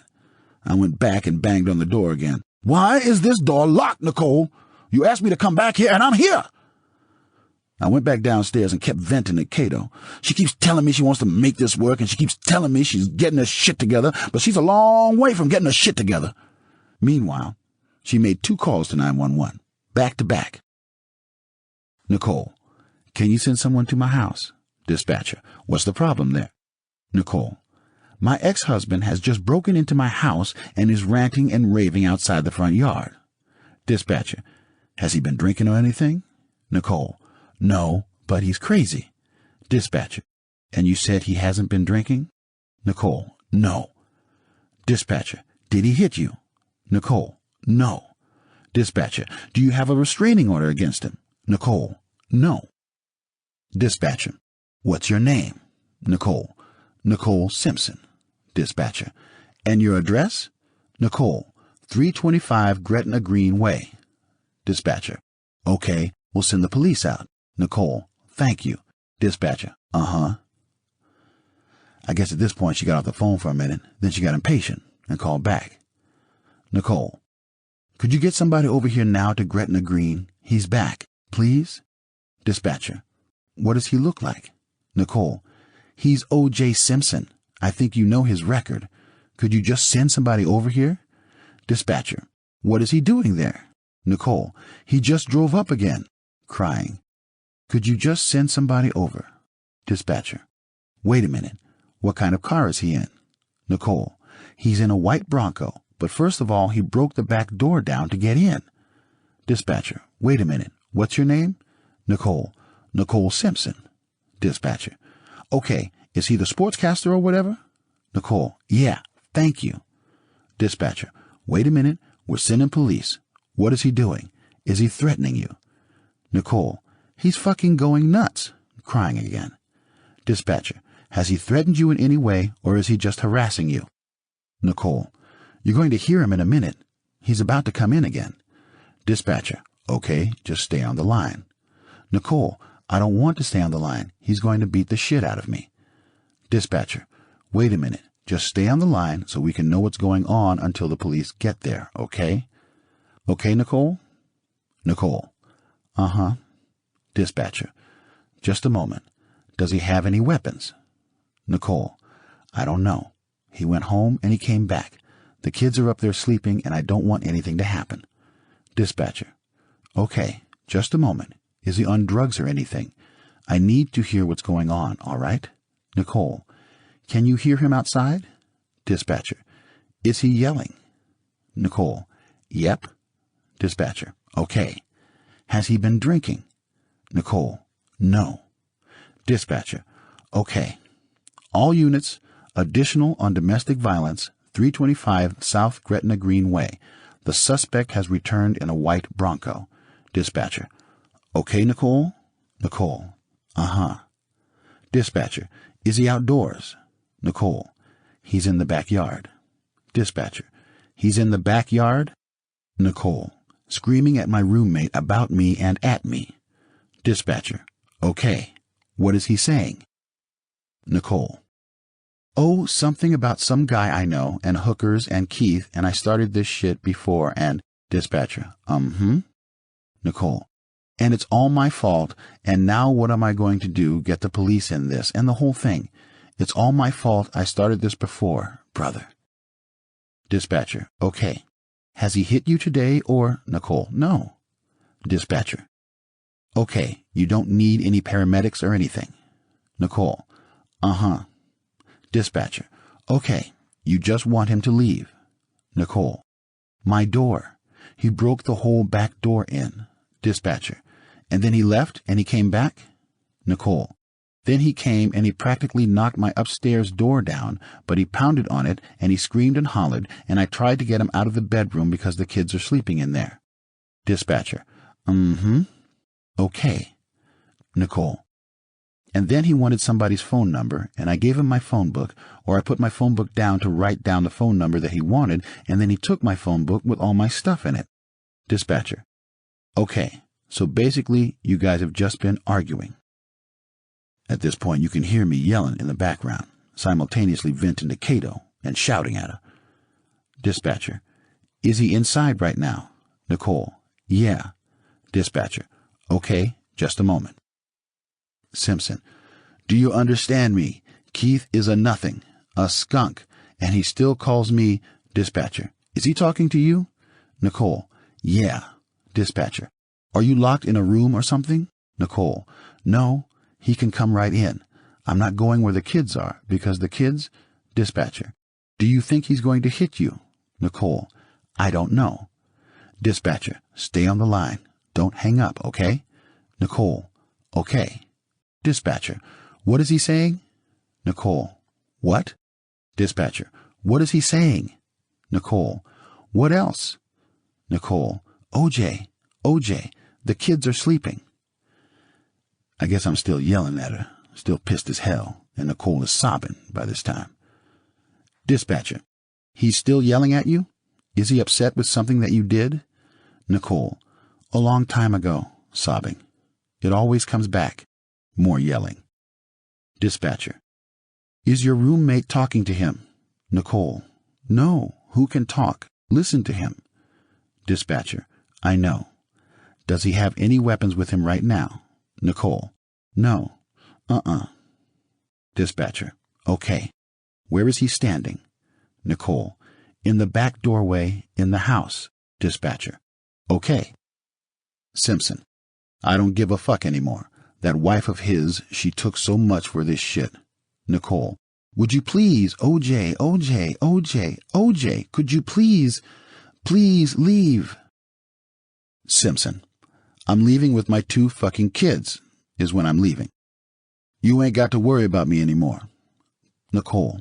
Please leave. OJ, please, the kids, please. Dispatcher.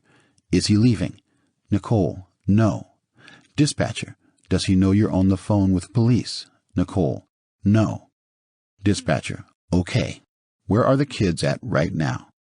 Nicole. Up in my room. Dispatcher. Can they hear him yelling? Nicole. I don't know.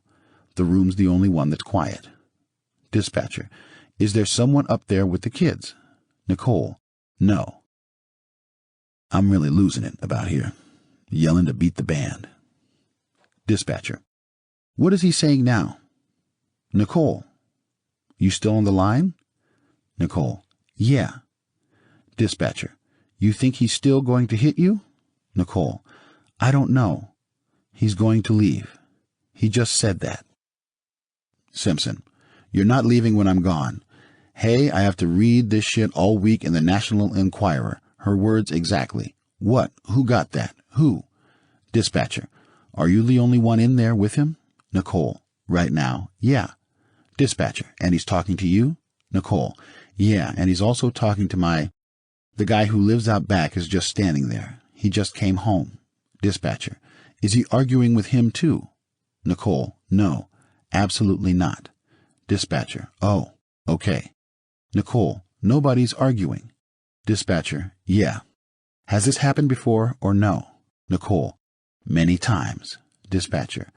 Okay. The police should be on the way.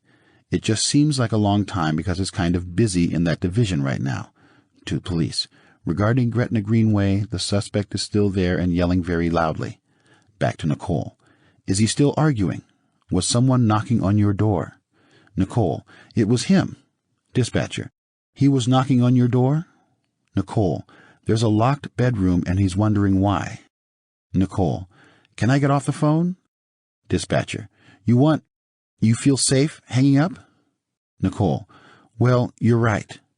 Dispatcher. You want to wait till the police get there? Nicole. Yeah. Dispatcher. Nicole? Nicole.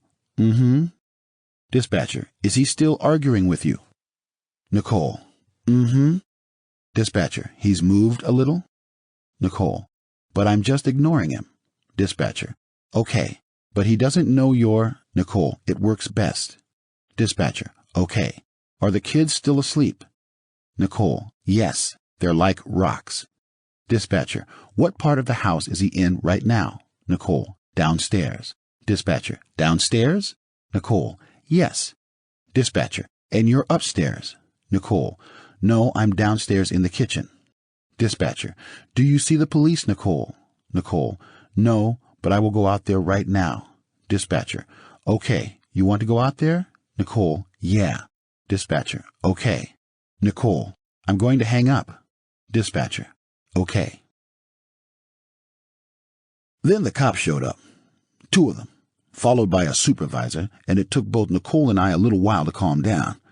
I told the officers that Nicole was exposing my kids to all sorts of unsavory people, which I wasn't happy about. And she told them that all I did was complain about her friends. I don't think they were all that interested in the details because one cop just cut to the chase. Has he ever hit you? He asked her. Yeah, she said. Once. We had this one incident in 1989. Once. I hit her once. Not even hit her, technically. And ever since that day, I've been known as a wife beater. Whatever they were thinking, I wasn't there in the capacity of a so-called wife beater. I was there because I was concerned about my kids. Let me share with you an excerpt from the civil trial. The man on the stand is Robert Lerner of the LAPD, one of the officers who responded that day, October 25, 1993. The man asking the questions is attorney Robert Baker. Baker: Now, in terms of your conversations with O.J. Simpson, Mr. Simpson was upset about the people, and he informed you of this, that his wife was running around with, correct? Lerner: Correct. Baker: And he was upset about the fact that she was, in fact, in his view and from his information, having people in the house who were hookers, correct? Lerner: He was concerned. Baker: And he was concerned that there was one person that he thought was bad for his kids and that his wife shouldn't associate with, and he didn't want him around the house. Isn't that true? Lerner: Yes. Baker: And that was a gentleman with the first name of Keith, correct? Lerner: Yes. Baker: And he expressed that to you, that in fact these people that were around the house had some sort of dealings with Heidi Fleiss, correct? Lerner: That's what he indicated. Baker: And he was upset about that, those people being around his house where his kids were. He informed you of that, didn't he? Lerner: Yes. Baker: And he also indicated to you, sir, that he never had intended, nor was he ever considering any physical violence to Nicole Brown Simpson that evening, correct? Lerner: Correct. Baker: And he also indicated to you that the door that she said was broken, before that she told you he broke, it was broken before he ever went to the house. Isn't that correct? Lerner: That's what he claimed. This was in October 1993, almost 8 months before Nicole was murdered. Still, when the trial finally got underway, everyone acted like my lawyers were making this stuff up. They weren't. Nicole had been associating with hookers and drug dealers and unsavory characters from way back, and I'd been begging her to keep those people away from my children. And I went on record with my concerns that night when I spoke to the police about it. Now here's the weird part. The next day, the very morning after the fight, I was back on the set, working, when Nicole called. "Hey, how you doing?" she said, as if nothing had happened. "Fine." "Did you play golf this morning?" "No, I'm working. We're shooting." "So everything's good?" she asked. She was feeling me out, seeing if I was still angry, and I told her yes, I was very fucking angry. She dragged me back to the house and then called the police on me, and all because I was concerned about my kids and about the direction her life was taking. "I'm sorry," she said. "Great. What are you doing later?" "Going back to New York. What the hell do you think I'm doing?" For the next several weeks, I stayed on that crazy back-and-forth schedule. I'd be in New York for the sports show, then fly back late Sunday to work on Naked Gun for a couple of days. Then it was back to New York, with a stop or two on the way to interview one athlete or another for the show. Sunday night, the cycle started all over again, like my own personal version of that movie, Groundhog Day. Whenever I was in L.A., visiting with the kids, Nicole was generally on her best behavior. But during this period, she began to seem unusually tired. I think the stress of keeping it together around me was almost more than she could take.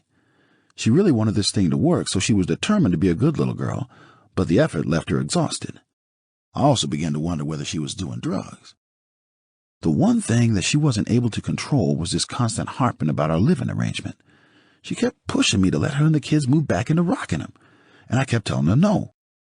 I suggested that she rent another place, or better yet, buy one, and she finally took my advice and found a nice condo on Bundy, near Dorothy Street. There was one major problem, though. She couldn't afford to buy it unless she sold her condo in San Francisco, and because the timing was wrong, she was worried about the tax bite. When she looked into it, she discovered that she could avoid that problem by claiming that the place on Bundy was a rental property, and to indicate in her tax return that she and the kids were actually living with me. I didn't want any part of that scheme, and I told her so. "The last thing I need is a problem with the IRS," I said. "But I don't understand," she said. "I'm going to be moving back in with you anyway." "I can't do it," I said. She was pretty angry, and for a while the good Nicole was nowhere in evidence. Luckily, I wasn't around too often, but even when I wasn't home, she somehow managed to bring her problems to my doorstep, literally. She would come by the house with the kids, say, to use the pool, and she took to ordering Michelle around, acting like she still lived there. Michelle tolerated it, but there were limits. One day, Nicole asked to be let into my home office, which was locked, and Michelle told her she'd have to get permission from me. No one is allowed in Mr. Simpson's office, she reminded her. It's one of his rules. I'm not asking you, Nicole said. I'm telling you. I'm sorry, Miss Nicole. I can't let you in without Mr. Simpson's say-so. Nicole went off on her, cursing and calling her names, then went out to the pool and grabbed the kids and took off in a huff. She was making friends left and right. I came home for Christmas, and we focused on the kids, spoiling them with presents. I got a few small presents of my own, but only one of them really meant anything to me, and that was the fact that we didn't have a single scene or a single argument in the course of that entire week. I don't know if that qualifies as a present, but I appreciated it, and I made a point of telling her so. To be honest with you, when things were good like that, I always found myself feeling badly. I always found myself thinking about the way things might have been.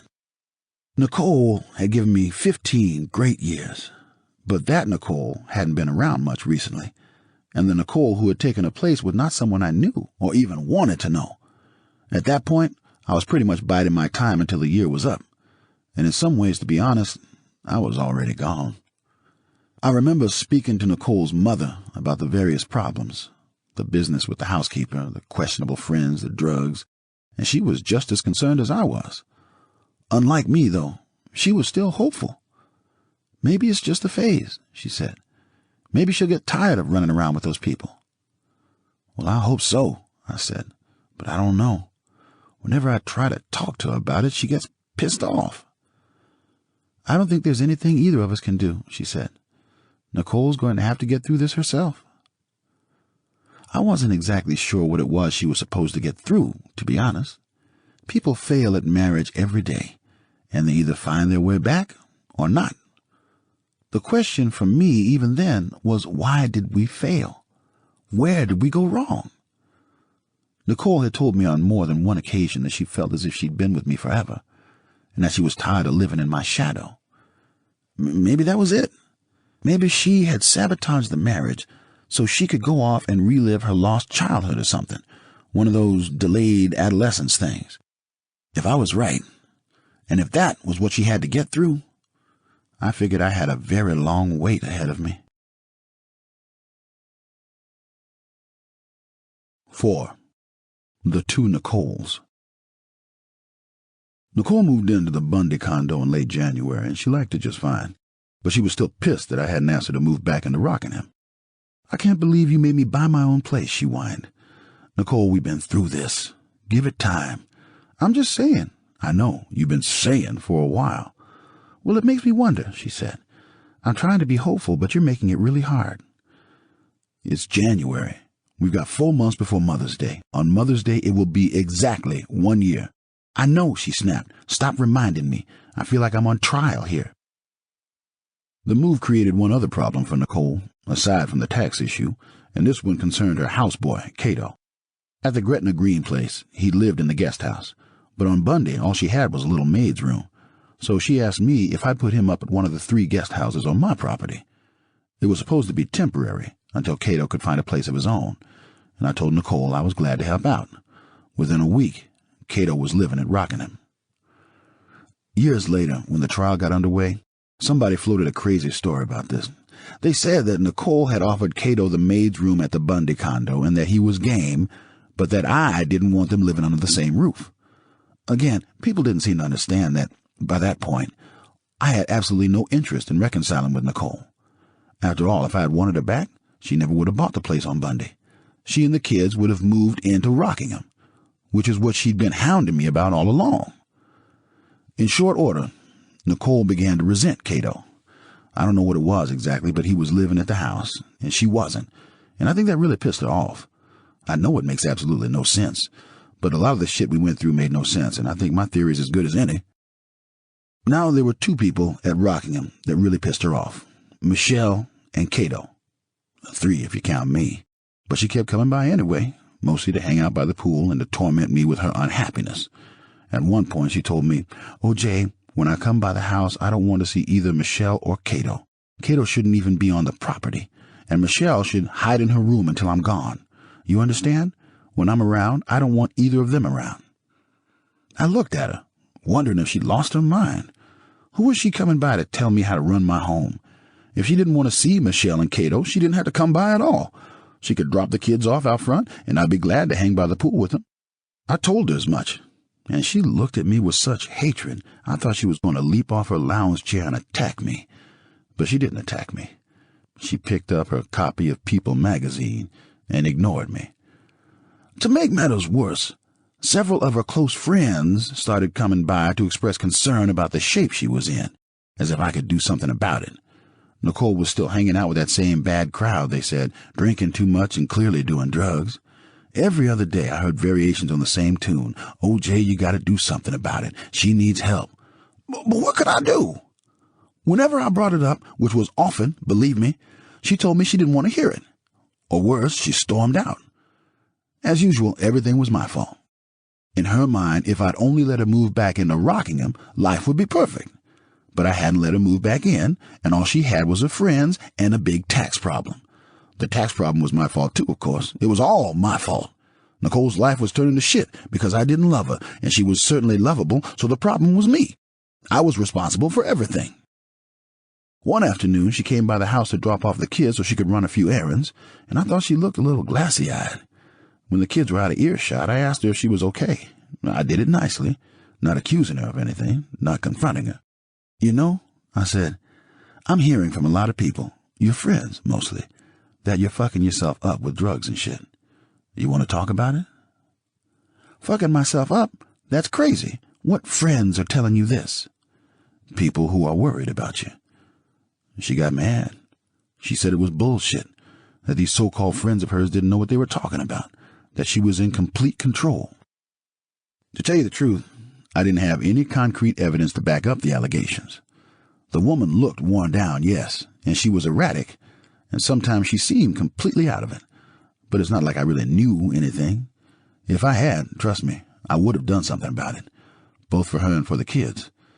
But when I looked at my kids, and I looked at them closely, believe me, they seemed fine.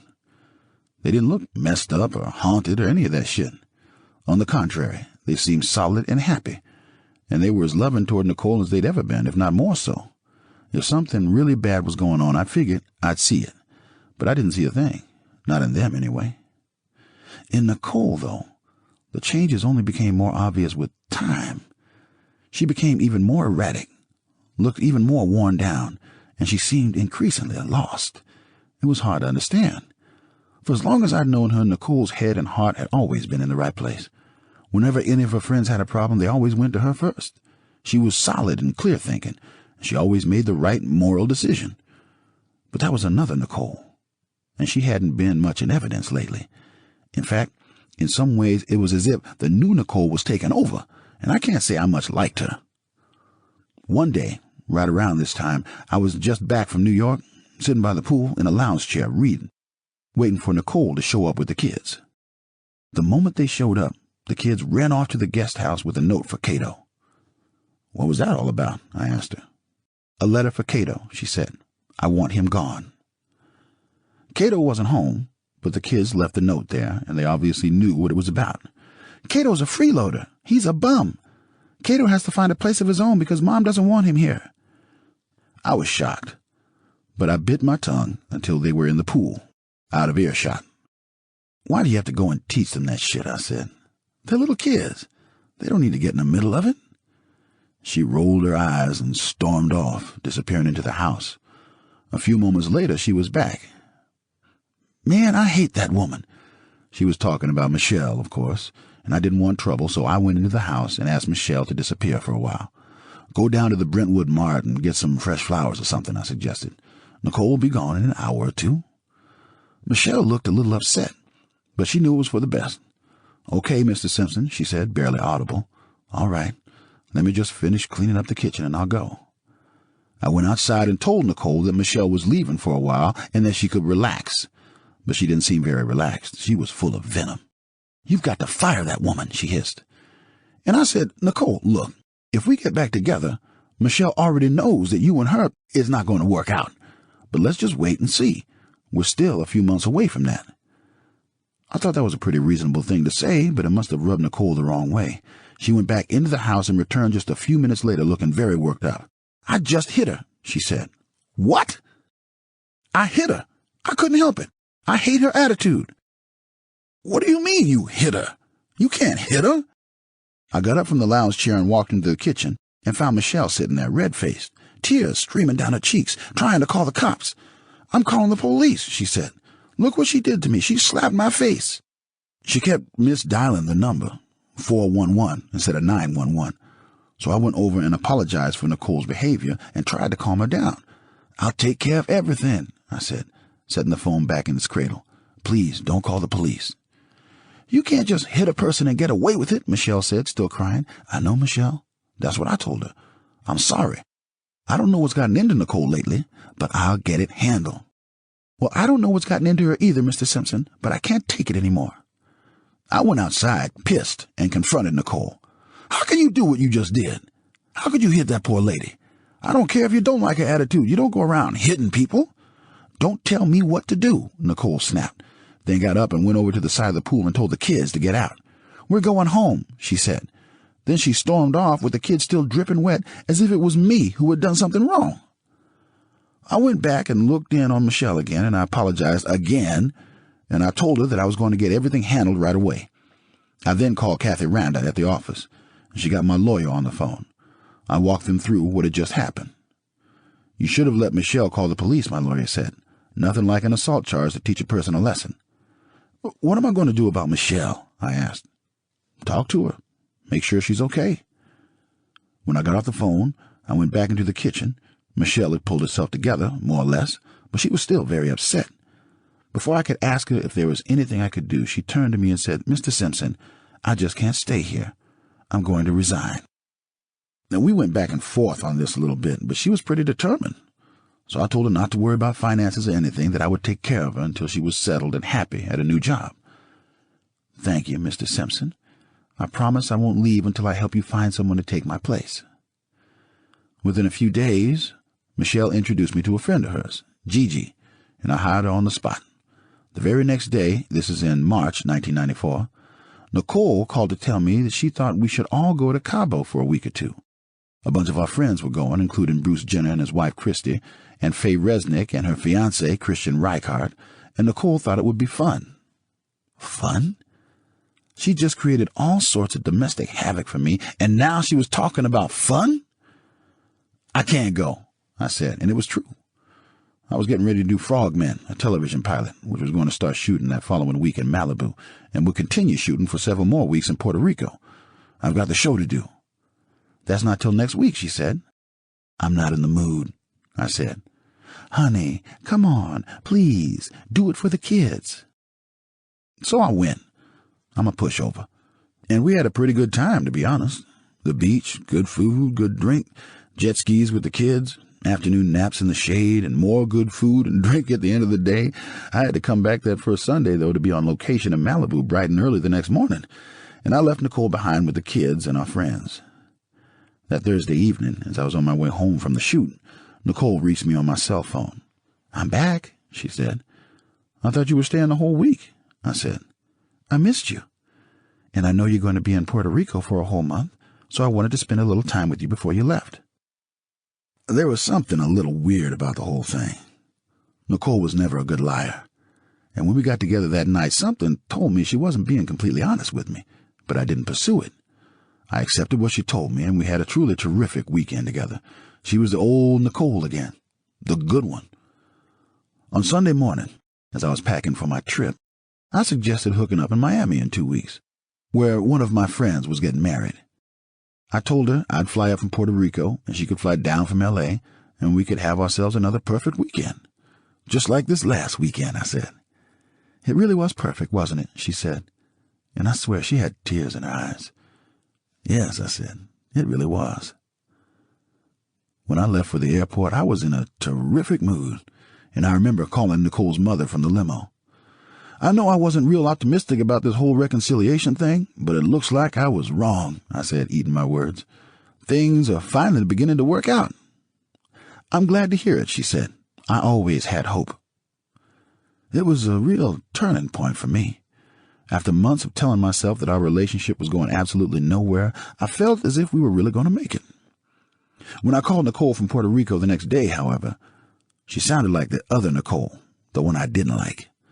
I don't know if it was some kind of drug-induced mood swing or something, but the real Nicole had left the building. I can't explain it any better than that. She just sounded like that other version of herself, removed, irritable, miserable, venomous, and completely lost. She was whining about getting older and how much she hated it, how much it depressed her, and I told her to join the club. I was getting older too, a lot faster than she was, but I dealt with it because it was the only option. I asked her to put the kids on the phone and chatted with them about their day, and I told them I loved them and to go to bed and to behave themselves. The next evening, when I called to check in, she was even more venomous than the previous night. "Why are you calling me?" she snapped. "Why am I calling you? To see what's happening, to speak with the kids. You're checking up on me, aren't you? Why would I be checking up on you? What have I got to check up on you for?" "I don't want to talk to you," she said. "Well, I don't want to talk to you either," I said. "Put the kids on the phone." Man, it was weird. This was not the Nicole I'd known and loved for the better part of 17 years. This was a whole nother person. At that point, even an idiot could have told you that drugs were involved. You don't get mood swings like that from eating Wheaties. I called again a couple of days later to talk about the Miami trip. Don't ask me why, but we discussed it, and I thought it was still happening. Maybe I was still hopeful. After all, less than a week earlier, I'd called her mother to tell her things were going great. And they had been going great, so it seemed a little strange just to give up on her. "What about Miami?" she snapped, that edge in her voice again. "Well, we've got to figure out the flights and stuff," I said. "I don't have time for this shit right now. Stop hassling me." "Hassling you? How the fuck am I hassling you? I'm trying to plan our trip." "Well, this isn't the time for it," she said, and she hung up. The next morning, early, my phone rang. It was her. "Hi, honey. Did you sleep well? Do you have a big day on the set?" Holy shit. What was I dealing with here? She called me again the next day to tell me that she had spoken to her mother, who had agreed to come up the following weekend to take care of the kids while we were in Miami. But at that point, I was no longer interested in going to Miami with her. I felt like a goddamn yo-yo. "What do you mean we're not going?" she said. "Why?" "It's just too much of a headache," I said. "I'm tired. It's not worth all the flying." She could see I was bullshitting her, and she knew it was because I'd finally had enough of her crap. "OJ, don't do this," she said, whimpering. "It's not me, it's Faye. She's doing drugs again, and it's really bad this time, and she has me really worried. And Cora and Ron are having trouble. Their marriage looks like it's falling apart." "What do you mean?" I asked. "Why?" "I don't know. It's complicated." I felt bad about Ron and Cora. They were good people, and Cora was a genuinely terrific human being. I didn't feel all that bad about Faye, though. I'd always felt she'd been a terrible influence on Nicole, and from what I was hearing, those influences were only getting worse. "I'm really stressed out by all of this," Nicole said. "I know I've been a little on edge lately, but it's really not my fault." That was kind of the last straw for me. Nicole was always blaming other people for her fuck-ups. When she had me, it was me. Now that she didn't have me, it was the people closest to her. "We're not going to Miami," I repeated. "Don't do this to me, OJ. I was really looking forward to it." "I'm not doing anything to you. I just want to get through this shoot and come home." "Are you saying this isn't working?" Christ, what was I supposed to say to that? Wasn't it obvious? "Well," I said, "I'm not feeling all that optimistic. And if you honestly feel it's working, then something is really wrong with this picture." I guess I was trying to be honest, and maybe I was a little too blunt about it, but maybe she needed that bluntness to get her mind around the situation. When I got back to L.A., I knew almost immediately that it was over. The other Nicole had won. She came by the house with the kids and immediately got into another argument with Cato, calling him a useless freeloader, and worse, right in front of the kids. It was scary. Her entire face was transformed by rage. Later, when she was somewhat calmer, and I was trying to pull the story out of her, trying to figure out what had set her off, she told me that Cato wasn't doing his job. He never helped with the kids anymore, he never ran errands, and he didn't return her calls when she most needed him. "You've got to kick him out," she said. I told her that she should deal with him herself. Cato was her problem, not mine, and I suggested that she should back off a little. "I think he's actually been looking for a place to live," I said. She looked at me, pissed, shaking her head from side to side. "You don't give a shit what happens to me, do you?" "You're wrong, Nicole. I do give a shit, but I can't fix everything." Man, I'll tell you, I was really looking forward to Mother's Day. It was time to bail. From that day on, I tried hard to keep my distance. The only time I saw her was when I was picking up or dropping off the kids, or on those rare occasions when she herself dropped them at Rockingham. She didn't look good. She looked tired and strung out, and she seemed to be getting progressively worse. She seemed beaten, in fact. When Mother's Day finally rolled around, I can honestly tell you, I had never looked forward with so much pleasure to any Mother's Day in my entire life. A year earlier, also on Mother's Day, we had decided to try to save our marriage, and we had given ourselves a full year to do it. Now the year was drawing to a close. And that weekend, we drove down to Laguna. I had a house there, and the Browns lived nearby in Dana Point. On Saturday, Nicole and I went out to dinner, and I basically told her it was over. To be honest with you, it wasn't a big deal. She knew as well as I did it was over, so this was really more of a formality. "Maybe we tried to get back together too soon," she said. "What do you mean?" "That maybe we should have stayed apart longer. I should have worked on myself a little more before asking you to try again." "Well, you know, now that you mention it, that's my one concern," I said. "What?" "You. I want to make sure you're okay." "I'm fine," she said, and she changed the subject. Suddenly she was talking about Cora Fishman again, and about the complications in her marriage. "I feel kind of bad about it," she said. "Of all the couples we know, Cora and Ron had the best marriage." She also talked a little about Faye Resnick, who was having very serious problems of her own. She was still messing around with drugs, apparently, and her boyfriend had finally read her the riot act. "He's really pissed," Nicole told me. "He thinks Faye is out of control." "What do you think?" I asked. "It's not good," she said. When the food came, we must have looked just like every other married couple in the restaurant. We sat there eating, not saying much. From time to time, I'd reach across the table with my fork and spear something off her plate. The next day was Sunday, Mother's Day. We went to church with some of Nicole's family. Denise was there with her 6-year-old son, and Nicole kept dogging her. "Why is he wearing a black shirt and black pants? What kind of outfit is that for a little boy? And in church, no less." Nicole was venomous, full of rage and anger, and I kept my distance for the rest of the day. By nightfall, the bad mood had passed. We drove back to Los Angeles to her place on Bundy, and I went inside and helped her put the kids to bed. "Well," I said, looking at her, and feeling kind of sad. "It's over." "I know," she said. We went into her bedroom and made love. We both knew it was going to be the last time, and that this was our way of saying goodbye. It was actually very nice. We fell asleep in each other's arms.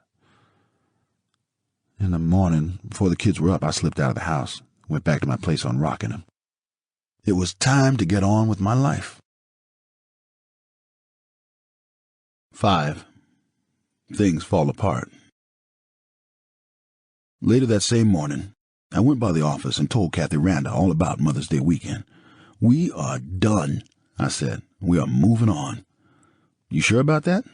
"Positive." Kathy looked sort of relieved, then smiled a big smile and said, "Guess who's coming to town tonight?" "Who?" "Paula." "You're kidding me," I said. "No," she said. "She's in New York, on her way to Honolulu, but she's stopping in L.A. for the night. I'm supposed to pick her up at the airport." "Wait a minute," I said. "Let me pick her up." "I don't know about that, trust me," I said. "It's definitely over between me and Nicole." That evening, I showed up at the airport and waited for Paula by the baggage claim.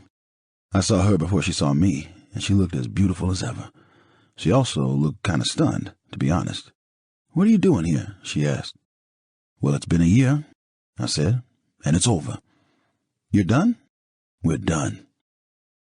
I drove her back to her place, and she was shaking her head the whole way, unable to believe that this was really happening. A year earlier, she'd warned me that she wasn't the type of girl who would wait around for me, and she hadn't waited around. But suddenly I was there, and she was there, and we both still wanted each other. We spent the night together. And the next day I took her to the airport. We were happy, like a pair of kids. I drove home wondering why I'd ever put her through such hell. I was also grateful. She was being incredibly understanding. When I reached her in Honolulu later that day, however, she sounded a little less happy. "I'm still hurt," she said. "I'm sorry," I said. "I did what I had to do.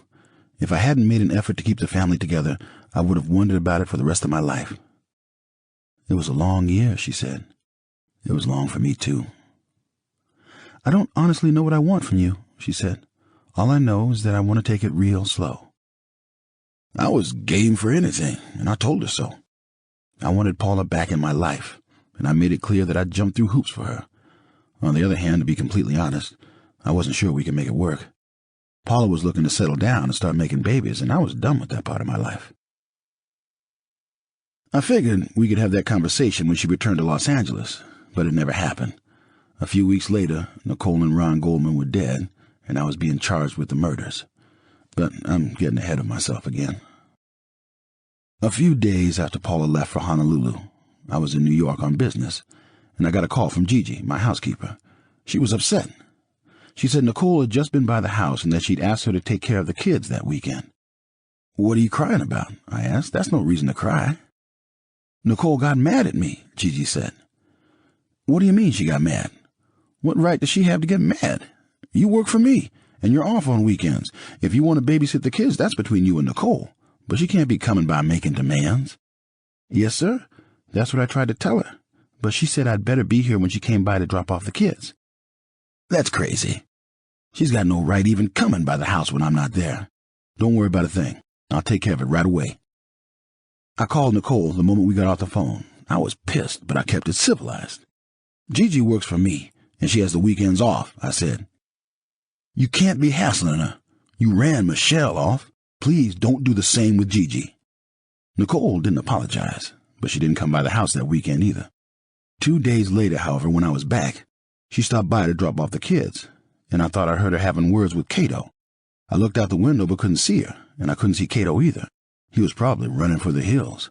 I went downstairs as the kids came through the front door, and Nicole was right behind them, walking in like she owned the place.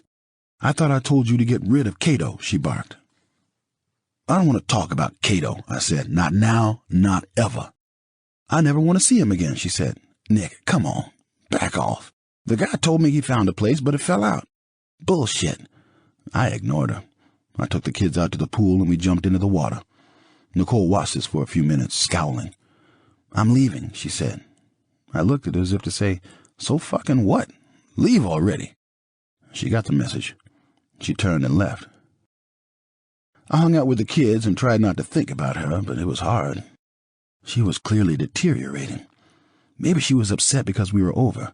Maybe she was having a hard time facing the future. I don't know what the hell it was, but it wasn't good. I found myself thinking of that old cliche about divorce. If you've got kids, you're stuck with that person for the rest of your life. It was not a pleasant thought. After the kids got out of the pool, I called Kathy Randa. I told her I thought Nicole was getting worse and that I didn't want to be around her anymore. It wasn't good for me, I said, and it sure as hell wasn't good for the kids. I asked her to please review the schedule and to help me arrange all future pickups and drop-offs. "You okay?" Kathy asked me. "Yeah," I said. "I'm fine, and if we can get Nicole handled, I'll be better than fine." I went back to New York on business and returned a few days later, and the next morning, before I was even out of bed, the phone rang. It was Nicole. "I'm sick," she said. "I've got pneumonia. Could you come by and take the kids to school?" I got dressed and hurried over. She looked like hell. I changed the bed linens and tucked her back into bed and took the kids to school. Then I stopped at Froman's, a Santa Monica deli, to pick up some chicken soup. I took it back to the house and sat with her, watching her eat it. I didn't understand why she was sick. This was mid-May. Who catches pneumonia in mid-May? I just knew this had to be connected to the drugs. "You're not doing anything you're not supposed to be doing, are you?" "OJ, please. How many times have I told you? I don't want to talk about this." The weird part was she didn't deny it. She has always been a lousy liar, so she just avoided the topic. I wanted her to talk about it, though. So did her mother. So did anyone who cared about her. Hell, Cora Fishman had begged her to talk about it. We all wanted her to face this thing so she could begin to do something about it. I wish we had tried harder, she said. Excuse me? During the year we tried to reconcile. I know we could have done better. Now this was something I didn't want to talk about, so I said nothing. She set down her soup spoon and stared at me. She looked like all the hope had gone out of her. In the course of the previous year, while we were still working at reconciling, there were times when everything seemed to be going completely to hell. But Nicole never stopped hoping. Now that we weren't even trying anymore, however, there was nothing to be hopeful about, and that's what I saw in her eyes, a complete absence of hope. For the next few days, Nicole was pretty sick. I ended up shuttling the kids to and from school and to and from my house, and Kathy Randa pitched in. But mostly Nicole wanted me to take care of things. I went to the pharmacy to pick up her medicine, and I went back to Froman's for second and third helpings of chicken soup. And I helped her change the linens a couple more times. Now, don't get me wrong. I'm not trying to suggest that I was the perfect ex-husband. All I'm saying is that I was worried about her, and I wanted to help her find her way back. No matter what had gone wrong in our lives, and plenty of shit had gone wrong, she was still the mother of my kids. I was stuck with her. But for their sake, I wanted to be stuck with her. I've said it before, and I'll say it again. Nicole was a great mother. Schoolwork, manners, appearance, she was all over those kids. The only thing I objected to was when she turned into the other Nicole, and that Nicole was still very much around, still lurking, ready to leap out and make more trouble. Meanwhile, Paula was back in town, and I was trying to keep that romance going. It was strange. Not all that long ago, I cheated on my girlfriend with my ex-wife. Now I was cheating again, in a manner of speaking. I was nursing my ex-wife back to health and trying to keep my girlfriend from finding out. I still think separating was a good thing, Nicole told me a couple days later. We were standing in her kitchen at the Bundy place, and I was ladling hot soup into a clean bowl. I just wish I'd made a little more progress in therapy. You don't think that therapy helped?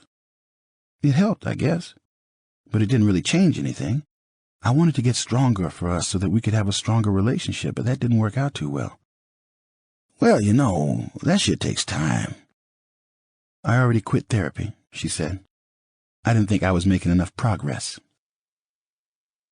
A few days later, this is in late May, less than a month before Nicole's death, I was having a party at my house with the kids and their classmates.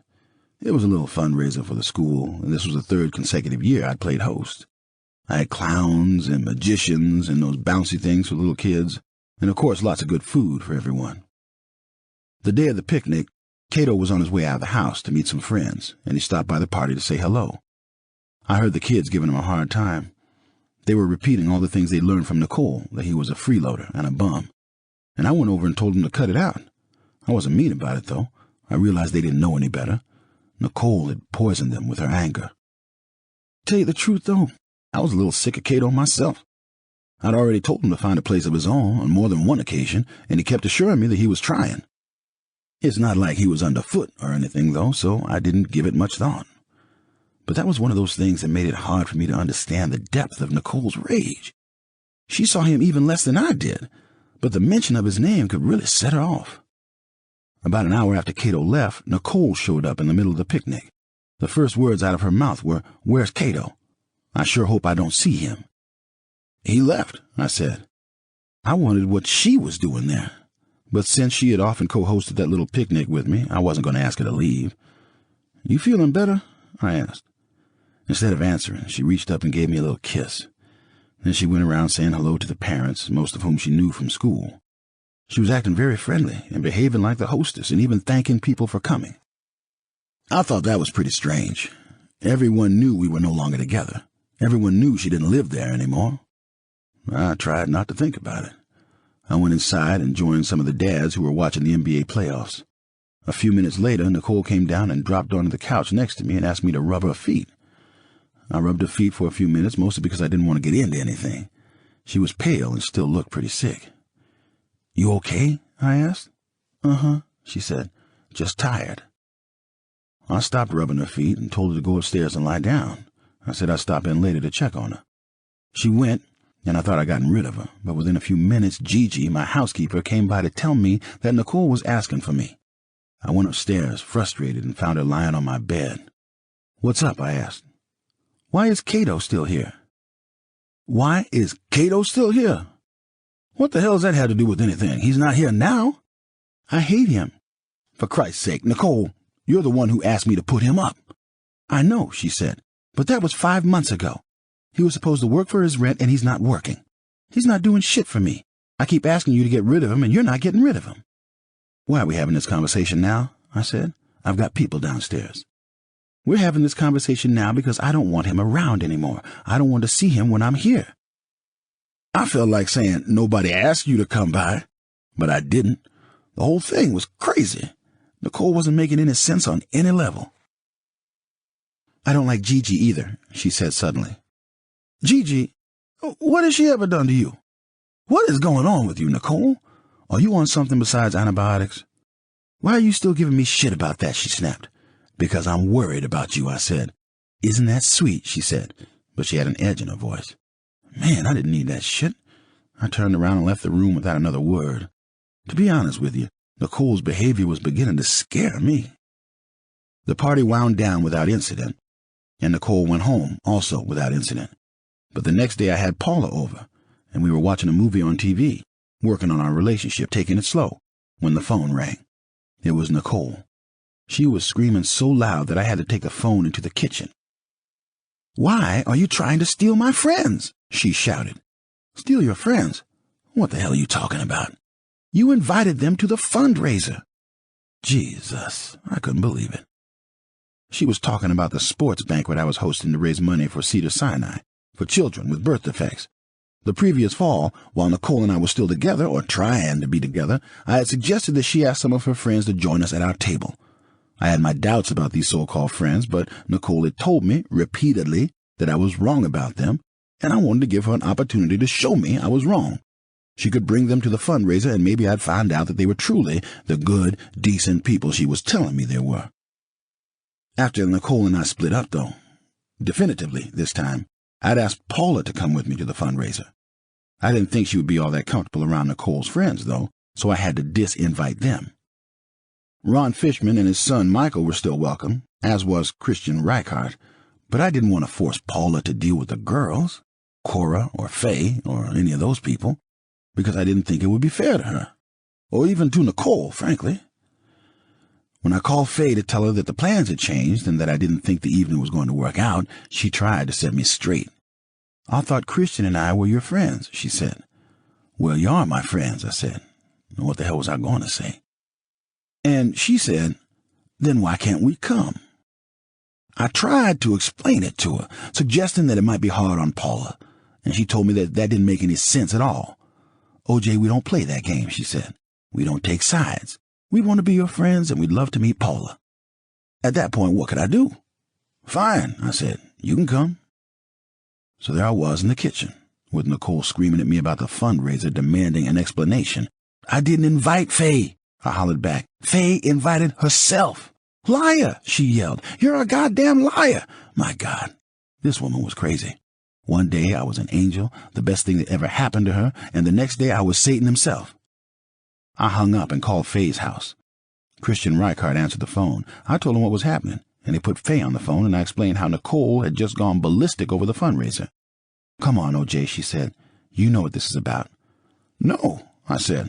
I don't know what this is about. This has nothing to do with the fundraiser. Nicole still loves you, and she's upset because you're already back with Paula.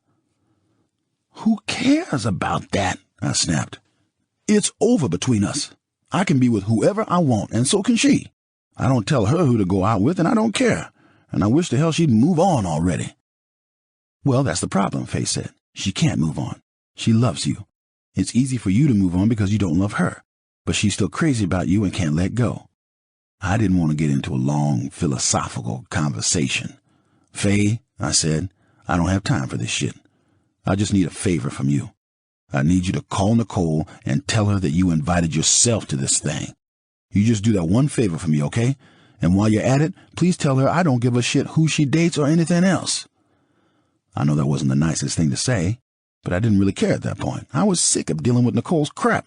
And I had Paula in the other room, waiting. Well, the rest of the evening went pretty well, and that's all I'm going to say about that. The next day, as I was heading into town in my car, I saw Nicole and Cora jogging through the neighborhood. I didn't stop, but I called Nicole's house knowing she wouldn't be there to answer the phone and left a message on her machine. "I hope Faye explained all the fundraiser bullshit to you yesterday," I said. "If she didn't, you need to talk to her. I purposely did not invite her and Cora because I didn't feel comfortable having them around Paula. That's the truth. Other than that, please do not call me for anything. If it's not about the kids, I don't want to hear from you." That was the truth. It was also definitely true that I didn't want to hear from her. And that right there is the reason we weren't talking at the time of her death. Not because I'd threatened her, but because I'd had my goddamn fill of her. She was poisoning me with her anger, and I needed to get away from it. The next day, not even 2 weeks before Nicole's death, Cora Fishman called and asked if she could stop by the house. She lived a couple of blocks away, and she came over, and she was crying before she even started talking. "What's wrong?" I said.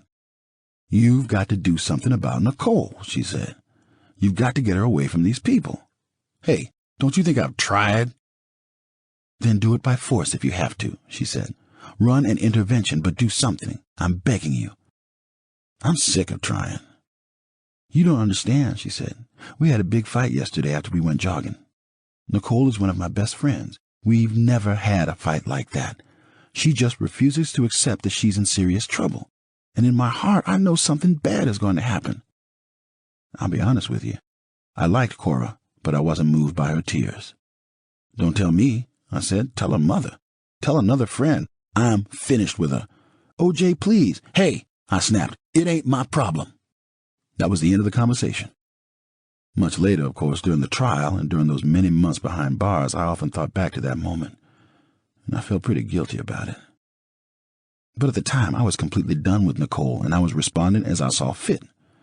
It seemed like no matter how much I tried to do for her, no matter how patient and reasonable I was, my good intentions always came back to bite me in the ass.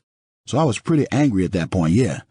I didn't want to see her, I didn't want to hear from her, and I didn't want to deal with any of her shit. I had done the best I could, and it wasn't good enough, and at that point I wanted to put some miles between us. Cora left the house, unhappy and frustrated, and I didn't talk to her again until after the murders. Much later, I heard that the problems over on Bundy only seemed to get worse by the day. Faye Resnick had an acrimonious falling out with her fiancé and supposedly moved into Nicole's house on or around June 3rd. Then there was some talk about her going into rehab, but apparently she didn't want to go alone, and she kept insisting that Nicole was as messed up as she was. "I'm not going unless Nicole goes," she kept hollering, even when they were taking her away. "She's in worse shape than me." Like I said, I don't know if this is entirely accurate, but that was the story, and I certainly believed one part of it, the part about Nicole being as messed up as Faye. I believed it because I'd seen it. In a strange way, I was actually kind of hoping that Nicole would hit the wall. I figured she wouldn't even begin to think about acknowledging her problems or getting professional help for them until she was completely out of options. A few days later, while I was in New York, I got a call from Gigi, the housekeeper. I had never heard her so upset. "Nicole was just here," she said, and she began to cry. She was screaming at me and cursing. "What was she doing there?" "She came to tell me that her mail would be coming to the house and that I should put it aside for her." That's when I found out that she was still trying to con the IRS. She wanted them to think she had taken the money from the sale of her San Francisco condo and used it to buy the Bundy condo, another investment property. Only it wasn't an investment property, it was her home. I called my lawyer steaming. "I can't have her coming by the house anymore," I said. "She already cost me one housekeeper, and now she's got the new one crying and on the verge of quitting." "So tell her," my lawyer said. "I don't want to talk to her," I said. "Then write her a letter," he suggested. We wrote it together. I told her I was not going to risk having the IRS come after me because she wanted to play fast and loose with the tax laws. "I don't want your mail coming to my house," I noted, "so please make other arrangements. Do what you've got to do, but don't make me part of it." Much later, during the trial, the prosecution tried to make it sound as if I'd been threatening her, and that this was my way of punishing her for leaving me. I don't know how they got that from the facts, but it seems like most reporters never let the facts get in the way of a good story. I was simply trying to keep her on the straight and narrow. The gist of it was, you're not living here, and you're not going to live here. So you need to take care of this. If the IRS comes, I'm going to tell them the truth." By this point, as you can well imagine, we were pretty much not talking. On June 11th, I took Paula Barbieri to a fundraiser for a pediatric hospital in Israel. Margalit Sharon, the wife of the Israeli Prime Minister, was hosting it.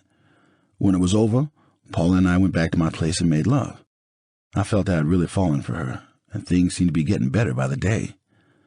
The following day, June 12th, was the day of Sydney's recital. Sydney was doing a little dance thing at her school with her little classmates, and I was really looking forward to it.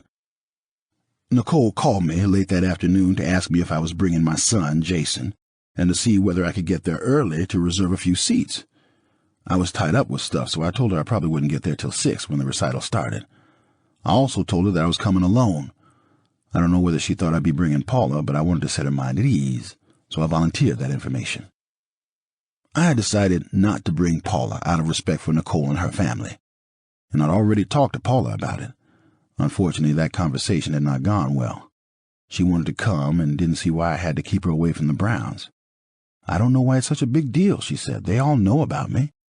"I just think it's better this way," I said. "It'll be easier on everyone." Paula didn't agree. She went all cold on me. I knew I was in for a lot of apologizing and a lot of damage control, but what could I do? I thought I was making the right decision. When I got to the recital, I saw Nicole and her parents, Judita and Lou. Nicole was wearing a short skirt that would have looked inappropriate on a 16-year-old. I thought she looked ridiculous, but I didn't say anything. Still, it really made me wonder. What did she see when she looked at herself in the mirror? Was her mind so muddled that she'd lost her grip on reality? I went over and said hello to everyone, and Nicole pointed at the seat she'd held for me. It was 2 seats away from hers. The seats in the middle were for the kids who would be running around through the evening. Nicole's sister, Denise, was in the row in front of me. She turned around and smiled a big smile and reached over and gave me a kiss. Shortly after the evening got underway, I nodded off in my chair. I don't know if you've ever been to one of these things, but they go on forever, and there were probably 20 numbers before Sydney got her turn on stage. When I woke up, startled, they still hadn't made much progress, and I looked around and noticed that a lot of parents were holding nice bouquets. Damn, I had forgotten the flowers. I leaned over and checked the schedule, and there were at least half a dozen acts before Sydney hit the stage, so I worked my way down the aisle and hurried into the parking lot. I got into my car and drove into Brentwood and picked up some flowers, and I got back in plenty of time. We watched Sydney do her number and clapped louder than everyone else, and then there was a brief intermission. Sydney came over beaming, and I gave her the flowers. She looked absolutely beautiful. When she went over to talk to her grandparents, I looked up and saw Ron Fishman, Cora's husband. We shook hands, and he led me off to one side. "OJ, man, you wouldn't believe what's going on," he said. "With what?" "The women. Everybody's mad at everybody. Nicole's not talking to Cora because Cora's upset about the drug use and about the people she's hanging out with. Faye got kicked out of the house by Christian, drugs again, and ended up at Nicole's. Then they did an intervention without even telling Christian, and for some reason he's pissed off about that. It's a mess. It's all a huge mess." "I heard a rumor Faye was messing up," I said. "I don't know," he said. "All I know is that they took her to rehab kicking and screaming. She wanted Nicole to go with her. She said, if I go, she needs to go because she's drinking and doing coke worse than I am. But Nicole wouldn't go." "I knew this shit was going on," I said. "I tried to do something about it, but Nicole wouldn't even talk about it." "I know," he said. "Cora told me that she tried to talk to you about it, and that you said you were sick of all the bullshit." I felt a little twinge of guilt, but it passed. "What's going on with you and Cora?" I asked. "I'm hearing some stuff." Ron looked pretty crushed for a few moments, but he pulled himself together. "We split up. We've been together for 17 years, and it's over." He didn't tell me what had split them up, and I didn't ask. "Wow," I said. "You're right. It's a huge mess." "Yeah," he said, "and I'm sure we don't know the half of it." As I worked my way back to my seat for the second part of the show, a few people came by to say hello, but I was a little distracted. I didn't like what Ron had said. "We don't know the half of it." Because I knew he was right. There was a lot of weird shit happening around Nicole and those girls, and it only seemed to be getting stranger.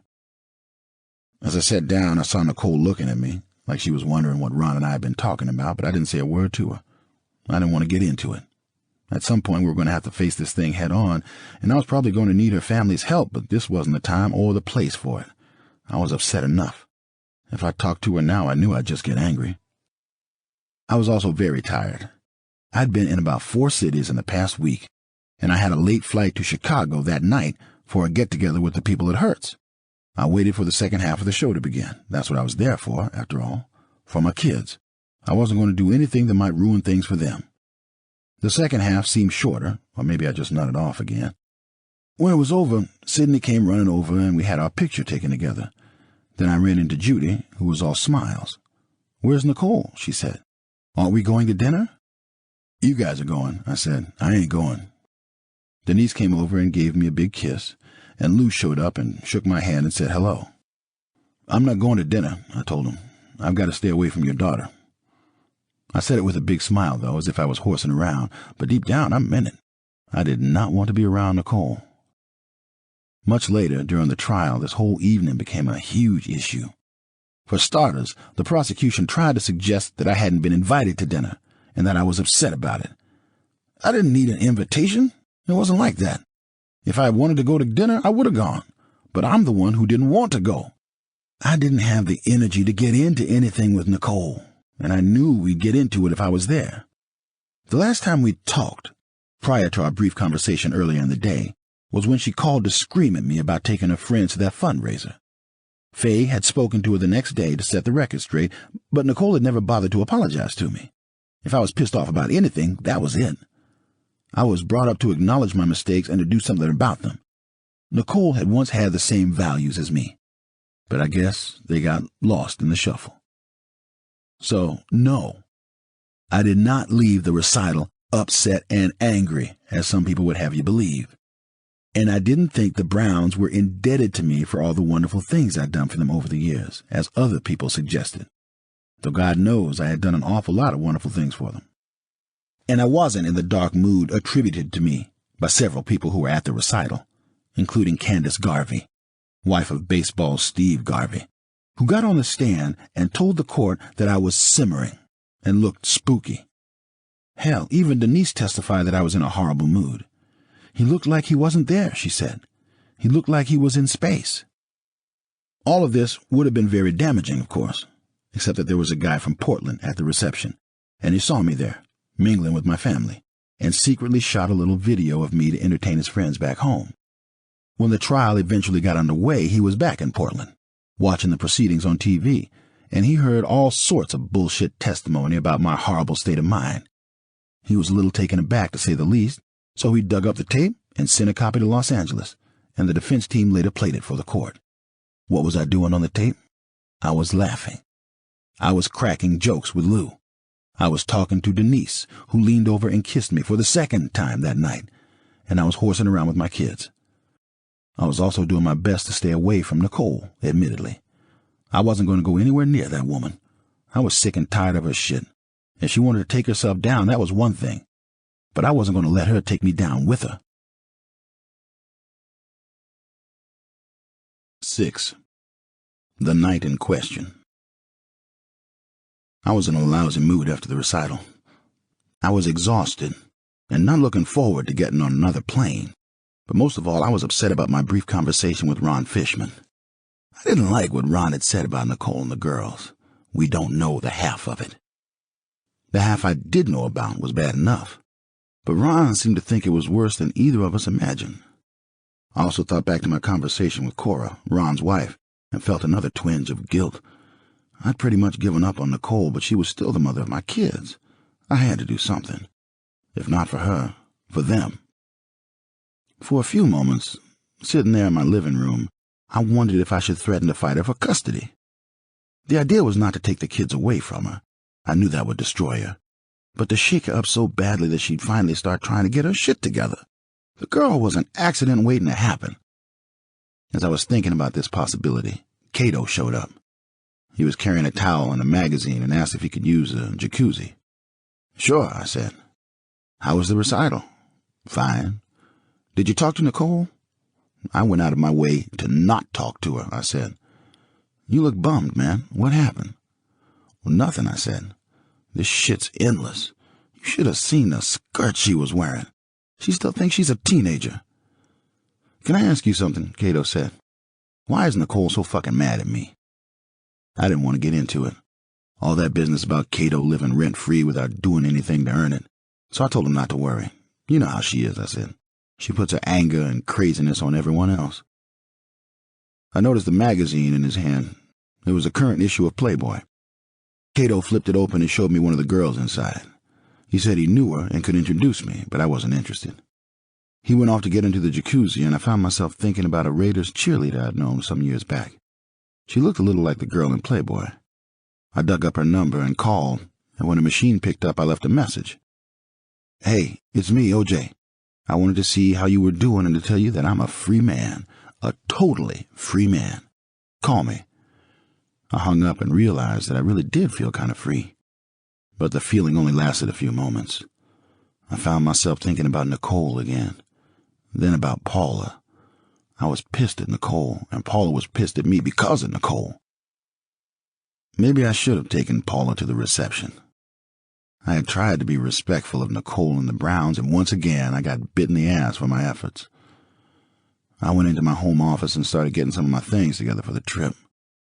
I noticed I only had $100 bills, and I knew I'd need a few fives for the airport skycaps, so I went out to see if Cato had any change. He was already done with the jacuzzi, which he'd left running, and I turned it off and went by the guest house. Cato, man, please try to remember to turn the jacuzzi off when you get out, I said. Did I forget to turn it off? He asked. Man, I used to wonder if the guy was all there. Yeah, Cato, you forgot to turn it off. I'm sorry. I held out a C-note, asked if he could break it, but all he had was 20s. I borrowed one and told him I'd pay him back. I need it, I said. I just realized I haven't eaten anything. I'm going to run over to McDonald's. Can I go with you? He said. Sure, I said, but hurry up, I'm pressed for time. We took the Bentley and ordered at the drive-thru window. I ate my burger on the ride back. Cato saved his for later. I was busy eating, so I didn't talk much, and I found myself thinking back to the recital and how cute Sydney had looked up on stage doing her little dance number. It put me in a dark mood. The last few times I'd called Nicole to try to get the kids, which I often did on the spur of the moment, she had gone out of her way to make it hard for me. She always found some reason not to let me take them. The kids are tired. They've just eaten. They've had enough excitement for one day. I couldn't understand it. She didn't even want me to see my own kids. It seemed like she was making everything as difficult as possible for me. It's true what they say about never really knowing another person. Nicole wasn't even Nicole anymore. She was a complete stranger to me. I finished the burger and felt lousy. It had gone down wrong. When we got back to the house, I went inside and started packing, laying some of my things out on the bed. Then I went to the garage to get my golf clubs. There were a few dead balls in the bag, so I set them on the driveway and chipped them into the neighbor's yard. I couldn't seem to stop thinking about Nicole, though. Usually, when I pick up a golf club, the world disappears.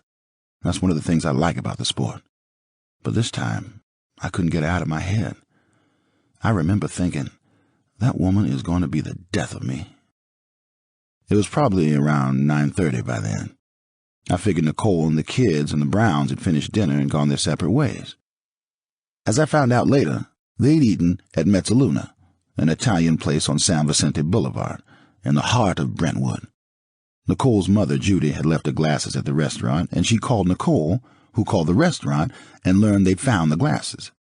Nicole was told that Ron Goldman was just finishing his shift waiting tables, and that he would be happy to drop them at the Bundy condo when he was done. I knew none of this, of course. None of this had anything to do with my life. Not then, anyway. I set the golf stuff aside, fished out my cell phone, and called Paula from the driveway. Either she wasn't home or she wasn't answering. I think it was the latter. I'd called her several times that day to apologize for not taking her to the recital, and it looked like she was determined to punish me. Hell, for all I knew, she was already thinking about moving on. If that was actually the case, I had Nicole to thank for it. The lesson here was simple. It doesn't always pay to do the right thing, especially if you're doing it for people who don't give a fuck about you. Suddenly I felt exhausted. I was getting old. I could hardly walk anymore, and I'd been told recently that I would eventually have to have both knees rebuilt. Plus, the arthritis was killing me. I was on medication, but there were days when my hands hurt so much I couldn't pick up a fucking spoon. I parked my ass on a low wall near the front door, feeling whipped. I was trying to figure out how it had come to this. I'd been somebody once. I'd had my glory days on the playing field, a number of high-paying corporate gigs, many years as a football analyst, and even something of a career as a Hollywood actor. It wasn't over, not by a long shot, but everything seemed more difficult now. It was a little like that business in Alice in Wonderland, where she has to run twice as fast to stay in place. But hey, if that's what it took, that's what I'd do. You don't get anywhere in this crazy world unless you fight for it, and I was willing to fight for it. Still, it seemed like every day it took a little more energy, and Nicole was sapping a lot of my goddamn energy. That got me thinking about family, the meaning of family, and specifically about my own family. My mother and father separated when I was about 5 or 6 years old, and we 4 kids, me, my brother, and my 2 sisters, stayed with my mother. She worked in a San Francisco hospital for 30 years, put food on the table, and kept a clean house. My father stayed in the picture, though. The marriage hadn't worked out, but that didn't turn them into enemies. He was always around, and that was an important lesson for me. When a marriage fails, it doesn't give either parent an excuse to disappear. You have to be there for your kids. The way my parents saw it, life wasn't about them anymore. It was about the 4 children they brought into the world. And because they felt so strongly about their responsibilities, they made it work. They talked on the phone every day, but it was never about their own shit. It was always about us kids. And whenever there was a problem, they handled it together. If it was a question of discipline, though, my father took care of it. And when I say he took care of it, I mean he took care of it. In those days, there was whoopings, and everyone knew it. You didn't go crying at child welfare and any of that shit, because 9 out of 10 times, if you got a whooping, you almost certainly deserved it. Hell, I know I did. Then one day, when I was 16 years old, the old man and I had a little falling out. My mother called him to say I'd been disrespectful to my sister, and he came by the house and called me into the living room and asked me to tell him what happened. I told him, and in my version of the story, which I firmly believed, my sister had done wrong. My father didn't buy it, though. He told me to go to my room, and I knew I was supposed to go in there and wait for him to come in and deliver his whooping. But as I waited, I decided I wasn't going to get a whooping. I didn't deserve it, and there was no reason in hell I was going to let him raise his hand to me. When he came into the room, I told it to him straight. "You're not going to whoop me," I said. "What did you say, boy?" "You heard me," I said. "You're wrong this time. You try to whoop me, I'll kick your ass." It was pretty tense. I defied him, and he didn't like it one bit, but he could see that things had changed. I was almost as big as he was by then, and I knew I could take him. And so did he, I guess. He left my room without saying a word to me, angry as hell, and for the next 10 years we didn't talk to each other. That's right. We went 10 years without speaking. He would come over and hang out, and we even sat at the same Christmas table together, but we never spoke. And everyone knew we didn't speak. It was like family lore. The boy defied him, and they haven't spoken a word to each other in years.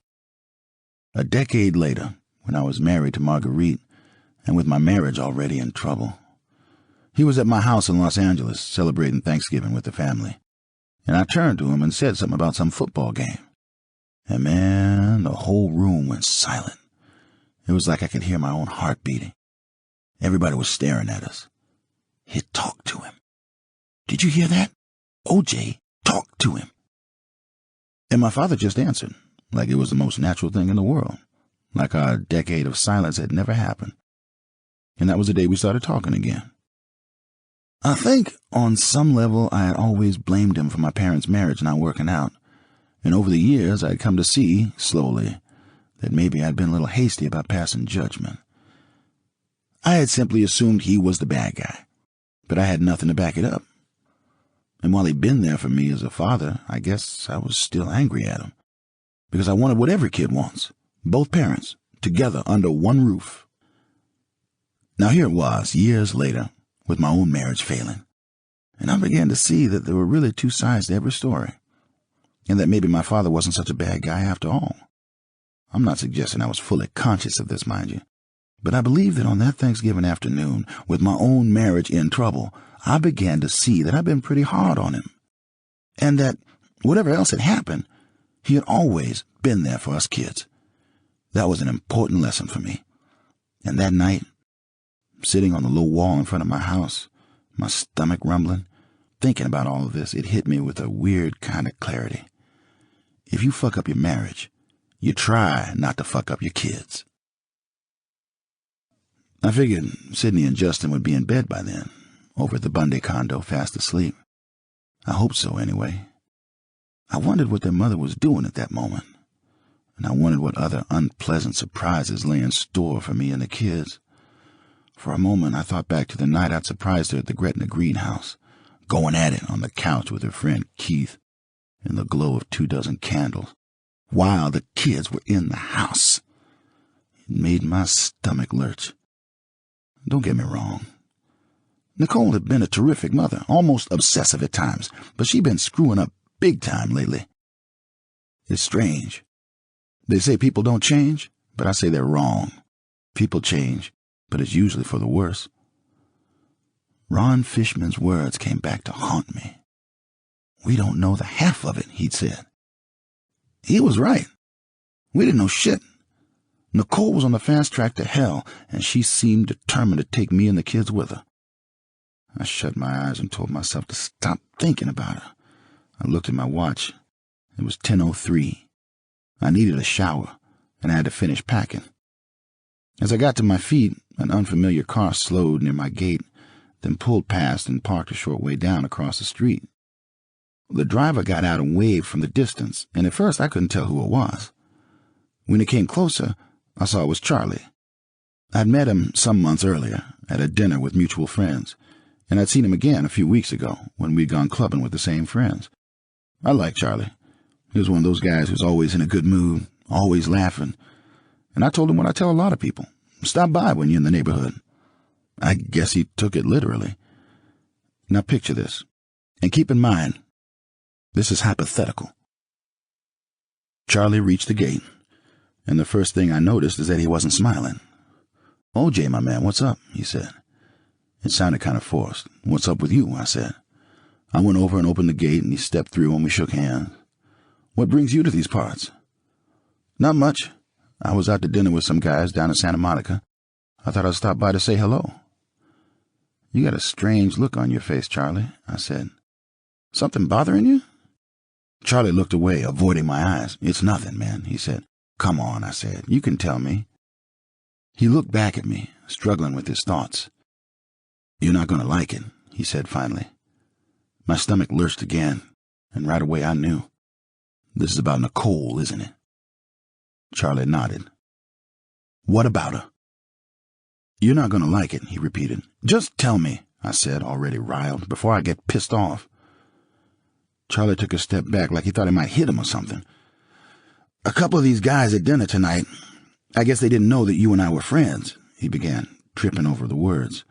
"They started talking about this little trip they took to Cabo a few months back, in March, I think it was, and about these girls they partied with."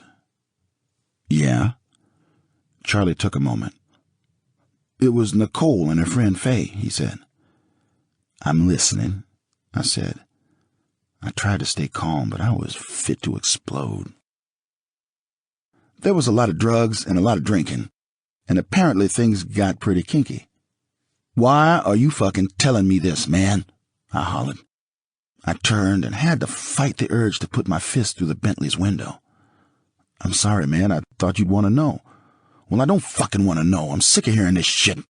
"I'm sorry. That is the mother of my children." "I know, man. I'm sorry. That's why I told you. I know you two have been through a lot of shit, and I know it can't be easy, and I thought maybe if you talk to her—" "Talk to her? What the fuck is wrong with you? I've been trying to talk to her for years. She won't listen to me. She won't listen to her family. She won't listen to her friends. OJ, man, I'm not the enemy here." I turned around, fuming, and tried to count to 10. I didn't make it. By the time I got to 3, I realized that Charlie was right. He wasn't the enemy. Nicole was the enemy. I looked at my watch. I had less than an hour before the limo showed up to take me to the airport. Just enough time to drive down to Bundy, read her the fucking riot act, and get my ass back to the house. "Come on," I said, and moved toward my Bronco. "Where are we going?" "Just come." Charlie got in. I started the Bronco, and the gate whirred to life, and I pulled into the street, the tires squealing against the curb. "Where are we going, O.J.?" Charlie repeated. "We're going to scare the shit out of that girl," I said. "What? Now?" "It never fucking ends. Every time I turn around, it's something new, and none of it's pretty." "This isn't a good idea, O.J." "Fuck that. I'm tired of being the understanding ex-husband. I have my kids to think about." "I'm asking you, man, please, turn around." "Woman's going to be the death of me," I said. I was seething by this time, and I began to mimic her. "I want to grow as a person, O.J. I want to find myself. I'm tired of everyone seeing me as O.J. Simpson's wife. I'm tired of living in your shadow." "O.J., please." "You want to know how crazy it got?" I said, ignoring him. "After the split, after she dumped me, she began calling to tell me about the guy she was dating. Oh, O.J., do you think they like me for me, or do they just want to get into my pants?" And you know what I did? I told her to just have fun. I told her she was a great girl and not to worry and to go with her gut. "Guys will be lining up around the block for you," I said. "You're gorgeous and you're smart. I know you'll pick the right guys." Is that twisted or what? I would think, "What the fuck are you doing, O.J.?" And then I would answer my own question. Well, the sooner she gets this finding herself shit out of her system, the sooner she'll be back. "That's fucked up, man," Charlie said. "Tell me about it," I said. I glanced over at him. He looked scared. "Relax, man," I said. "I'm just going to talk to the girl, and it'll be quick. I'm leaving for Chicago on the red-eye." "I shouldn't have told you," Charlie said. "No, man, you did the right thing. This is exactly what I needed, something to shake me up. This shit's been eating away at me forever, and it's got to stop. I want to get on with my fucking life. I've got to get this under control." "You should let the lawyers handle it." "Fuck the lawyers. You know what divorce lawyers are? They are the scum of the earth, preying on people at their weakest and most vulnerable. I know. I've given those scumbags $1 million already." "Well, maybe they owe you then." "Fuck them," I said. "I'm going to take care of this myself." We were at Bundy by then, where it meets San Vicente Boulevard. I jogged left for a few yards and made a quick right to get back on Bundy. We passed the light at Montana, and I slowed near Nicole's place. I kept going, though. I took a right on Dorothy and an immediate right into the alley behind her condo, and I pulled a few yards past it and parked on the far left near a chain-link fence. I cut the engine and looked back toward the condo. It was so quiet it kind of spooked me. I looked at Charlie again. He seemed pretty glum. "Which one's her place?" he asked. I pointed it out. "I don't like this," he said. "Let's go the fuck back to your house." "You worry too much." "What if she's with someone?" "She better not be," I said. "Not with my kids in the house." I reached into the back seat for my blue wool cap and my gloves. I kept them there for those mornings when it was nippy on the golf course. I slipped into them. "What the fuck are you doing, man?" Charlie said. "You look like a burglar." "Good," I said. I reached under the seat for my knife. It was a very nice knife, a limited edition, and I kept it on hand for the crazies. Los Angeles is full of crazies. "Nice, huh?" I said, showing it to Charlie. "Check out that blade." "Put that shit back," Charlie snapped. "You go in there and talk to the girl if you have to, but you're not taking a goddamn knife with you."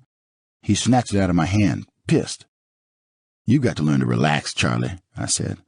Then I opened the door, got out of the Bronco, and stole across the alley. Nicole's condo was one of 2 units, both of them long and narrow, mirror images of each other, fused at the middle. They each had their own entry on Bundy, and they each had a back gate in the alley, but Nicole's gate was broken. The buzzer didn't work properly, and the gate opened if you gave it a little push. I must have told her 1,000,000 times, "Please get the goddamn gate fixed," but the woman never listened. I slipped past the gate, into the narrow courtyard, and moved toward the front door, and right away I noticed lights flickering in the windows. I moved past the front door to take a closer look. There were candles burning inside, and I could hear faint music playing. It was obvious that Nicole was expecting company. I wondered who the fuck it was this time. I wondered if maybe Faye was coming over with some of her boy toys so that they could get all wild and dirty while my kids were sleeping upstairs. Just as I was beginning to get seriously steamed, the back gate squeaked open. A guy came walking through like he owned the fucking place. He saw me and froze. He was young and good-looking with a thick head of black hair, and I tried to place him, but I'd never seen him before. I didn't even know his name. Ron Goldman. "Who the fuck are you?" I said. I just came by to return a pair of glasses," he replied, stammering. "Really? A pair of glasses, huh?" "Yes," he said. He was carrying an envelope. "Judy left them at the restaurant. I'm a waiter at Mezzaluna." "So it's Judy, is it? You're on a first-name basis with Judy?" At that moment, the gate behind Goldman squeaked again. Charlie walked into the narrow space. He was carrying the knife. "Everything cool here?" he asked. I saw this guy walking through the gate, and I just wanted to make sure there wasn't going to be any trouble. "This motherfucker wants me to believe that he's here dropping off a pair of Judy's glasses," I said. "I am," Goldman said, appearing increasingly nervous. He held up an envelope. "Look for yourself." "And then what?" I said. "You were going back to the restaurant?" "No," he said. "My shift's over. I'm just leaving these here and going home." "You expect me to believe that?" "I don't expect anything," he said. "I'm telling you the truth." "You're a fucking liar," I shouted. "I'm not. I swear to God." "She's got candles burning inside. Fucking music playing.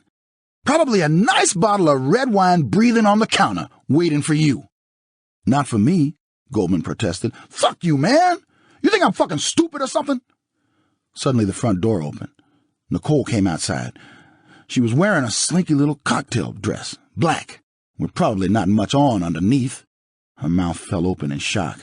She looked at me, and she looked at Goldman, and she looked out at Charlie, just beyond. Goldman was pretty well trapped. Charlie stood between him and the rear gate, and I was barring his way to the front. "OJ, what the fuck is going on?" I turned to look at Nicole. "That's what I want to know," I said. Cato, the dog, came wandering out of the house. He saw me and wagged his tail. Then he saw Goldman and also wagged his tail. I looked at Goldman, steamed, and Charlie moved closer, the knife still in his hand. I think he sensed that things were about to get out of control because I was very close to losing it. "I'm listening, motherfucker," I said to Goldman. "OJ," Nicole hollered. "Leave him the fuck alone. What are you doing here anyway? I thought you were going to Chicago." "Fuck you," I said. "Hey, man," Goldman said, "that's not necessary." Charlie piped in. "Let's just get the fuck out of here, OJ." "I asked you a question, motherfucker. What are you doing here? You delivering drugs?" "Leave him alone, OJ," Nicole shouted. "I hear half you assholes are dealing on the side," I said. Nicole came at me swinging. "Get the fuck out of here," she said. "This is my house, and I can do what I want." "Not in front of my kids, you can't." "Fuck you. No, fuck you. I gave you everything you could ask for, and you fucked it all up." She came at me like a banshee, all arms and legs, flailing, and I ducked, and she lost her balance and fell against the stoop. She fell hard on her right side. I could hear the back of her head hitting the ground, and she lay there for a moment, not moving. "Jesus Christ, OJ, let's get the fuck out of here," Charlie said, his voice cracking. I looked over at Goldman, and I was fuming. I guess he thought I was going to hit him because he got into his little karate stance. "What the fuck is that?" I said. "You think you can take me with your karate shit?" He started circling me, bobbing and weaving, and if I hadn't been so fucking angry, I would have laughed in his face. "OJ, come on." It was Charlie again, pleading. Nicole moaned, regaining consciousness. She stirred on the ground and opened her eyes and looked at me, but it didn't seem like anything was registering. Charlie walked over and planted himself in front of me, blocking my view. "We're fucking done here, man. Let's go." I noticed the knife in Charlie's hand, and in one deft move I removed my right glove and snatched it up. "We're not going anywhere," I said, turning to face Goldman. Goldman was still circling me, bobbing and weaving, but I didn't feel like laughing anymore. "You think you're tough, motherfucker?" I said. I could hear Charlie just behind me saying something, urging me to get the fuck out of there, and at one point he even reached for me and tried to drag me away, but I shook him off, hard, and moved toward Goldman. "Okay, motherfucker," I said. "Show me how tough you are." Then something went horribly wrong. And I know what happened, but I can't tell you exactly how. I was still standing in Nicole's courtyard, of course, but for a few moments I couldn't remember how I'd gotten there, when I'd arrived, or even why I was there. Then it came back to me, very slowly. The recital, with little Sydney up on stage, dancing her little heart out. Me, chipping balls into my neighbor's yard. Paula, angry, not answering her phone. Charlie, stopping by the house to tell me some more ugly shit about Nicole's behavior. Then what? The short, quick drive from Rockingham to the Bundy condo. And now I was standing in Nicole's courtyard, in the dark, listening to the loud, rhythmic, accelerated beating of my own heart. I put my left hand in my heart, and my shirt felt strangely wet. I looked down at myself. For several moments I couldn't get my mind around what I was seeing. The whole front of me was covered in blood, but it didn't compute. Is this really blood? I wondered. And whose blood is it? Is it mine? Am I hurt? I was more confused than ever. What the hell had happened here? Then I remembered that Goldman guy coming through the back gate with Judy's glasses. And I remembered hollering at him. And I remembered how our shouts had brought Nicole to the door. Nicole. Jesus.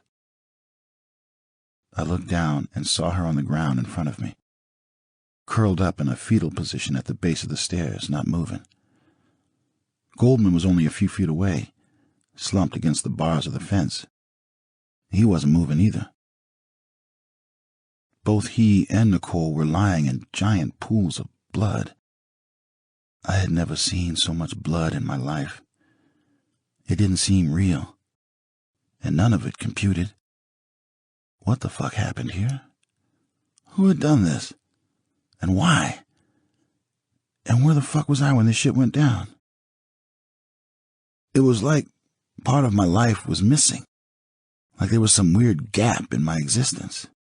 But how could that be? I was standing right there. That was me, right?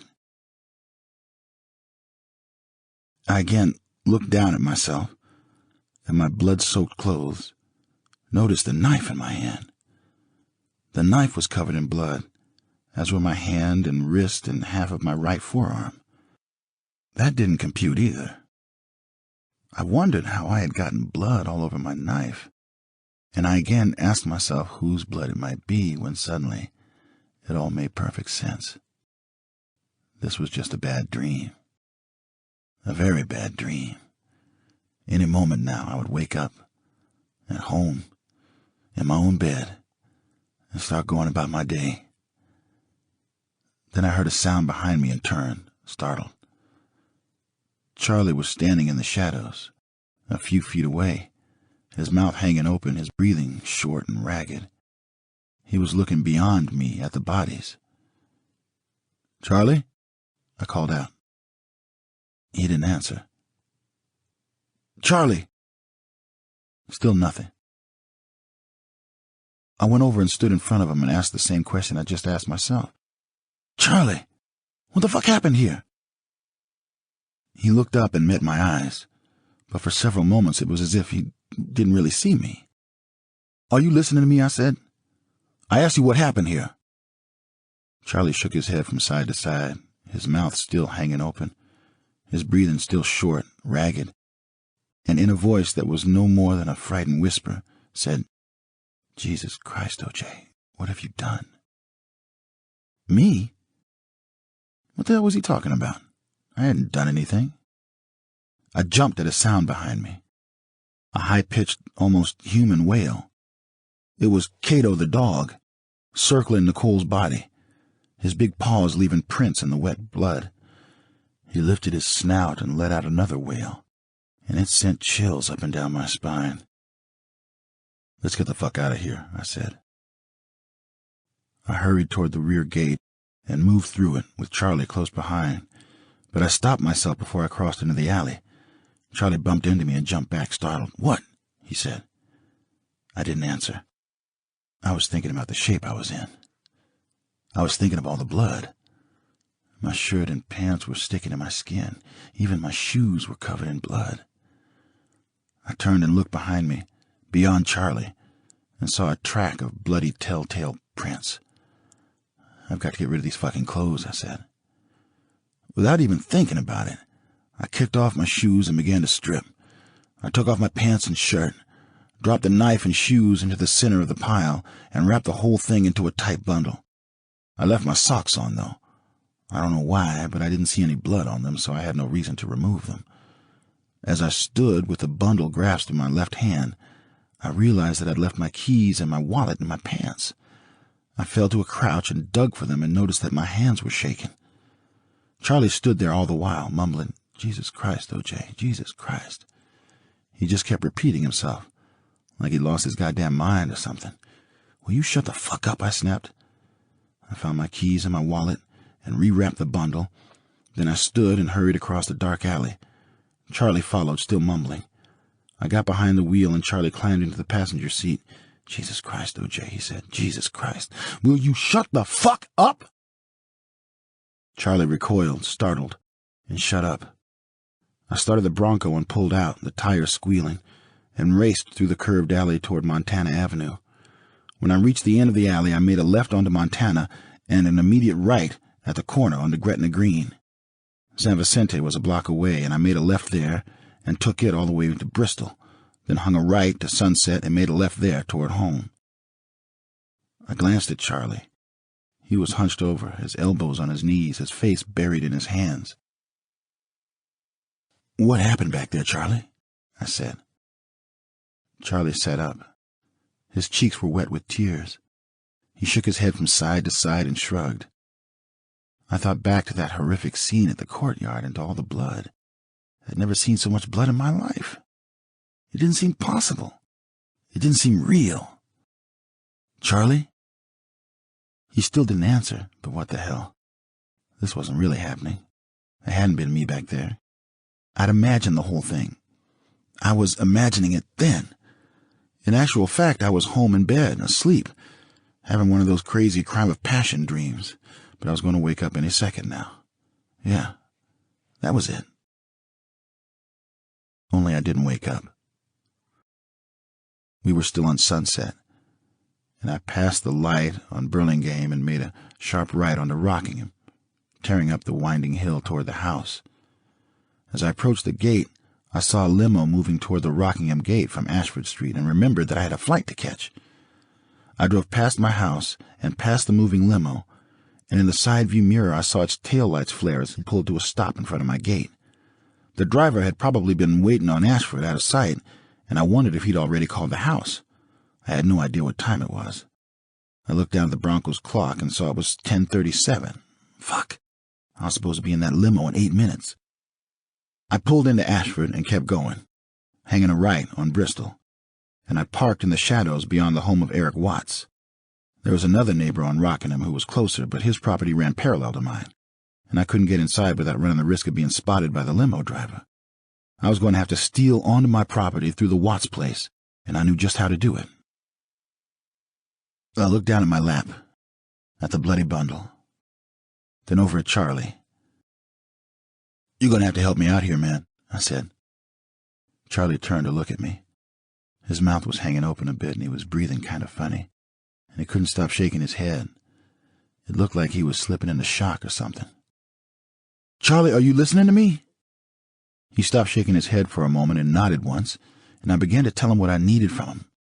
"I've got to get into my house," I said. "You're going to have to wait here until I'm in the limo, understand?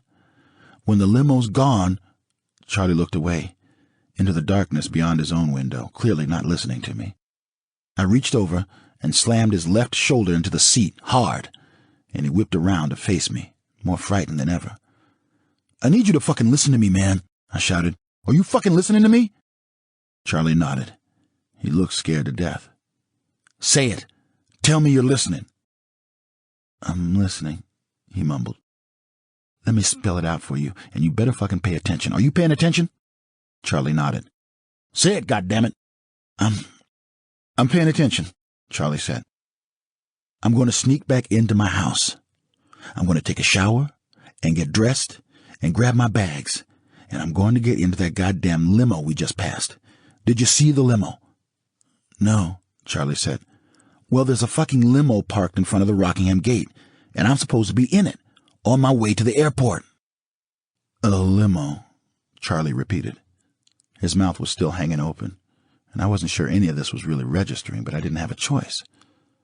"Once I'm in that limo and it's gone, I need you to park the fucking Bronco in the driveway, then get into your car and take the fuck off. Do you understand?"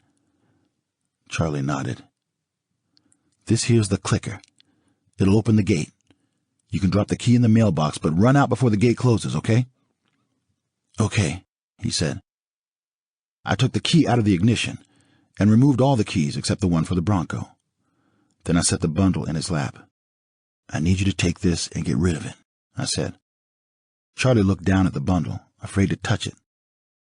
"I don't give a fuck how you get rid of it, but make sure it disappears. You hear? It needs to disappear forever." Charlie nodded. "Did you fucking hear me?" I hollered. "I heard you," Charlie said. I made him repeat everything I had told him, word for word, and then I got out of the car and stole into the neighbor's property toward my house. My heart was beating like crazy. I could feel it pounding in my ears. I moved past the tennis court to the little secret path that connected our two properties. Only a few friends knew about that path, and all of them were tennis players. They made use of it whenever I wasn't around to open the front gate for them.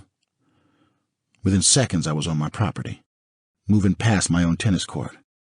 I hung left, moving past the guest houses, all of which are tucked away out of sight, and past the pool toward the rear of the main house. I couldn't see the limo from way back there, but I knew it was at the Rockingham gate. I was sure the driver had already buzzed the house by then, and I was pretty sure he'd already called his office to tell them I wasn't there. Still, he was a few minutes early, and he'd hang tight. He'd buzz again in a few minutes. For all I knew, he was buzzing at that very moment. As I was moving past Cato's room, I stumbled against one of the air conditioning units, making a racket, and almost fell down. I stole past, still clutching my keys, breathing hard, and let myself through the back door. I moved toward the alarm panel and punched in the code to keep it from going off. I didn't turn on any lights until I got upstairs into my own room. Then I hurried into the bathroom and hopped into the shower. Not a minute later, I heard the phone ringing. I saw that the bottom light was flashing, the light that corresponded to the Rockingham gate, so I knew it was the limo driver. I figured he'd seen the lights go on in the bedroom and the bathroom and was trying me again. Maybe he thought I'd been asleep. That would be a good thing to tell him, that I'd been asleep. I let the phone ring, knowing he'd call back, and finished showering. I got out and dried myself, thinking about what I had to do. My bags were pretty well packed, so I was almost ready to go. I slipped into my black robe and went downstairs and grabbed the Louis Vuitton bag and my golf clubs and took them out front and set them in the courtyard. The driver saw me and got out of the limo, squinting in my direction. I hurried back upstairs to finish dressing, with my heart still beating like crazy. I could feel it in my ears and against my temples. But as I looked around, I couldn't understand what I was so worked up about. I took a deep breath and told myself the last hour was just a nightmare. None of that ever goddamn happened. The phone rang again, the lower light, and I reached for it. "Yeah, man," I said. "I know you're here. I overslept and just got out of the shower. My bags are out front." I hit the code and opened the front gate so we could drive through and get the bags, and hung up and finished dressing. Then I hurried downstairs and went outside. The driver was still putting the bags into the trunk of his white limo. "Hey," I said. "Good evening, Mr. Simpson." "We about set here?" "Yes, sir." At that moment, Cato showed up, looking spooked. "Did you hear that?" he asked. "What?" I said. "That banging noise," he said. "A big thump out back, near the fence." "I didn't hear shit," I said. "I was in the shower." "It was a really loud fucking noise, OJ. It scared the hell out of me." Cato seemed to think that someone had been lurking around that part of the house, and he asked me to have a look, so I humored him. We went off in separate directions, and after about a minute we reconvened near the front door. I didn't see anything, I said. You got a flashlight? He asked. Jesus, Cato, I'm trying to get out of here. You go look for it and lock up when you're done. Cato went into the house still spooked, and I got into the limo and took off. I think the driver was nervous about being late or something, because he got confused at sunset and took the wrong entry ramp onto the 405 freeway. Once we were en route, I called Cato to tell him to make sure to set the alarm. I didn't get through to him, but I remembered having told him to lock up, and I hoped he was smart enough to set the alarm. Man, I told the driver, feels like I spend my whole life racing to and from airports and getting on and off airplanes. I know what you mean, the driver said. Once we got to the airport, I checked in at the curb like I always do and watched the skycap tag the bags.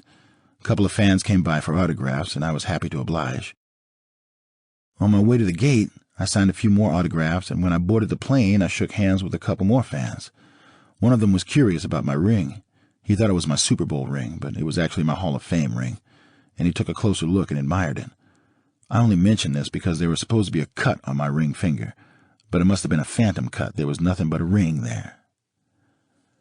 I was asleep before the plane took off, and I slept most of the way to Chicago. A limo driver helped me get my bags and then took me to the O'Hare Plaza Hotel. It was quiet at that early hour, even at the airport, and the ride only lasted about 5 minutes. I got to my room exhausted and stripped and immediately fell asleep. But a short time later, I was awakened by the ringing phone. I picked it up. It was some cop in Los Angeles, either Philip Van Adder or Thomas Lang, I don't really remember, calling to tell me that he had some bad news. Nicole has been killed, he said. Killed, I said, not sure I'd heard him correctly. What do you mean, killed? And the cop said, O.J., we can't tell you, but we can tell you that the kids are all right. Where are you? I looked around the hotel room and came out of my fog. I'm in Chicago, I said. I need you to come back to L.A. as soon as you can, he said. Much later during the trial, the prosecution made a big deal about my response to that phone call, claiming that I never bothered to ask what had happened to Nicole, and suggesting that I didn't ask because I already knew, but that's not the way I remember it. When I was told that Nicole was dead, my first response was the one I just noted. Killed? What do you mean, killed? And even when I was told that I wasn't going to get any more details, I remember asking, what happened? What the fuck happened? The cop repeated himself. We can't say anything. We're still investigating. And I said, and my kids are all right? And the cop said, yes. As I said, the kids are fine. We need you to come home now, O.J. Jesus Christ, I said. That's all you're going to say. Come home now. O.J., the cop replied. We'll tell you what we know when you get here. We don't know much ourselves. We'll be waiting for you at your house. I went nuts. And I remember screaming at him, begging him not to leave me in the dark. But it didn't help. When it became clear that the cops had nothing else to say, either because they didn't want to share anything with me or because they didn't know much, I slammed the phone down, stormed into the bathroom, and threw a glass across the room. It shattered against a tiled wall, sounding like a gunshot. I went back into the room and called Kathy Randa, my assistant, and told her what was going on. I just heard from the cops, I said. They told me Nicole is dead. Dead? She said. What do you mean dead? I don't know, I replied. They say she was killed. Oh my God! I told her to call the cops and get a hold of the kids and ask her to please get me the next flight to Los Angeles. Then I looked down at my hand and noticed that my finger was bleeding. I made a few more calls. I called Hertz to tell them I had to go home. I tried calling the cops again, and I called the Browns down in Dana Point. Nicole's sister Denise got on the phone, hysterical. You brutal son of a bitch, she hollered. You killed her. I know you killed her, you motherfucker. Judita took the phone from her, but I couldn't understand what she was saying. I told her I was getting on the next flight back to Los Angeles and that I'd speak to her as soon as I landed. I got dressed and had the porter come up for my bags, then went down to the lobby and asked for a Band-Aid. I guess I'd cut my finger in the bathroom when I threw the glass. On my way to the airport, Fighting panic, I made a few more calls. I tried to reach Kathy to see if she knew anything else about my kids, and I again tried to call the cops. For some reason, I even tried to call Cato back at the house to see if he knew anything.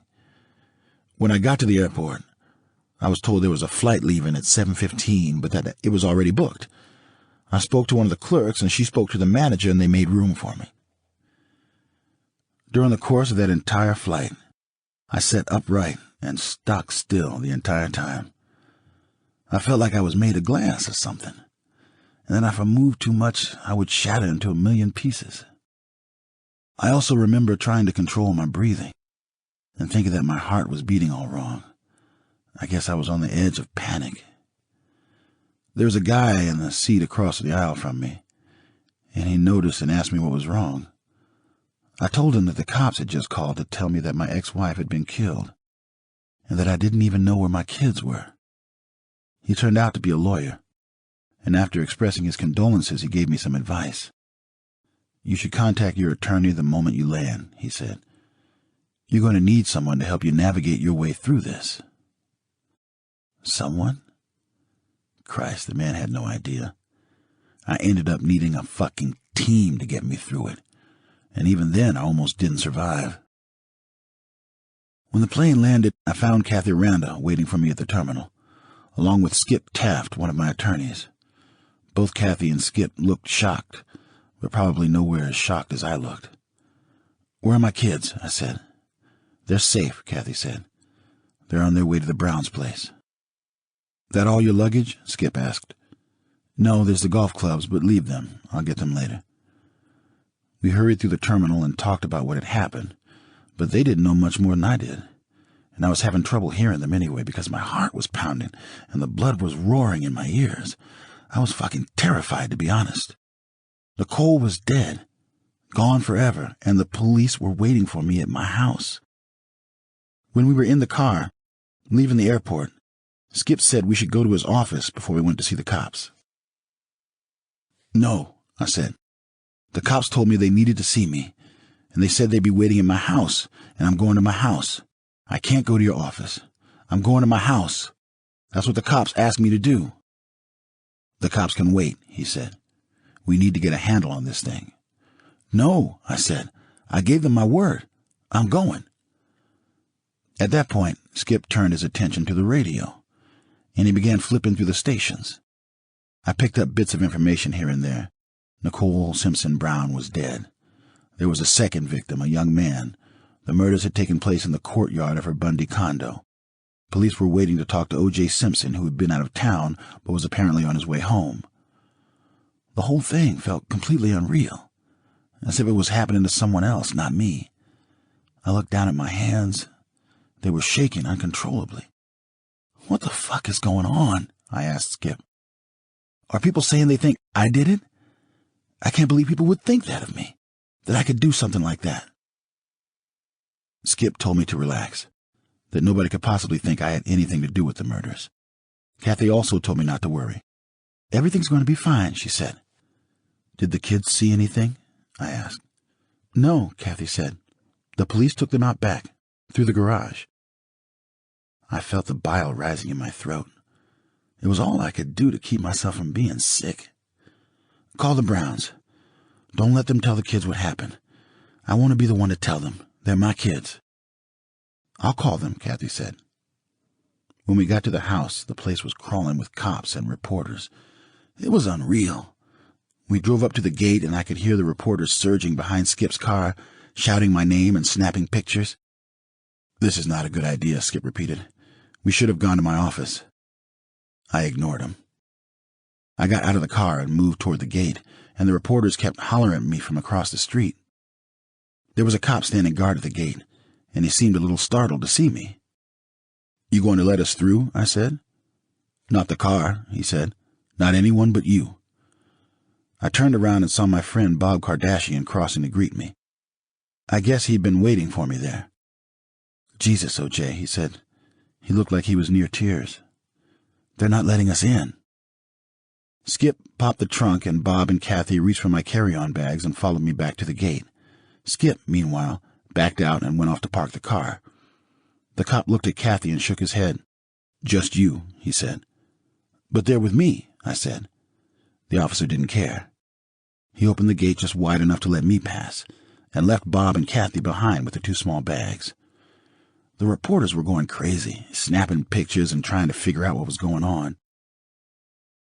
I looked through the gate, back at Bob. He looked ashen, and when I turned back, the cop was reaching for his handcuffs. "What the fuck are you doing?" I said. "I live here. This is my house." "I'm sorry, Mr. Simpson. I'm going to have to handcuff you." "You ain't going to handcuff me," I said. "Mr. Simpson, you going to handcuff me for what? I'm not crazy. I want to talk to someone. Who the fuck's in charge here?" Bob called out from beyond the gate.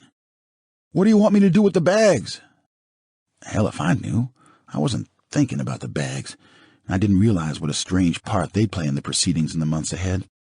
One of them was my famous Louis Vuitton bag, and it gave reporters a lot of nothing to write about. What the fuck happened to the Louis Vuitton bag? What was in the fucking bag? Where was Bob Kardashian going with OJ's bag? The irony is that I was trying to bring the bags into the house with me. You'd think that if there had been anything incriminating in those bags, I wouldn't have tried to lug them inside, but of course nobody wrote that part of the story. Instead, they made a huge fuss about the missing bags, and even suggested that Kardashian had walked off with all sorts of evidence, maybe even the bloody knife. Still, not once in the course of the entire trial did the prosecution make any attempt to retrieve the bags, which remained untouched for months on end. I began to move toward the house, with the cop right on my ass, mumbling about the goddamn cuffs, and when I turned around I saw the horde of reporters across the street with all sorts of cameras aimed right at us, rolling and pumping. I took a deep breath and figured I shouldn't make a scene. This was my home. I didn't want to see myself on the news later that day giving a cop a hard time about handcuffing me. I had to keep cool. The only thing that really mattered was finding out exactly what was going on. I put my hands behind my back and let the guy handcuff me. He led me toward the front door just as Van Adder and Lang came out of the house. They introduced themselves and told me they were in charge of the investigation. "Well, I'm here," I said. "I got here as fast as I could." "Thank you for coming," Van Adder said. "Don't thank me," I said. "Just take these goddamn cuffs off me. You shouldn't be doing this to me in my own home." At that moment, Howard Weitzman showed up. He's another attorney, and Skip had called him earlier, seeking his advice, I guess. Maybe he was already there waiting for me, but that was the first I saw him. He looked directly at Van Adder and Lang. "Mr. Simpson is in no condition to talk right now," he said. "He's still in shock." And I said, "No, I can talk." Van Adder asked if I minded going downtown with him and his partner, and I said I didn't mind at all. And Howard said, echoing Skip, "That's not a good idea." I don't know whether I was in shock or not, but I was in no mood to listen to lawyers. "I'm going with them," I said. "I'm going to do whatever they ask me to do." Howard was adamant. He didn't want me to talk to those guys, and he was getting pretty hot and bothered about it. "OJ," he said, "you're making a mistake." "I'm not going to sit here and try to cover my ass," I replied, getting a little hot and bothered myself. "I've read enough thrillers and watched enough TV movies and seen enough shit on the news to know that the first guy they go to in these types of situations is the spouse, or the ex-spouse, or the boyfriend. I'm not going to be one of those people who get described as an uncooperative witness."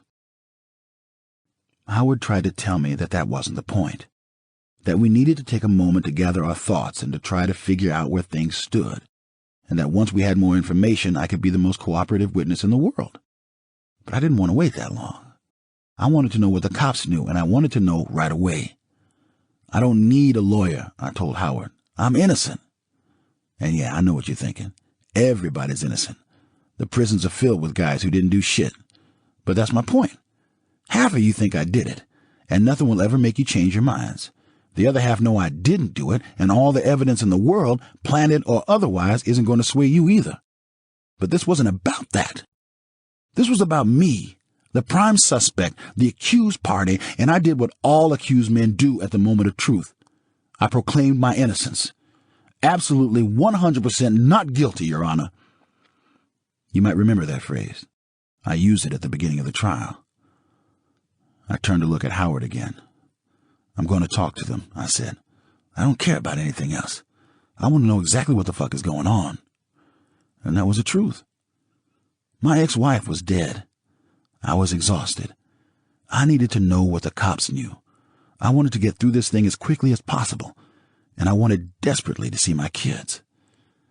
So I got in the car with Van Adder and Lang, and we went down to Parker Center for the interview. No bullshit, no lawyers, no interference. Just me and them. If it had only been that easy. 7. The Interrogation. On June 13, 1994, a little after 1:30 p.m., I found myself in an interrogation room at Parker Center in downtown Los Angeles, talking to Philip Van Adder and Thomas Lang, the two cops who were leading the investigation. The interview lasted 32 minutes, and the entire transcript follows. Van Adder: My partner, Detective Lang, and we're in an interview room in Parker Center. The date is June 13th, 1994, and the time is 1335 hours. And we're here with O.J. Simpson. Is that Orenthal James Simpson? O.J. Orenthal James Simpson. Van Adder: And what is your birth date, Mr. Simpson? O.J. July 9th, 1947. Van Adder: Okay. Prior to us talking to you, as we agreed with your attorney, I'm going to give you your constitutional rights, and I would like you to listen carefully. If you don't understand anything, tell me, okay? O.J. All right. Van Adder: Okay. Mr. Simpson, you have the right to remain silent. If you give up the right to remain silent, anything you say can and will be used against you in a court of law. You have the right to speak to an attorney, and to have an attorney present during the questioning. If you so desire and cannot afford one, an attorney will be appointed for you without charge before questioning. Do you understand your rights? O.J. Yes, I do. Van Adder: Are there any questions about that? O.J. Van Adder: Okay, you've got to speak up louder than that. O.J. Okay, no. Van Adder: Okay. Do you wish to give up your right to remain silent and talk to us? O.J. Yes. Van Adder: Okay, and you give up your right to have an attorney present while we talk? O.J. Yes. Van Adder: Okay, all right. What we're going to do is, we're investigating, obviously, the death of your ex-wife and another man. Lang: Someone told us that. Van Adder: Yeah, and we're going to need to talk to you about that. Are you divorced from her now? O.J. Yes. Van Adder: How long have you been divorced? O.J. Officially, probably close to 2 years, but we've been apart for a little over 2 years. Van Adder: Have you? O.J. Yeah. Van Adder: What was your relationship with her? What was the... O.J. Well, we tried to get back together, and it just didn't work. It wasn't working, so we were going our separate ways. Van Adder: Recently, you tried to get back together? O.J. We tried to get back together for about a year, where we started dating each other and seeing each other. She came back and wanted us to get back together, and... Van Adder: Within the last year, you're talking about? O.J. She came back about a year and 4 months ago, about us trying to get back together, and we gave it a shot. We gave it a shot the better part of a year. And I think we both knew it wasn't working. And probably 3 weeks ago or so, we said it just wasn't working, and we went our separate ways. Van Adder: Okay, the 2 children are yours? O.J. Yes. Lang: She have custody? O.J. We have joint custody. Lang: Through the courts? O.J. We went through the courts and everything. Everything is done. We have no problem with the kids. We do everything together, with the kids. Van Adder: How was your separation? What? O.J. The first separation? Van Adder: Yeah. Was there problems with that? O.J. For me, it was big problems. I loved her. I didn't want us to separate. Van Adder: Uh-huh. I understand she had made a couple of crime reports or something? O.J. We had a big fight about 6 years ago on New Year's, She made a report. I didn't make a report. And then we had an altercation about a year ago, maybe. It wasn't a physical argument. I kicked her door or something. Van Adder. And she made a police report on those 2 occasions? O.J. Mm-hmm. And I stayed right there until the police came. Talked to them. Lang. Were you arrested at one time for something? O.J. No. I mean, 5 years ago we had a big fight. 6 years ago, I don't know. I know I ended up doing community service. Van Adder. So you weren't arrested? O.J. No, I was never really arrested. Lang. They never booked you or... O.J. No. Van Adder. Can I ask you, when's the last time you slept? O.J. I got a couple hours of sleep last night. I mean, I slept a little on the plane. Not much. When I got to the hotel, I was asleep a few hours when the phone call came. Lang. Did Nicole have a housemaid that lived there? O.J. I believe so, yes. Lang. Do you know her name at all? O.J. Elvia, something like that. Van Adder. We didn't see her there. Did she have the day off, perhaps? O.J. I don't know. I don't know what schedule she's on. Lang. Phil, what do you think? We can maybe just recount last night. Van Adder. Yeah. When was the last time you saw Nicole? O.J. Well, we were leaving a dance recital. She took off and I was talking to her parents. Van Adder. Where was the dance recital? O.J. Paul Revere High School. Van Adder. And was that for one of your children? O.J. Yeah, for my daughter, Sydney. Van Adder. And what time was that yesterday? O.J. It ended about 6:30, 6:45, something like that. In the ballpark. Right in that area. And they took off. Van Adder. They? O.J. Her and her family. Her mother and father, sisters, my kids, Van Adder. And then you went your own separate way?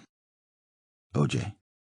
Yeah, actually she left, and then they came back, and her mother got in a car with her, and the kids all piled into her sister's car, and they... Van Adder. Was Nicole driving? O.J. Yeah. Van Adder. What kind of car was she driving? O.J.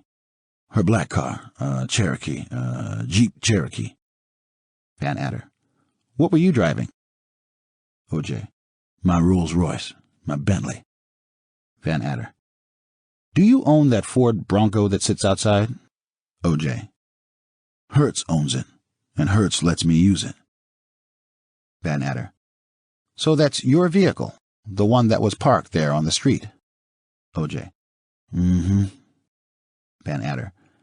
And it's actually owned by Hertz? O.J. Hertz, yeah. Van Adder.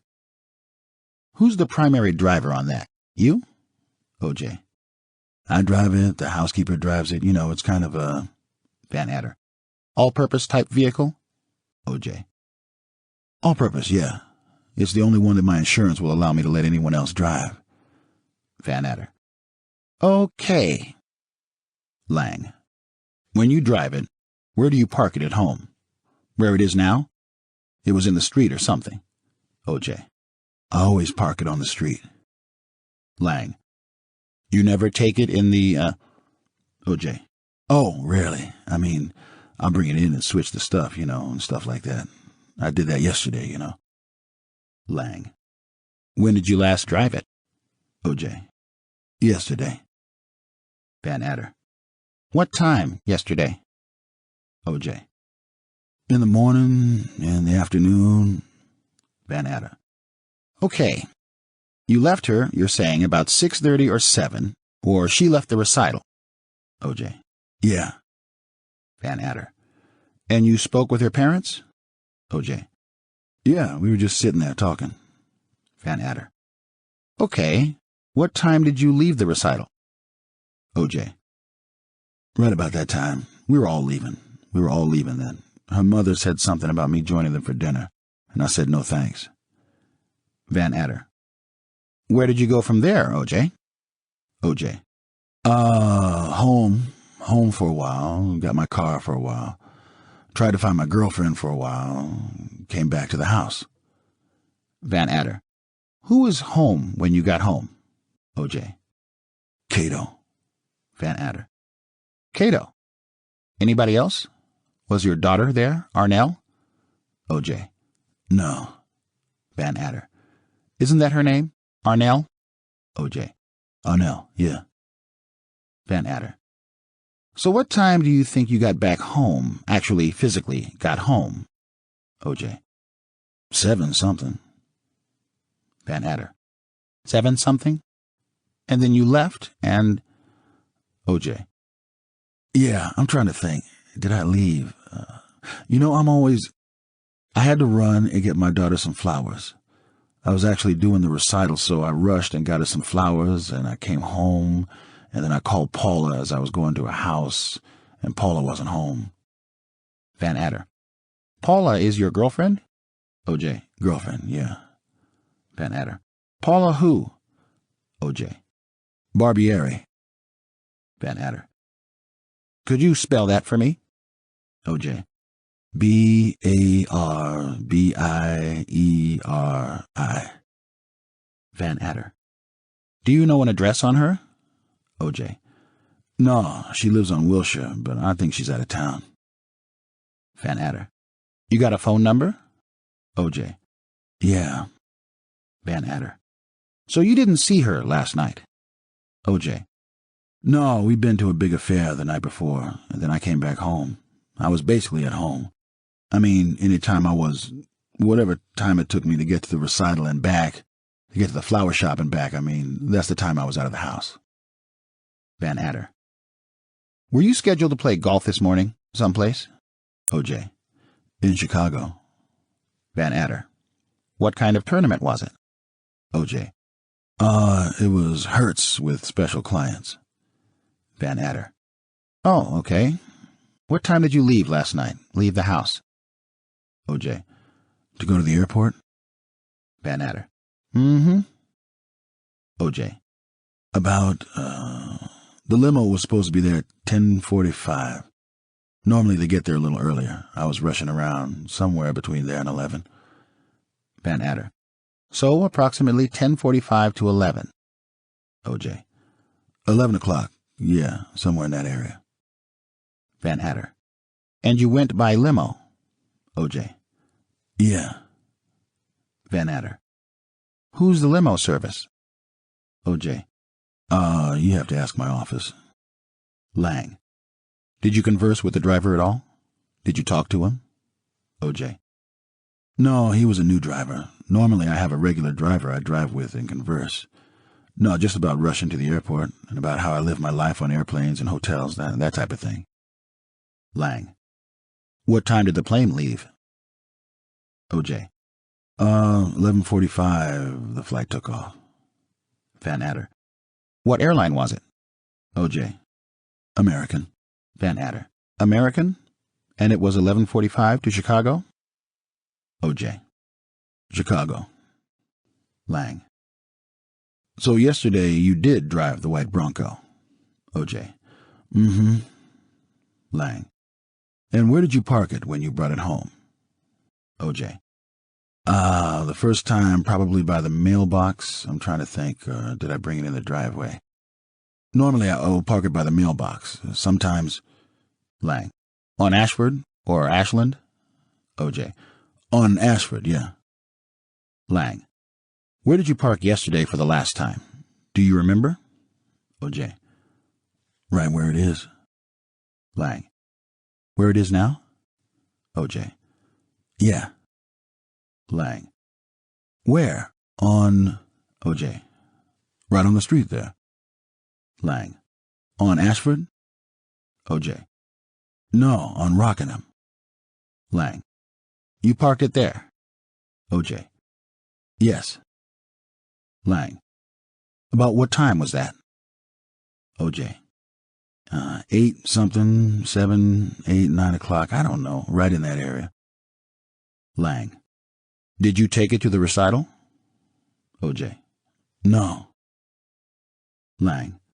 What time was the recital? O.J. Over about 6:30. Like I said, I came home, I got my car, I was going to see my girlfriend. I was calling her and she wasn't around. Lang. So you came home in the Rolls, and then you got in the Bronco. O.J. In the Bronco, because my phone was in the Bronco, and because it's a Bronco. It's a Bronco, it's what I drive, I'd rather drive it than any other car. And, as I was going over there, I called her a couple of times, and she wasn't there. I left a message, then I checked my messages, and there were no new messages. She wasn't there, and she may have to leave town. Then I came back and ended up sitting with Cato. Lang. Okay. What time was this again that you parked the Bronco? O.J. 8-something, maybe. He hadn't done a jacuzzi. We had went and got a burger, and I'd come home and kind of leisurely got ready to go. We'd done a few things. Lang. You weren't in a hurry when you came back with the Bronco? O.J. No. Lang. The reason I asked you, the cars were parked kind of at a funny angle, stuck out in the street. O.J. Well, it's parked because I don't know if it's a funny angle or what. It's parked because when I was hustling at the end of the day to get all my stuff, and I was getting my phone and everything off it, when I just pulled it out of the gate there, it's like a tight turn. Lang. So you had it inside the compound then? O.J. Yeah. Lang. Oh, okay. O.J. I brought it inside the compound to get my stuff out of it, and then I put it out, and I'd run back inside the gate before the gate closes. Van Adder. O.J., what's your office phone number? O.J. gives the number. Van Adder. And is that area code 310? O.J. Yes. Van Adder. How did you get the injury on your hand? O.J. I don't know. First time when I was in Chicago and all, but at the house I was just running around. Van Adder. How did you do it in Chicago? O.J. I broke a glass. One of you guys had just called me, and I was in the bathroom, and I just kind of went bonkers for a little bit. Lang. Is that how you cut it? O.J. It was cut before, but I think it just opened again. I'm not sure. Lang. Do you recall bleeding at all in your truck, in the Bronco? O.J. I recall bleeding at my house, and then I went to the Bronco. The last thing I did before I left when I was rushing was went and got my phone out of the Bronco. Lang. Mm-hmm. Where's the phone now? O.J. In my bag. Lang. You have it? O.J. In that black bag. Lang. You brought a bag with you here? O.J. Yeah, it's... Lang. So, do you recall bleeding at all? O.J.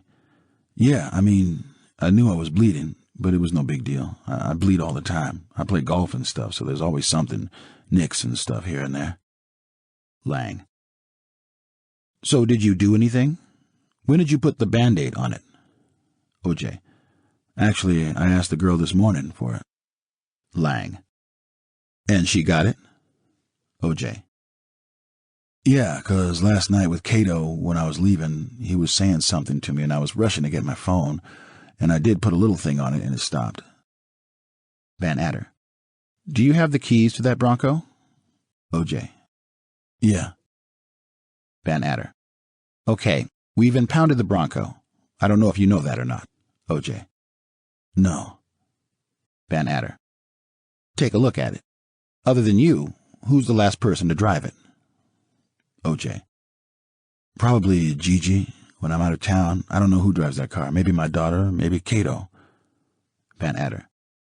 The keys are available? O.J.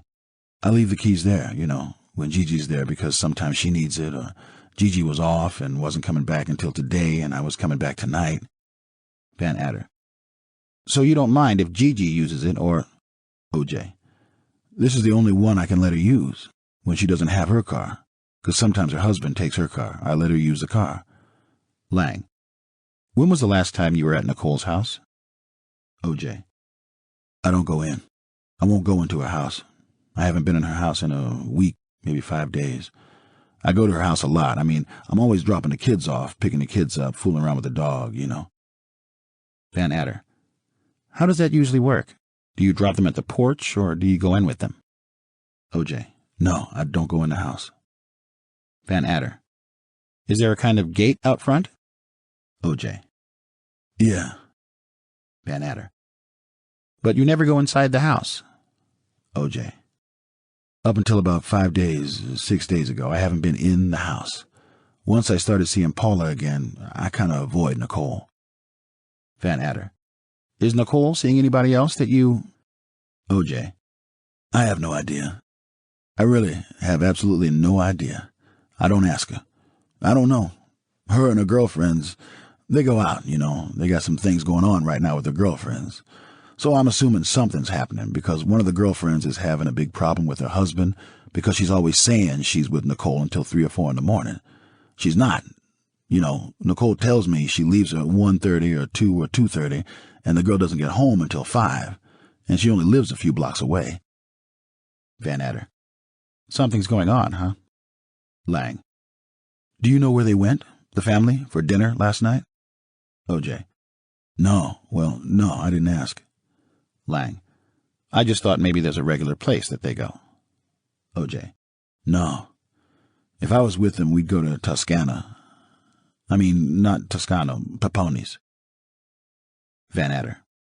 You haven't had any problems with her lately, have you, O.J.? O.J. I always have problems with her, Our relationship has been a problem relationship. Probably lately for me, and I say this only because I said it to Ron yesterday Ron Fishman, whose wife is Cora, at the dance recital when he came up to me and went, "Oh boy, what's going on?" And everybody was beefing with everybody. And I said, well, I'm just glad I'm out of the mix. Because I was like dealing with him and his problems with his wife and Nicole and evidently some new problems that a guy named Christian was having with his girl, and she was staying at Nicole's house and something was going on, but I don't think it's pertinent to this. Van Adder. Did Nicole have words with you last night? O.J. Pardon me? Van Adder. Did Nicole have words with you last night? O.J. No, not at all. Van Adder. Did you talk to her last night? O.J. To ask to speak to my daughter, to congratulate my daughter and everything. Van Adder. But you didn't have a conversation with her? O.J. No. Van Adder. What were you wearing last night, O.J.? O.J. What did I wear on the golf course yesterday? Some of these kind of pants. I mean, I changed different for whatever it was. I just had on some... Van Adder. Just these black pants? O.J. Just these, they're called Bugle Boy. Van Adder. These aren't the pants? O.J. No. Van Adder. Where are the pants that you wore? O.J. They're hanging in my closet. Van Adder. These are washable, right? You just throw them in the laundry? O.J. Yeah, I got 100 pair. They give them to me free, Bugle Boys, so I got a bunch of them. Van Adder. Do you recall coming home and hanging them up, or... O.J. I always hang up my clothes. I mean, it's rare that I don't hang up my clothes unless I'm laying them in my bathroom for her to do something with them. But those are the only things I don't hang up. But when you play golf, you don't necessarily dirty pants. Lang. What kind of shoes were you wearing? O.J. Tennis shoes. Lang. Tennis shoes? Do you know what kind? O.J. Probably Reebok. That's all I wear. Lang. Are they at home, too? O.J. Yeah. Lang. Was this supposed to be a short trip to Chicago, so you didn't take a whole lot? O.J. Yeah, I was coming back today. Lang. Just overnight?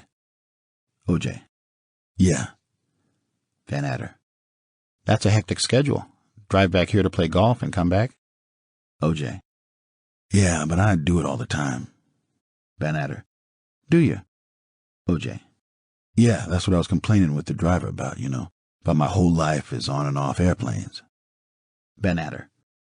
O.J., we've got sort of a problem. O.J.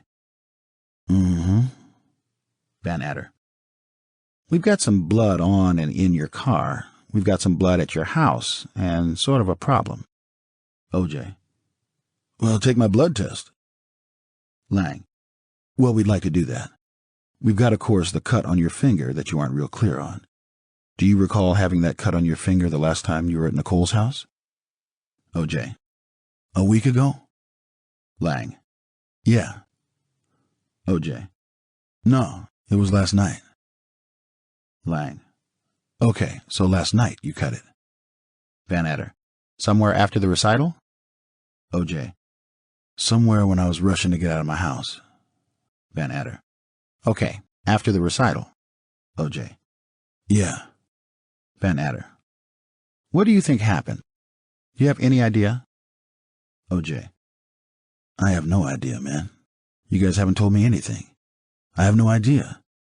When you said to my daughter, who said something to me today, that somebody else might have been involved, I have absolutely no idea what happened. I don't know how, why, or what, but you guys haven't told me anything. Every time I ask you guys, you say you're going to tell me in a bit. Van Adder. Well, we don't know a lot of answers to these questions yet ourselves, O.J., okay? O.J. I got a bunch of guns. Guns all over the place. You can take them. They're all there. I mean, you can see them.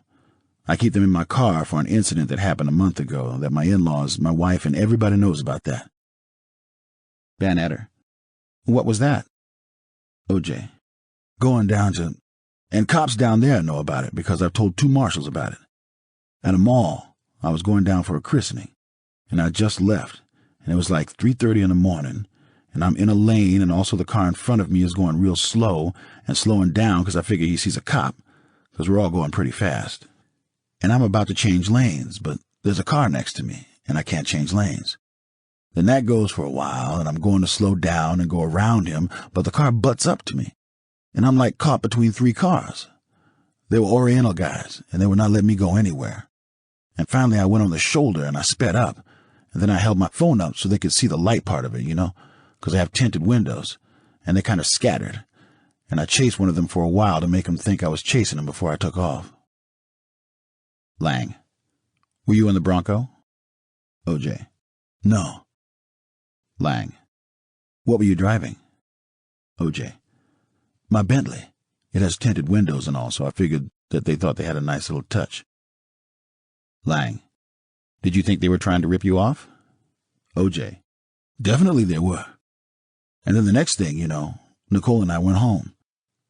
At 4 in the morning, I got there to Laguna, and when we woke up, I told her about it, and told her parents about it, told everybody about it, you know. And when I saw 2 marshals at a mall, I walked up and told them about it. Van Adder. What did they do? Make a report on it? O.J.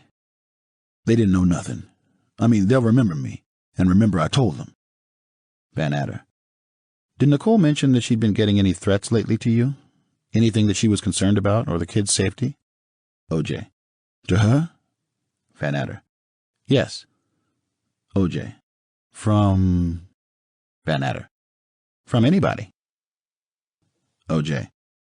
No, not at all. Van Adder. Was she very security conscious? Did she keep that house locked up? O.J. Very. Van Adder. The intercom didn't work, apparently, right? O.J. I thought it worked. Van Adder. Oh, okay. Does the electronic buzzer work? O.J. The electronic buzzer works to let people in. Van Adder. Do you ever park in the rear when you go over there? O.J. Most of the time. Van Adder. You do park in the rear? O.J. Most times when I'm taking the kids there, I come right into the driveway, blow the horn, and she, or a lot of times the housekeeper, either the housekeeper opens or they'll keep a garage door open on the top of the thing, you know, but that's when I'm dropping the kids off and I'm not going in. There's times I go to the front because the kids have to hit the buzzer and stuff. Van Adder. Did you say before that, up until about 3 weeks ago, you guys were going out again and trying to... O.J. No, we've been going out for about a year, and then the last 6 months we've had... It ain't been working, so we tried various things to see if we can make it work. We started trying to date, and that wasn't working, and so, you know, we just said, hell with it, you know. Van Adder. And that was about 3 weeks ago. O.J. Yeah, about 3 weeks ago. Van Adder. So you were seeing her up to that point? O.J. It's Well, seeing her, yeah. Yeah. It was a done deal. It just wasn't happening. I was gone. I was in San Juan doing a film, and I don't think we had sex since I've been back from San Juan, and that was like 2 months ago. So it's been like, for the kids, we tried to do things together, you know. We didn't really date each other. Then we decided, let's try to date each other. We went out one night, and it just didn't work. Van Adder. When you say it didn't work, what do you mean? OJ. The night we went out, it was fun. And the next night we went out, it was actually when I was down in Laguna, and she didn't want to go out. And I said, well, let's go out, because I came all the way down here to go out. And we kind of had a beef. And it just didn't work after that, you know. We were only trying to date to see if we could bring some romance back into our relationship. We just said, let's treat each other like boyfriend and girlfriend instead of, you know, like 17-year-old married people. 17 years together, whatever that is. Van Adder. How long were you together? OJ. 17 years. Van Adder. 17 years. Did you ever hit her, OJ? OJ. One night we had a fight. And she hit me. And they never took my statement. They never wanted to hear my side. And they never wanted to hear the housekeeper's side. Nicole was drunk. She did her thing. She started tearing up my house, you know. I didn't punch her or anything, but I... Van Adder. Slapped her a couple of times. OJ. No. I wrestled her is what I did. I didn't slap her at all. Nicole's a strong girl. She's one of the most conditioned women. Since that period of time, she's hit me a few times, but I've never touched her after that. And I'm telling you, it's 5-6 years ago. Van Adder. What is her birth date? OJ. May 19th. Van Adder. Did you get together with her on her birthday? OJ. Yeah, her and I and the kids, I believe. Van Adder. Did you give her a gift? OJ. I gave her a gift. Van Adder. What did you give her? OJ. I gave her either a bracelet or the earrings. Van Adder. Did she keep them, or... OJ. Oh, no. When we split, she gave me both the earrings and the bracelet back. I bought her a very nice bracelet. I don't know if it was Mother's Day or her birthday. And I bought her the earrings for the other thing, and when we split, and it's a credit to her, she felt that it wasn't right that she had it. And I said, good, because I want them back. Van Adder. Was that the very day of her birthday, May 19th, or was it a few days later? OJ. What do you mean? Van Adder. You gave it to her on the 19th of May, her birthday, right, this bracelet? OJ. I may have given her the earrings. No, the bracelet. May 19th. When was Mother's Day? Van Adder. Mother's Day was around that. OJ. No, it was probably her birthday, yes. Van Adder. And did she return it the same day? OJ. Oh, no, I'm in a funny place here on this, all right? She returned it, both of them, 3 weeks ago or so. Because when I say I'm in a funny place on this, it was because I gave it to my girlfriend and I told her it was for her, and that was 3 weeks ago. I told her I bought it for her. You know, what am I going to do with it? Lang. Did Mr. Weitzman, your attorney, talk to you anything about this polygraph we brought up before? What are your thoughts on that? OJ. Should I talk about my thoughts on that? I'm sure eventually I'll do it, but it's like I've got some weird thoughts now. I've had weird thoughts. You know, when you've been with a person for 17 years, you think everything. I've got to understand what this thing is. If it's true blue, I don't mind doing it. Lang. Well, you're not compelled at all to take this thing, number one. And number two, I don't know if Mr. Weitzman explained it to you. This goes to the exclusion of someone as much as the inclusion, so we can eliminate people, and just to get things straight. OJ. But does it work for elimination? Lang. Oh, yes. We use it for elimination more than anything. OJ. Well, I'll talk to him about it. Lang. Understand the reason we're talking to you is because you're the ex-husband. OJ. I know. I'm the number one target, and now you'll tell me I've got blood all over the place. Lang. Well, there's blood at your house in the driveway, and we've got a search warrant, and we're going to go get the blood. We found some in your house.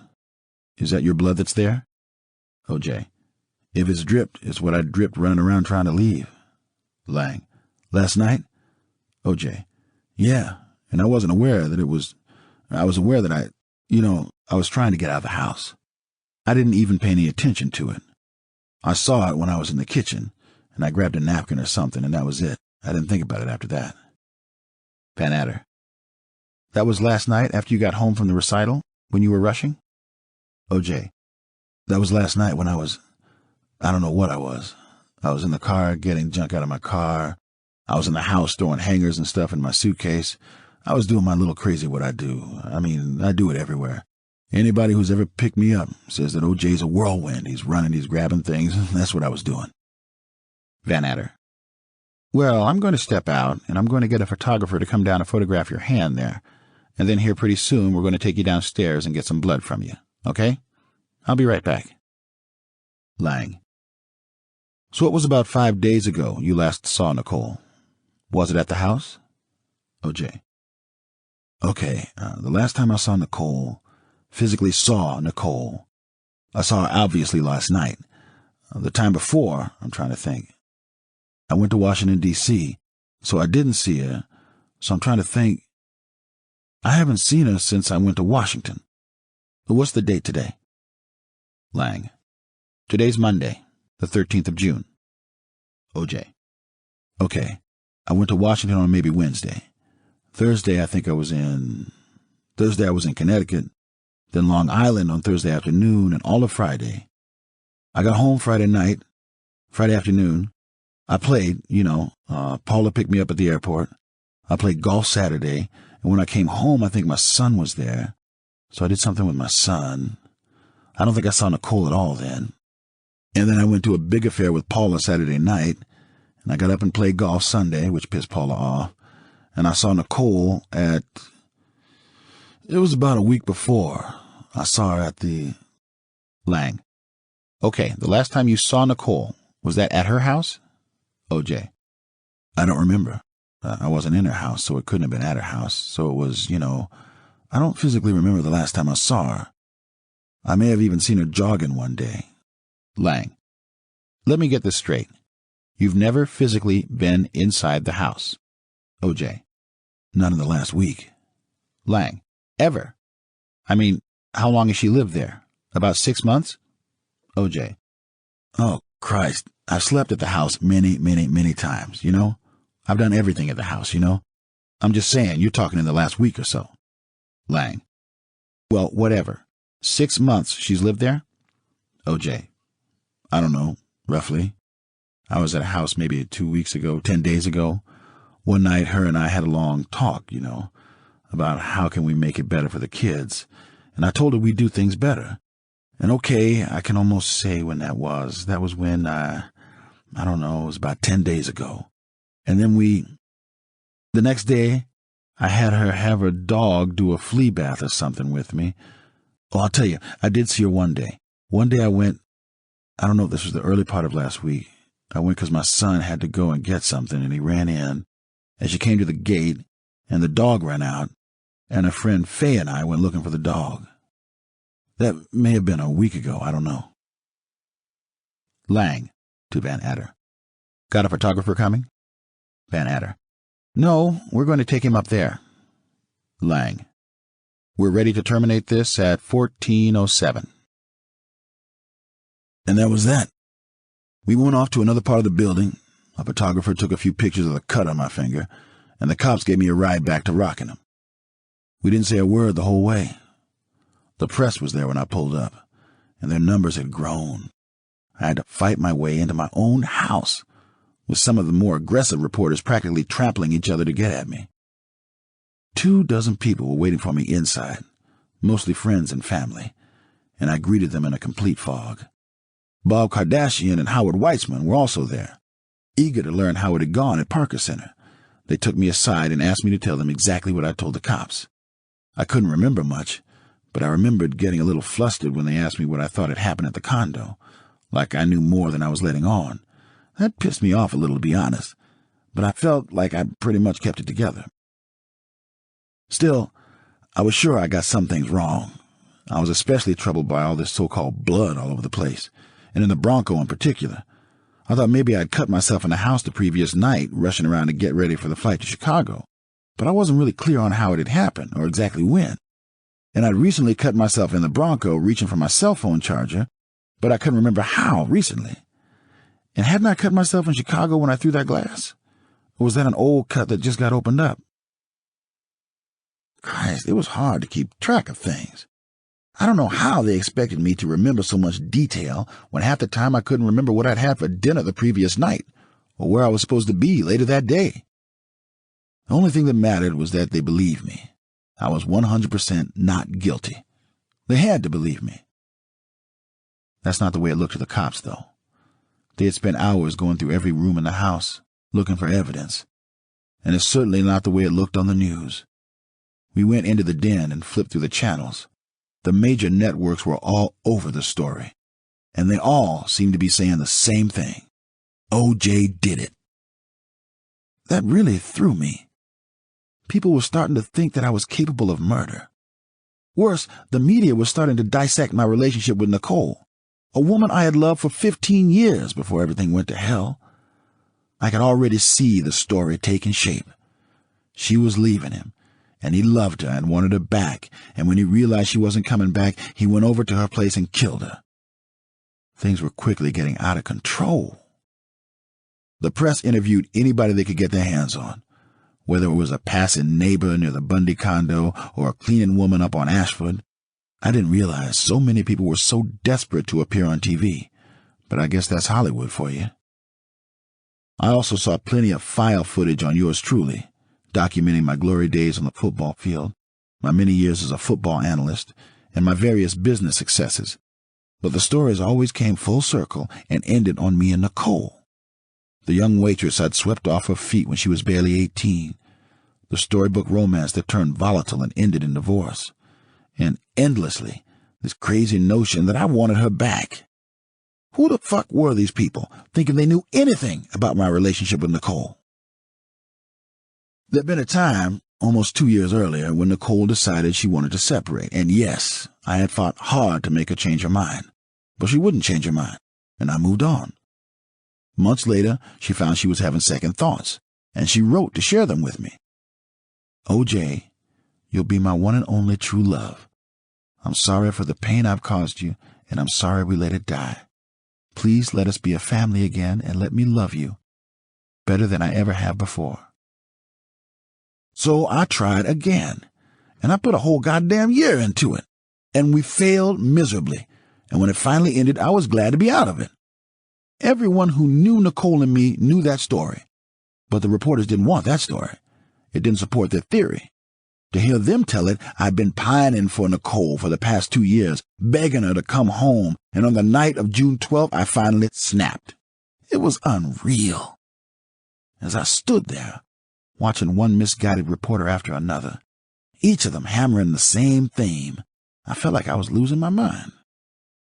The real story, as I've told you, was much simpler and much less dramatic. Nicole and I had been together for 17 years. The first 15 had been absolutely terrific. The last 2 had been total hell. Sounds like a lot of marriages, right? But now, everything I was hearing about myself was based on a cartoon version of those last 2 years. I heard myself described as an obsessively jealous ex-husband so many times that the media almost had me believing it. To make matters worse, a number of reporters ran around interviewing these so-called experts on battered women, creating the impression that Nicole had been a battered woman, and that I, O.J. Simpson, her former husband, was a known batterer. I remember hearing the phrase escalating violence a number of times, and wondering how it applied to us. I realized that anyone listening to those particular reports would come away thinking that there had been some kind of pattern in our marriage, that I had repeatedly beat my wife, and that the beatings had become progressively worse. Jesus! I hadn't even begun to mourn Nicole, and here they were, telling me and the world that I'd beat her mercilessly. Whenever I changed the channel, I'd come across a variation on the same theme. Someone would be talking to another one of these so-called experts about the right way for a woman to leave an abusive man, for example. and I would stand there in shock, open-mouthed, listening. I simply didn't get it. This was a story about my ex-wife, who had just been murdered, and they were turning it into a story about spousal abuse. One expert went through various scenarios on the proper way to escape. Call the police, leave the house while he's at work, get a restraining order, yada, yada, yada. I had to turn off the TV. It was making me nuts. The saddest part is people bought it. If it was on the news, it had to be true. Many months later, when I was sitting in prison, being tried on 2 counts of murder, I was visited on several occasions by Dr. Lenore Walker, a real expert on battered women. And she agreed with what Dr. Bernard Yudowitz had told me, that I did not have the personality of a batterer. She had subjected me to a number of standardized tests, and while I was happy with her conclusion, I've got to tell you, just to be honest here, that those tests were pretty much bullshit. I remember pointing this out to her. "You have some questions on there that don't make any sense at all," I said. She asked for examples, and I immediately came up with 2. The first was, when you walk into a room, do you think everyone is looking at you? Fucking A, they're looking at me. I don't think it, I know it. Everybody is looking at me. The second was, do you think you're the subject of conversation in most social situations? Hell yeah, I am the subject of conversation. Now, if a guy who sells insurance says that, and I don't have anything against guys who sell insurance, it might mean he's got some kind of personality disorder. Hell, for all I know, it makes him a wife abuser. But it doesn't mean shit when I say it, because it's the truth. I remember telling Dr. Walker, it isn't that simple. People are different. I don't see how you can put so much faith in these tests. And I told her this after she came to me with the results, after she decided I didn't have the makings of an abusive husband. And I told her this for one very simple reason. I didn't need anyone to tell me that I wasn't abusive, let alone some bogus tests. I knew I wasn't abusive. But that's not what the media wanted to hear. It didn't bolster their story. As far as they were concerned, I was the one and only suspect, and they were going to make a case against me before I even went to trial. 8. The fight of my life. At some point late that same evening, somebody turned off the TV and urged me to go to bed. The stories were too upsetting and were making me crazy. One minute I'd be crying, the next I'd be on my feet screaming at the TV set. I went to bed, but I don't remember sleeping much. And in the morning, with the press still camped outside, Bob decided I should leave the house and move into his place in Encino. I had to try to get out of the house without being spotted by the media, and I told him about the secret path that cut through Eric Watt's property over by the tennis courts. Before we left, I asked Kardashian to get me something from under the Bentley's front seat. He went and got it.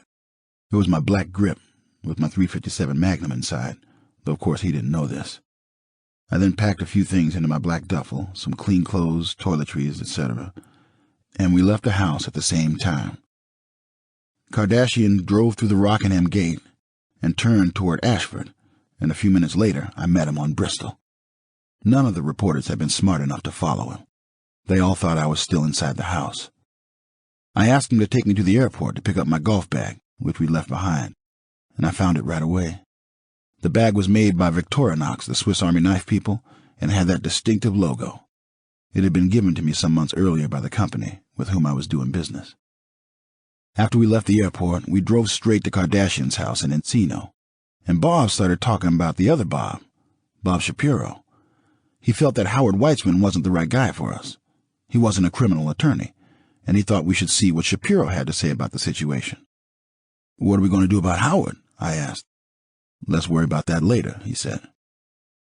When we got to Kardashian's place, my close friend A.C. Cowlings was waiting for us with my kids. They were in one of the guest bathrooms playing in the jacuzzi, and when I first saw them, I almost fell apart. I hugged both of them and told them we had a lot to talk about, and I asked them to get dressed and come downstairs when they were done. When they showed up, looking so clean and fresh, I could feel the blood rushing to the back of my throat, and I found myself fighting tears. Again, the whole thing felt unreal. I'd seen the kids less than 2 days earlier. They were the same kids, but in that short period of time, the whole world had changed. Suddenly, I felt very alone. Up until that point, ever since I'd heard the news, I'd either been traveling or in rooms full of people, but now it was just me and the two kids, and I didn't know where to begin. "Something has happened to Mommy," I began, but Sydney cut me off before I could continue. "We know," she said. "She's in heaven." I'd assumed that I was going to be the one to break the news, but apparently Judy had already told them. "That's right," I said. "She's in heaven." "Can we play a game?" Sydney asked. I realized that neither of them really understood what had happened to Nicole, let alone the long-term effects that her death would have on their lives. But then, what did I expect? I hadn't processed it either. They wanted me to read them a story, and I read them a story, and they wanted to play, so we horsed around a little and I tickled them and made them laugh, but it was unbearably hard for me. I was sitting there staring at these kids, knowing that they were never again going to see their mother, and knowing how deeply that was going to affect them for the rest of their lives. That really destroyed me. I was so overwhelmed that I excused myself for a moment and locked myself in the downstairs bathroom and wept.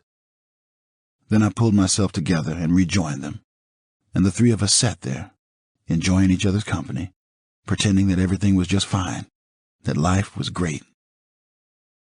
Later that same day, AC took the kids back to Dana Point, back to the Browns, and I watched them pull away in his white Bronco and felt all emptied out. As I look back on it now, I believe that that's when it finally hit me. That was the moment I finally realized Nicole was truly gone. A short while later, Bob Shapiro showed up to talk to me about what lay ahead. He immediately cut to the chase. Almost the first thing he said was, "O.J., I need to know, did you do this?" "Absolutely not," I said. "I didn't do it, and I still can't believe it actually happened." We talked for a couple of hours, Kardashian, Shapiro, and myself. And Shapiro seemed especially upset about the fact that Weitzman had let me talk to the cops. I told him that I had insisted on talking to the cops, and he said that that wasn't the point. Weitzman should have tried to stop me, and when that didn't work, he should have been at my side for the interrogation. Shapiro asked me a few more questions about Sydney's recital, the flight to Chicago, the cut on my hand, etc., then got to his feet. "We have a lot of work ahead of us," he said. "I better get started." I thanked him, and he left. And Kardashian called Weitzman to take him off the case. Weitzman didn't take it well. He began cursing Kardashian, who got tired of trying to explain the situation to him and simply hung up. Not surprisingly, the press found out that Weitzman was no longer representing me, and they even tried to use that against me, suggesting that Weitzman had pulled out because he had doubts about my innocence. I don't know whether he had doubts about my innocence, but I do know that Weitzman didn't pull out. He was pushed. After his conversation with Weitzman, Kardashian called a psychiatrist he knew and asked if he might prescribe a little something to get through the wake and the funeral. I spoke to the doctor on the phone. "It's going to get very tough in the days ahead," he said. "I'm going to prescribe something that should keep you from hitting bottom." The pharmacy delivered the stuff a short while later. Sleeping pills, anti-anxiety pills, antidepressants, and I followed the directions. It said the anxiety pills would kick in pretty fast, but that the antidepressants wouldn't take effect for at least a week or two. When it was time for bed, Kardashian walked me to the room he'd set aside for me and wished me good night. "I'm glad Shapiro's on board," he said. "Me too," I said. I thought about that as I stripped and got into bed. I didn't even know Bob Shapiro, and from the looks of it, my life was in his hands. I was in control of absolutely nothing. I hardly slept again that night, even with the pills. I kept thinking of the kids and of Nicole. As I drifted off, I vaguely remembered having been told about the wake, which was scheduled for the following afternoon. I was so out of it that I actually remember thinking, a wake? For whom? Who died? In the morning, I turned on the TV, and it was the same old shit. The reporters were still harping on this idea that Nicole was leaving me and getting on with her life, and that I'd been unable to handle it. There were also those misguided rumors about Howard Weitzman and the real reasons he had removed himself from the case. I remember thinking that the press got everything wrong. I also remember thinking that they got everything wrong really, really fast. In the middle of yet another report, Kardashian walked into the den and told me that Lou Brown was on the line, calling from Dana Point.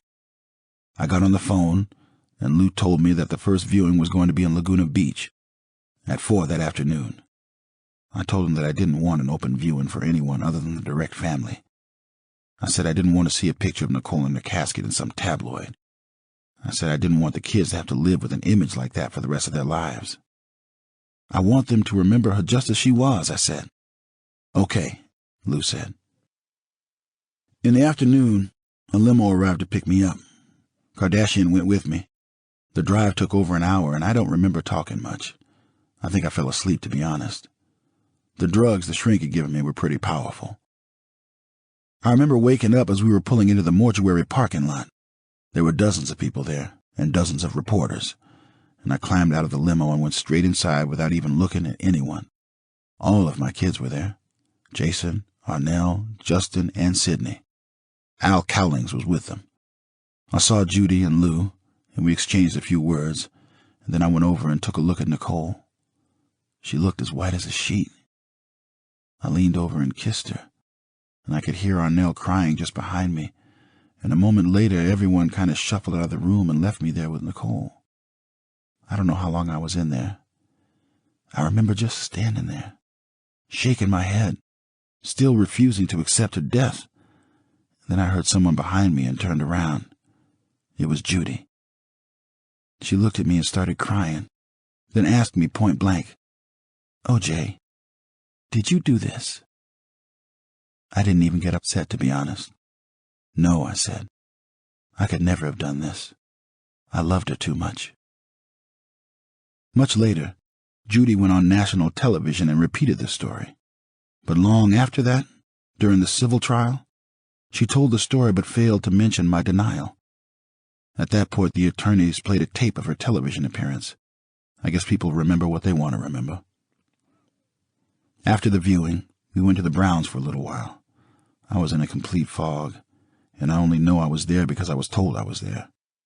Then I got back into the limo for the ride home. I remember that part. I cried all the way.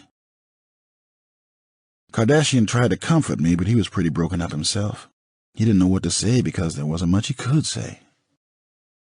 By the time we got back to Kardashian's place in Encino, I was in terrible shape. For the first time in my life, I thought about killing myself. I felt sorrowful and angry at the same time, and most of all, I felt hopeless. I felt like I had nothing to live for. I felt like my life no longer made any sense. At some point, I fell asleep. I was exhausted and all hollowed out, and I took a couple of extra sleeping pills. And when I woke up the following morning, groggy and disoriented, I felt more depressed than ever. I went downstairs and found Kardashian in the kitchen, and I tried to revive myself with coffee. AC showed up while I was in the middle of my second cup. He had brought a suit for me to wear to the funeral. I went upstairs, and it took me a very long time to get dressed. I couldn't seem to make my arms work. They felt heavy and sore, like they would if you overdid it in the gym. The funeral took place at St. Martin of Tours, a church on the corner of Sunset and Saltaire in Brentwood. I couldn't have made it through the service without AC and Kardashian. Kardashian led me to some seats in the second row behind the Browns, and I remember that they turned to look at me. They weren't smiling. My 4 kids joined me, and at that point I think Sydney was beginning to understand what had happened. Justin, on the other hand, was completely oblivious.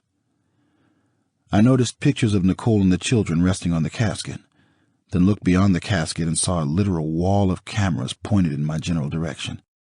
I had no idea that the press was going to be allowed inside, but I didn't have the energy to complain. And who was I going to complain to anyway? I couldn't follow the service, to be honest. At one point I thought it was over, and I found myself standing, shaking a lot of hands, thanking people. But then I was sitting again, and I looked up and saw that Judy Brown was preparing to deliver a eulogy. I don't remember that either, but I know it was short. After the service, people came up to talk to me and to shake my hand and hug me, and I went through the motions and nodded from time to time, trying not to fall apart. Once again, I felt like none of this was really happening, that I was in the middle of a horrible, unimaginable dream. But when I stepped into the parking lot, I knew it was no dream.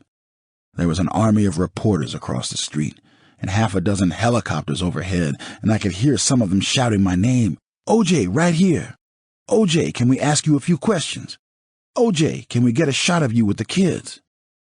It took about an hour to get to the cemetery in Mission Viejo, and the press followed us down. So did the helicopters. Strangely enough, that's what I remember most clearly about the funeral. The damn helicopters, making a racket overhead, not giving a shit about any of us. I also remember vaguely sitting through a short service, and I vaguely remember the priest, but I can't remember a single specific detail about anything at all. I guess those drugs were working pretty hard. Later, some reporter said that I stood by the grave for a long time after the service alone, talking to Nicole, and he suggested that I was asking for forgiveness. I don't know where he got that idea. I didn't stand by the grave for more than half a minute. I had my kids with me, and they never left my side. That much I do remember. The next thing I remember was being back in the limo on our way to the Browns, and it felt almost like a time cut in a movie. I wasn't sure how I'd gotten there. On the other hand, during the drive, Justin spotted a Wendy's hamburger place and announced that he was hungry. Sydney said she was hungry too, so we pulled up to the drive-thru window and I ordered food for everyone. I remember looking at my kids, at their smiling faces, and at the way they attacked their burgers and thinking, it's the little things in life that keep you going. An hour later, I wasn't sure if I could keep going, or whether I wanted to. I got back to Encino late that night and turned on the news. There was footage of us at the church, and more footage of us at the cemetery, but I couldn't watch it without crying. I popped a couple of pills and went to bed. The following morning, Friday, I got out and took a leak and went right back to bed. There was a remote next to the bed and I picked it up and turned on the TV. There was some kind of action movie on and I watched for a few seconds, but then I heard a knock on the door and killed the picture. "Come in," I said. Kardashian walked inside with Robert Shapiro. We made a little small talk. They asked me how I'd slept and stuff, and then they cut to the chase. "I heard from the police this morning," Shapiro said. "Yeah?" "They've issued a warrant for your arrest. You're supposed to turn yourself in at 11. I looked at the clock on the night table next to the bed. It was almost 10. I had an hour. "Okay," I said. "I'll shower and get dressed." Shapiro then told me that a couple of doctors were on their way to the house to collect blood and hair samples for the police. I felt like I was in the middle of an episode of a bad TV movie, only it wasn't a movie. I just shrugged. I was too numb to say anything. Kardashian broke the awkward silence. "AC and Paula are downstairs," he said. "Okay," I said. "I'll get ready." Then Shapiro spoke again. "OJ," he said, "it's just you and us in this room at the moment, and I don't know if we'll get another chance like this. I need to know. Is there anything you want to tell us?" "No," I said. "I've told you everything. I'm not hiding anything. You know everything I know, and everything I've told you is the truth." Shapiro didn't look real happy about my response, but he didn't push. He told me that the doctors would be there any minute, and that he'd wait for me downstairs, and then he left the room. I looked over at Kardashian. He smiled this sort of sad smile, and for some crazy reason he started talking about our long friendship and about all the great times we'd shared over the years. I didn't understand what he was trying to tell me. Was he saying the good times were over?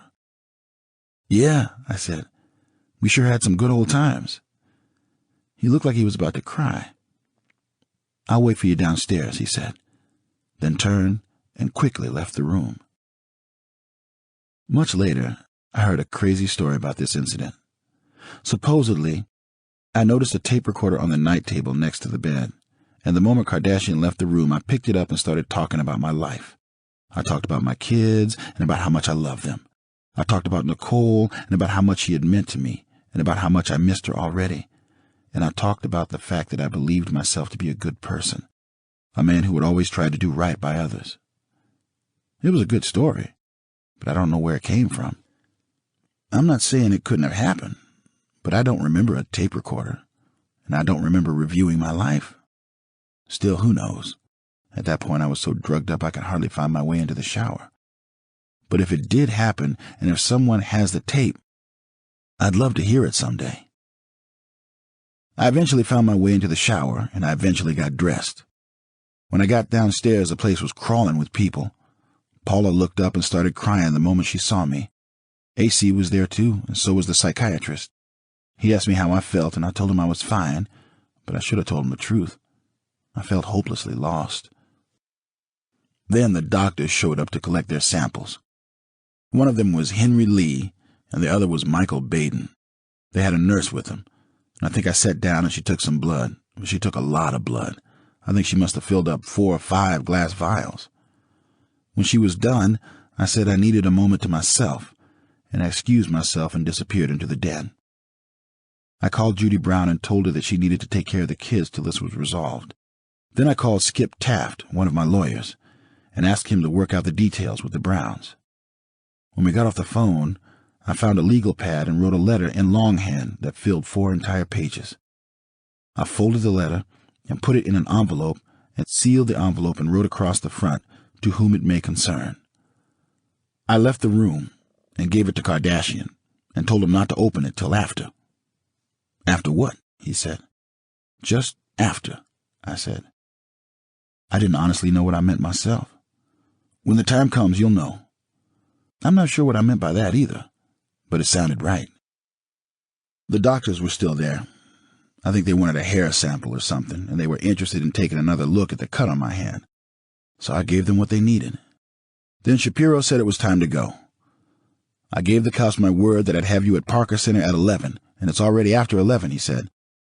"I don't give a shit," I said. "What can they do to me now?" I think Shapiro went off to call the cops and to tell them that we were running a little late, but that we'd be there shortly. I went over and asked Paula to please leave before me. I don't know why, but I guess I thought that would make it easier on both of us. She'd be leaving because I had asked her to leave, instead of standing there watching me walk away from her life. I'm not sure that made any sense, either then or now, but at that point, nothing made much sense. Paula didn't want to leave, but I asked her again, and she finally relented, and I asked AC to walk her out to her car. I went back to the guest room and got my black grip. My Magnum was inside, along with my passport, about $10 in cash, and some pictures of Nicole and the kids. I looked at the pictures and started to cry. But there was a knock at the door, and I dried my tears, tried to pull myself together. "Come in," I said. Kardashian walked in. "How you holding up?" he asked me. "Okay," I said. "Shapiro's waiting downstairs," he said. "I know," I said. "Take your time," he said, but he didn't really mean it. He left the room. A few minutes later, still carrying my grip, I went downstairs and saw AC standing in the foyer, near the front door. I guess everyone else was in the den or something watching the news. "Let's get out of here," I said. "What do you mean?" he said. "Let's just go," I said. I walked out the front door and he followed me, and we climbed into his Bronco and pulled out. He didn't say anything. He was my friend. He would do anything for me, and I would have done anything for him. "Let's go by the house," I said. "What house?" he said. "Nicole's house," I said. He didn't ask why. He got onto the 405 freeway and headed north. We got off at Sunset and worked our way toward Bundy, but as we got closer, we saw that most of the street was blocked off and that the place was crawling with cops. I told him to forget it and asked him to take me to the cemetery, and he looked at me wondering why. "I was so over-medicated that I don't remember a thing," I said. "I want to see the grave before they lock me up. I may never get another chance to see it."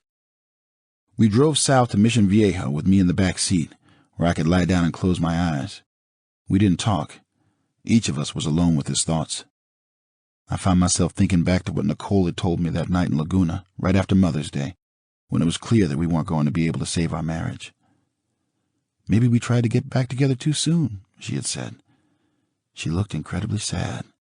Just remembering the look on her face made me feel like crying. I also remembered driving back to Los Angeles that night and helping her put the kids to bed at her place. And I remembered the way she invited me into her bedroom and asked me to make love to her. It was the last time we made love, and just thinking about it was absolutely devastating. I had really loved that girl. Why hadn't we been able to make it work? What have we done wrong? How do other people do it? As we got close to the cemetery, AC called my name and I opened my eyes.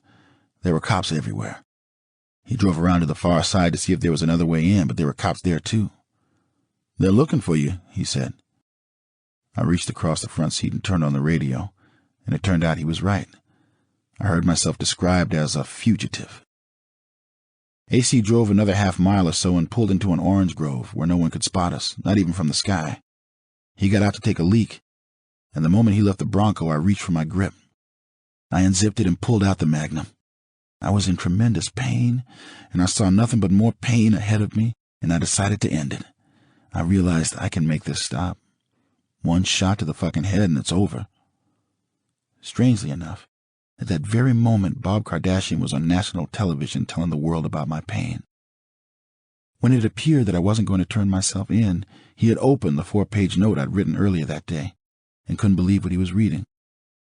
I had asked him not to open it till after, and I guess he thought the time had come. If I hadn't killed myself yet, I was probably about to. I'm not going to lie to you. I had been thinking about killing myself. The first time it crossed my mind was after my brief conversation with Sydney and Justin at Kardashian's house when I tried to break the horrible news about Nicole. "We know," Sydney had said, cutting me off. "She's in heaven." That just about destroyed me. The pain was unbearable, but I kept going. But that morning the pain was back, worse than ever. And since I did not believe I was going to survive it, I had taken the time to sit down and share some final thoughts. Kardashian was then in the process of sharing those thoughts with the world. To whom it may concern. First, everyone understand I have nothing to do with Nicole's murder. I loved her, always have and always will. If we had a problem, it's because I loved her so much.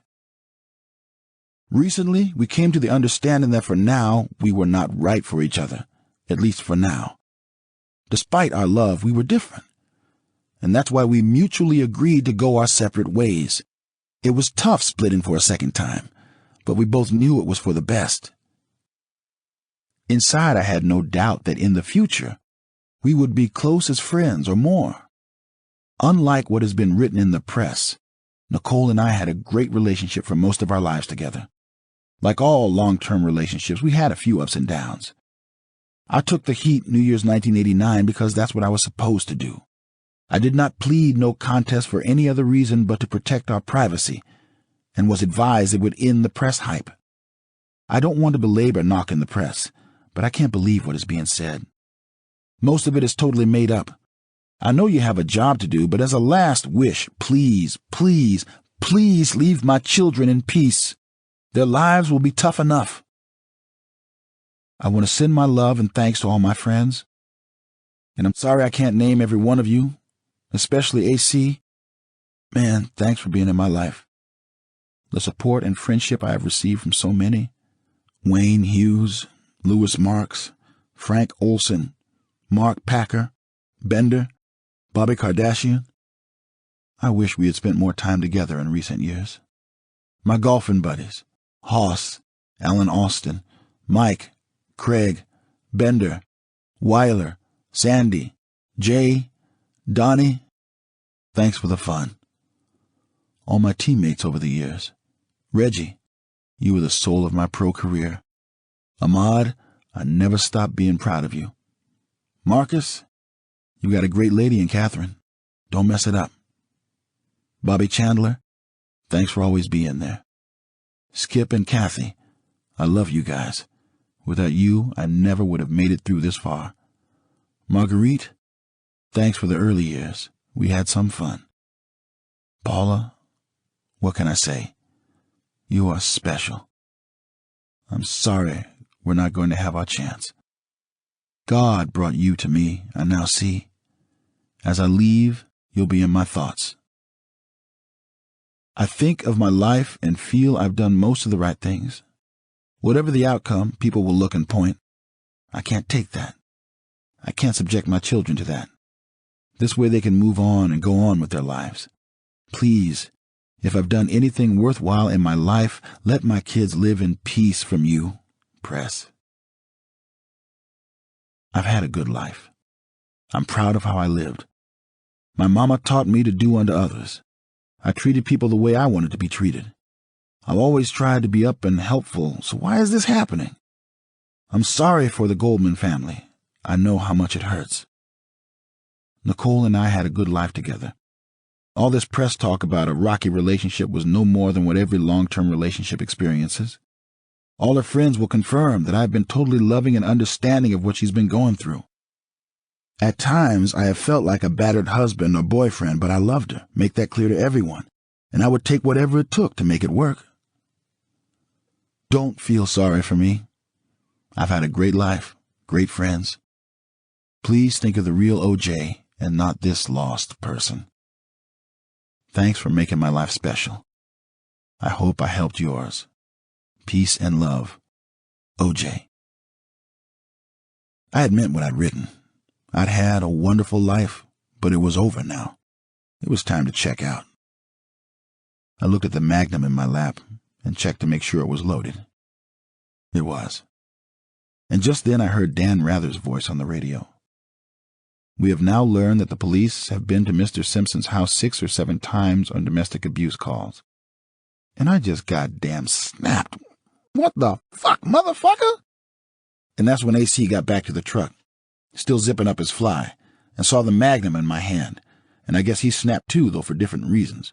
Man, put that fucking gun down, he shouted. What the fuck you think you're doing with that thing? But I wasn't listening to him. I was listening to more of Dan Rather's bullshit. We're now learning that Mr. Simpson has a long history with the Los Angeles Police Department, yada, yada, yada. And I'm shouting at the radio, you ain't learned shit, motherfucker! I almost put a bullet through the radio. What the fuck is going on, AC said, also hollering. Nothing, I said. Take me the fuck home. That changes everything. I'm not going to listen to any more of this bullshit. And AC got behind the wheel and pulled out, with me still fuming and venting. Who the fuck do these people think they are? They're supposed to be reporters. They hear one lie, and if it's a lie they like, they goddamn share it with the world. Well, I'm sick to death of it. I wasn't thinking of killing myself anymore. Depression had given way to rage, and we pulled out of the orange grove, heading back toward the freeway, and he picked up his cell phone and dialed 911. This is Al Cowlings, he said. I've got O.J. Simpson with me, and I'm bringing him in. And wouldn't you know it? Must have been some kind of cop GPS. The police were on our tail in minutes.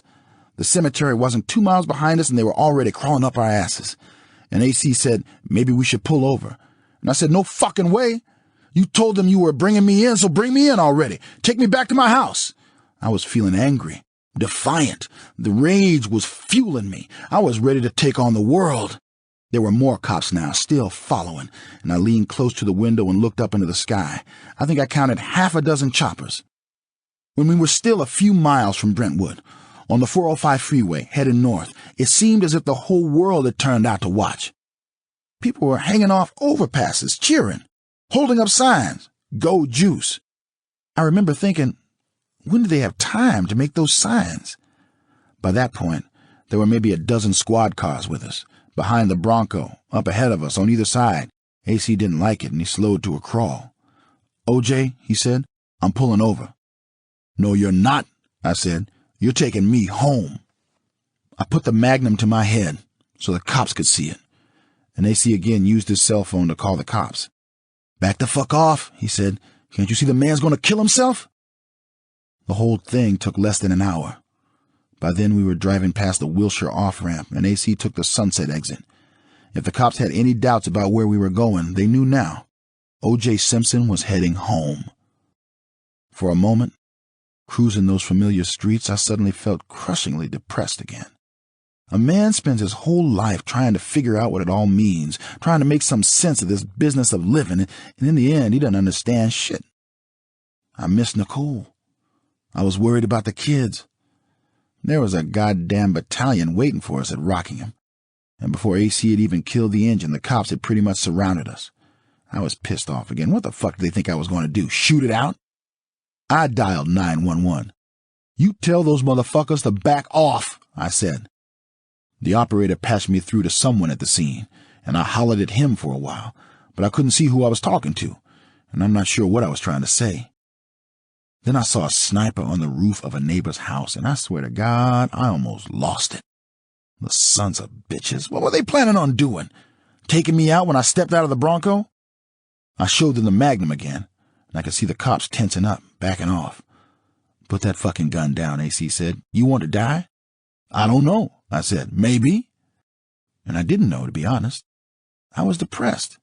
Then I was angry. Then I was depressed again. The shrink had told me that the pills were going to keep me from hitting bottom. But this felt awful close to bottom. And if bottom was worse than this, I didn't want to know about it. A moment later, I felt the tears coming. We should have tried harder, I said. What's that?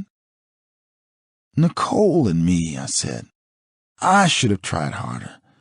Even when I thought I didn't love her, I loved her. It's just there were times I forgot. AC didn't say anything, but I wasn't even looking at him. I was thinking about all those years with Nicole. Most of them so good I wasn't sure I deserved them. And I was thinking about the way we'd gone and fucked everything up.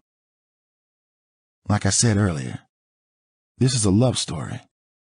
And like a lot of love stories, it doesn't have a happy ending. I got out of the Bronco, and the cops moved in. They gave me a few minutes in the house, a chance to freshen up, then took me downtown to Parker Center. They booked me and took my prints and had me pose for a mugshot. The flash blinded me, and I closed my eyes for a few seconds. Nicole had written, I want to be with you. I want to love and cherish you and make you smile. I want to wake up with you in the mornings and hold you at night. I want to hug and kiss you every day. I want us to be the way we used to be. There was no couple like us. And I'm thinking, you were sure right about that, Nick. There was no couple like us.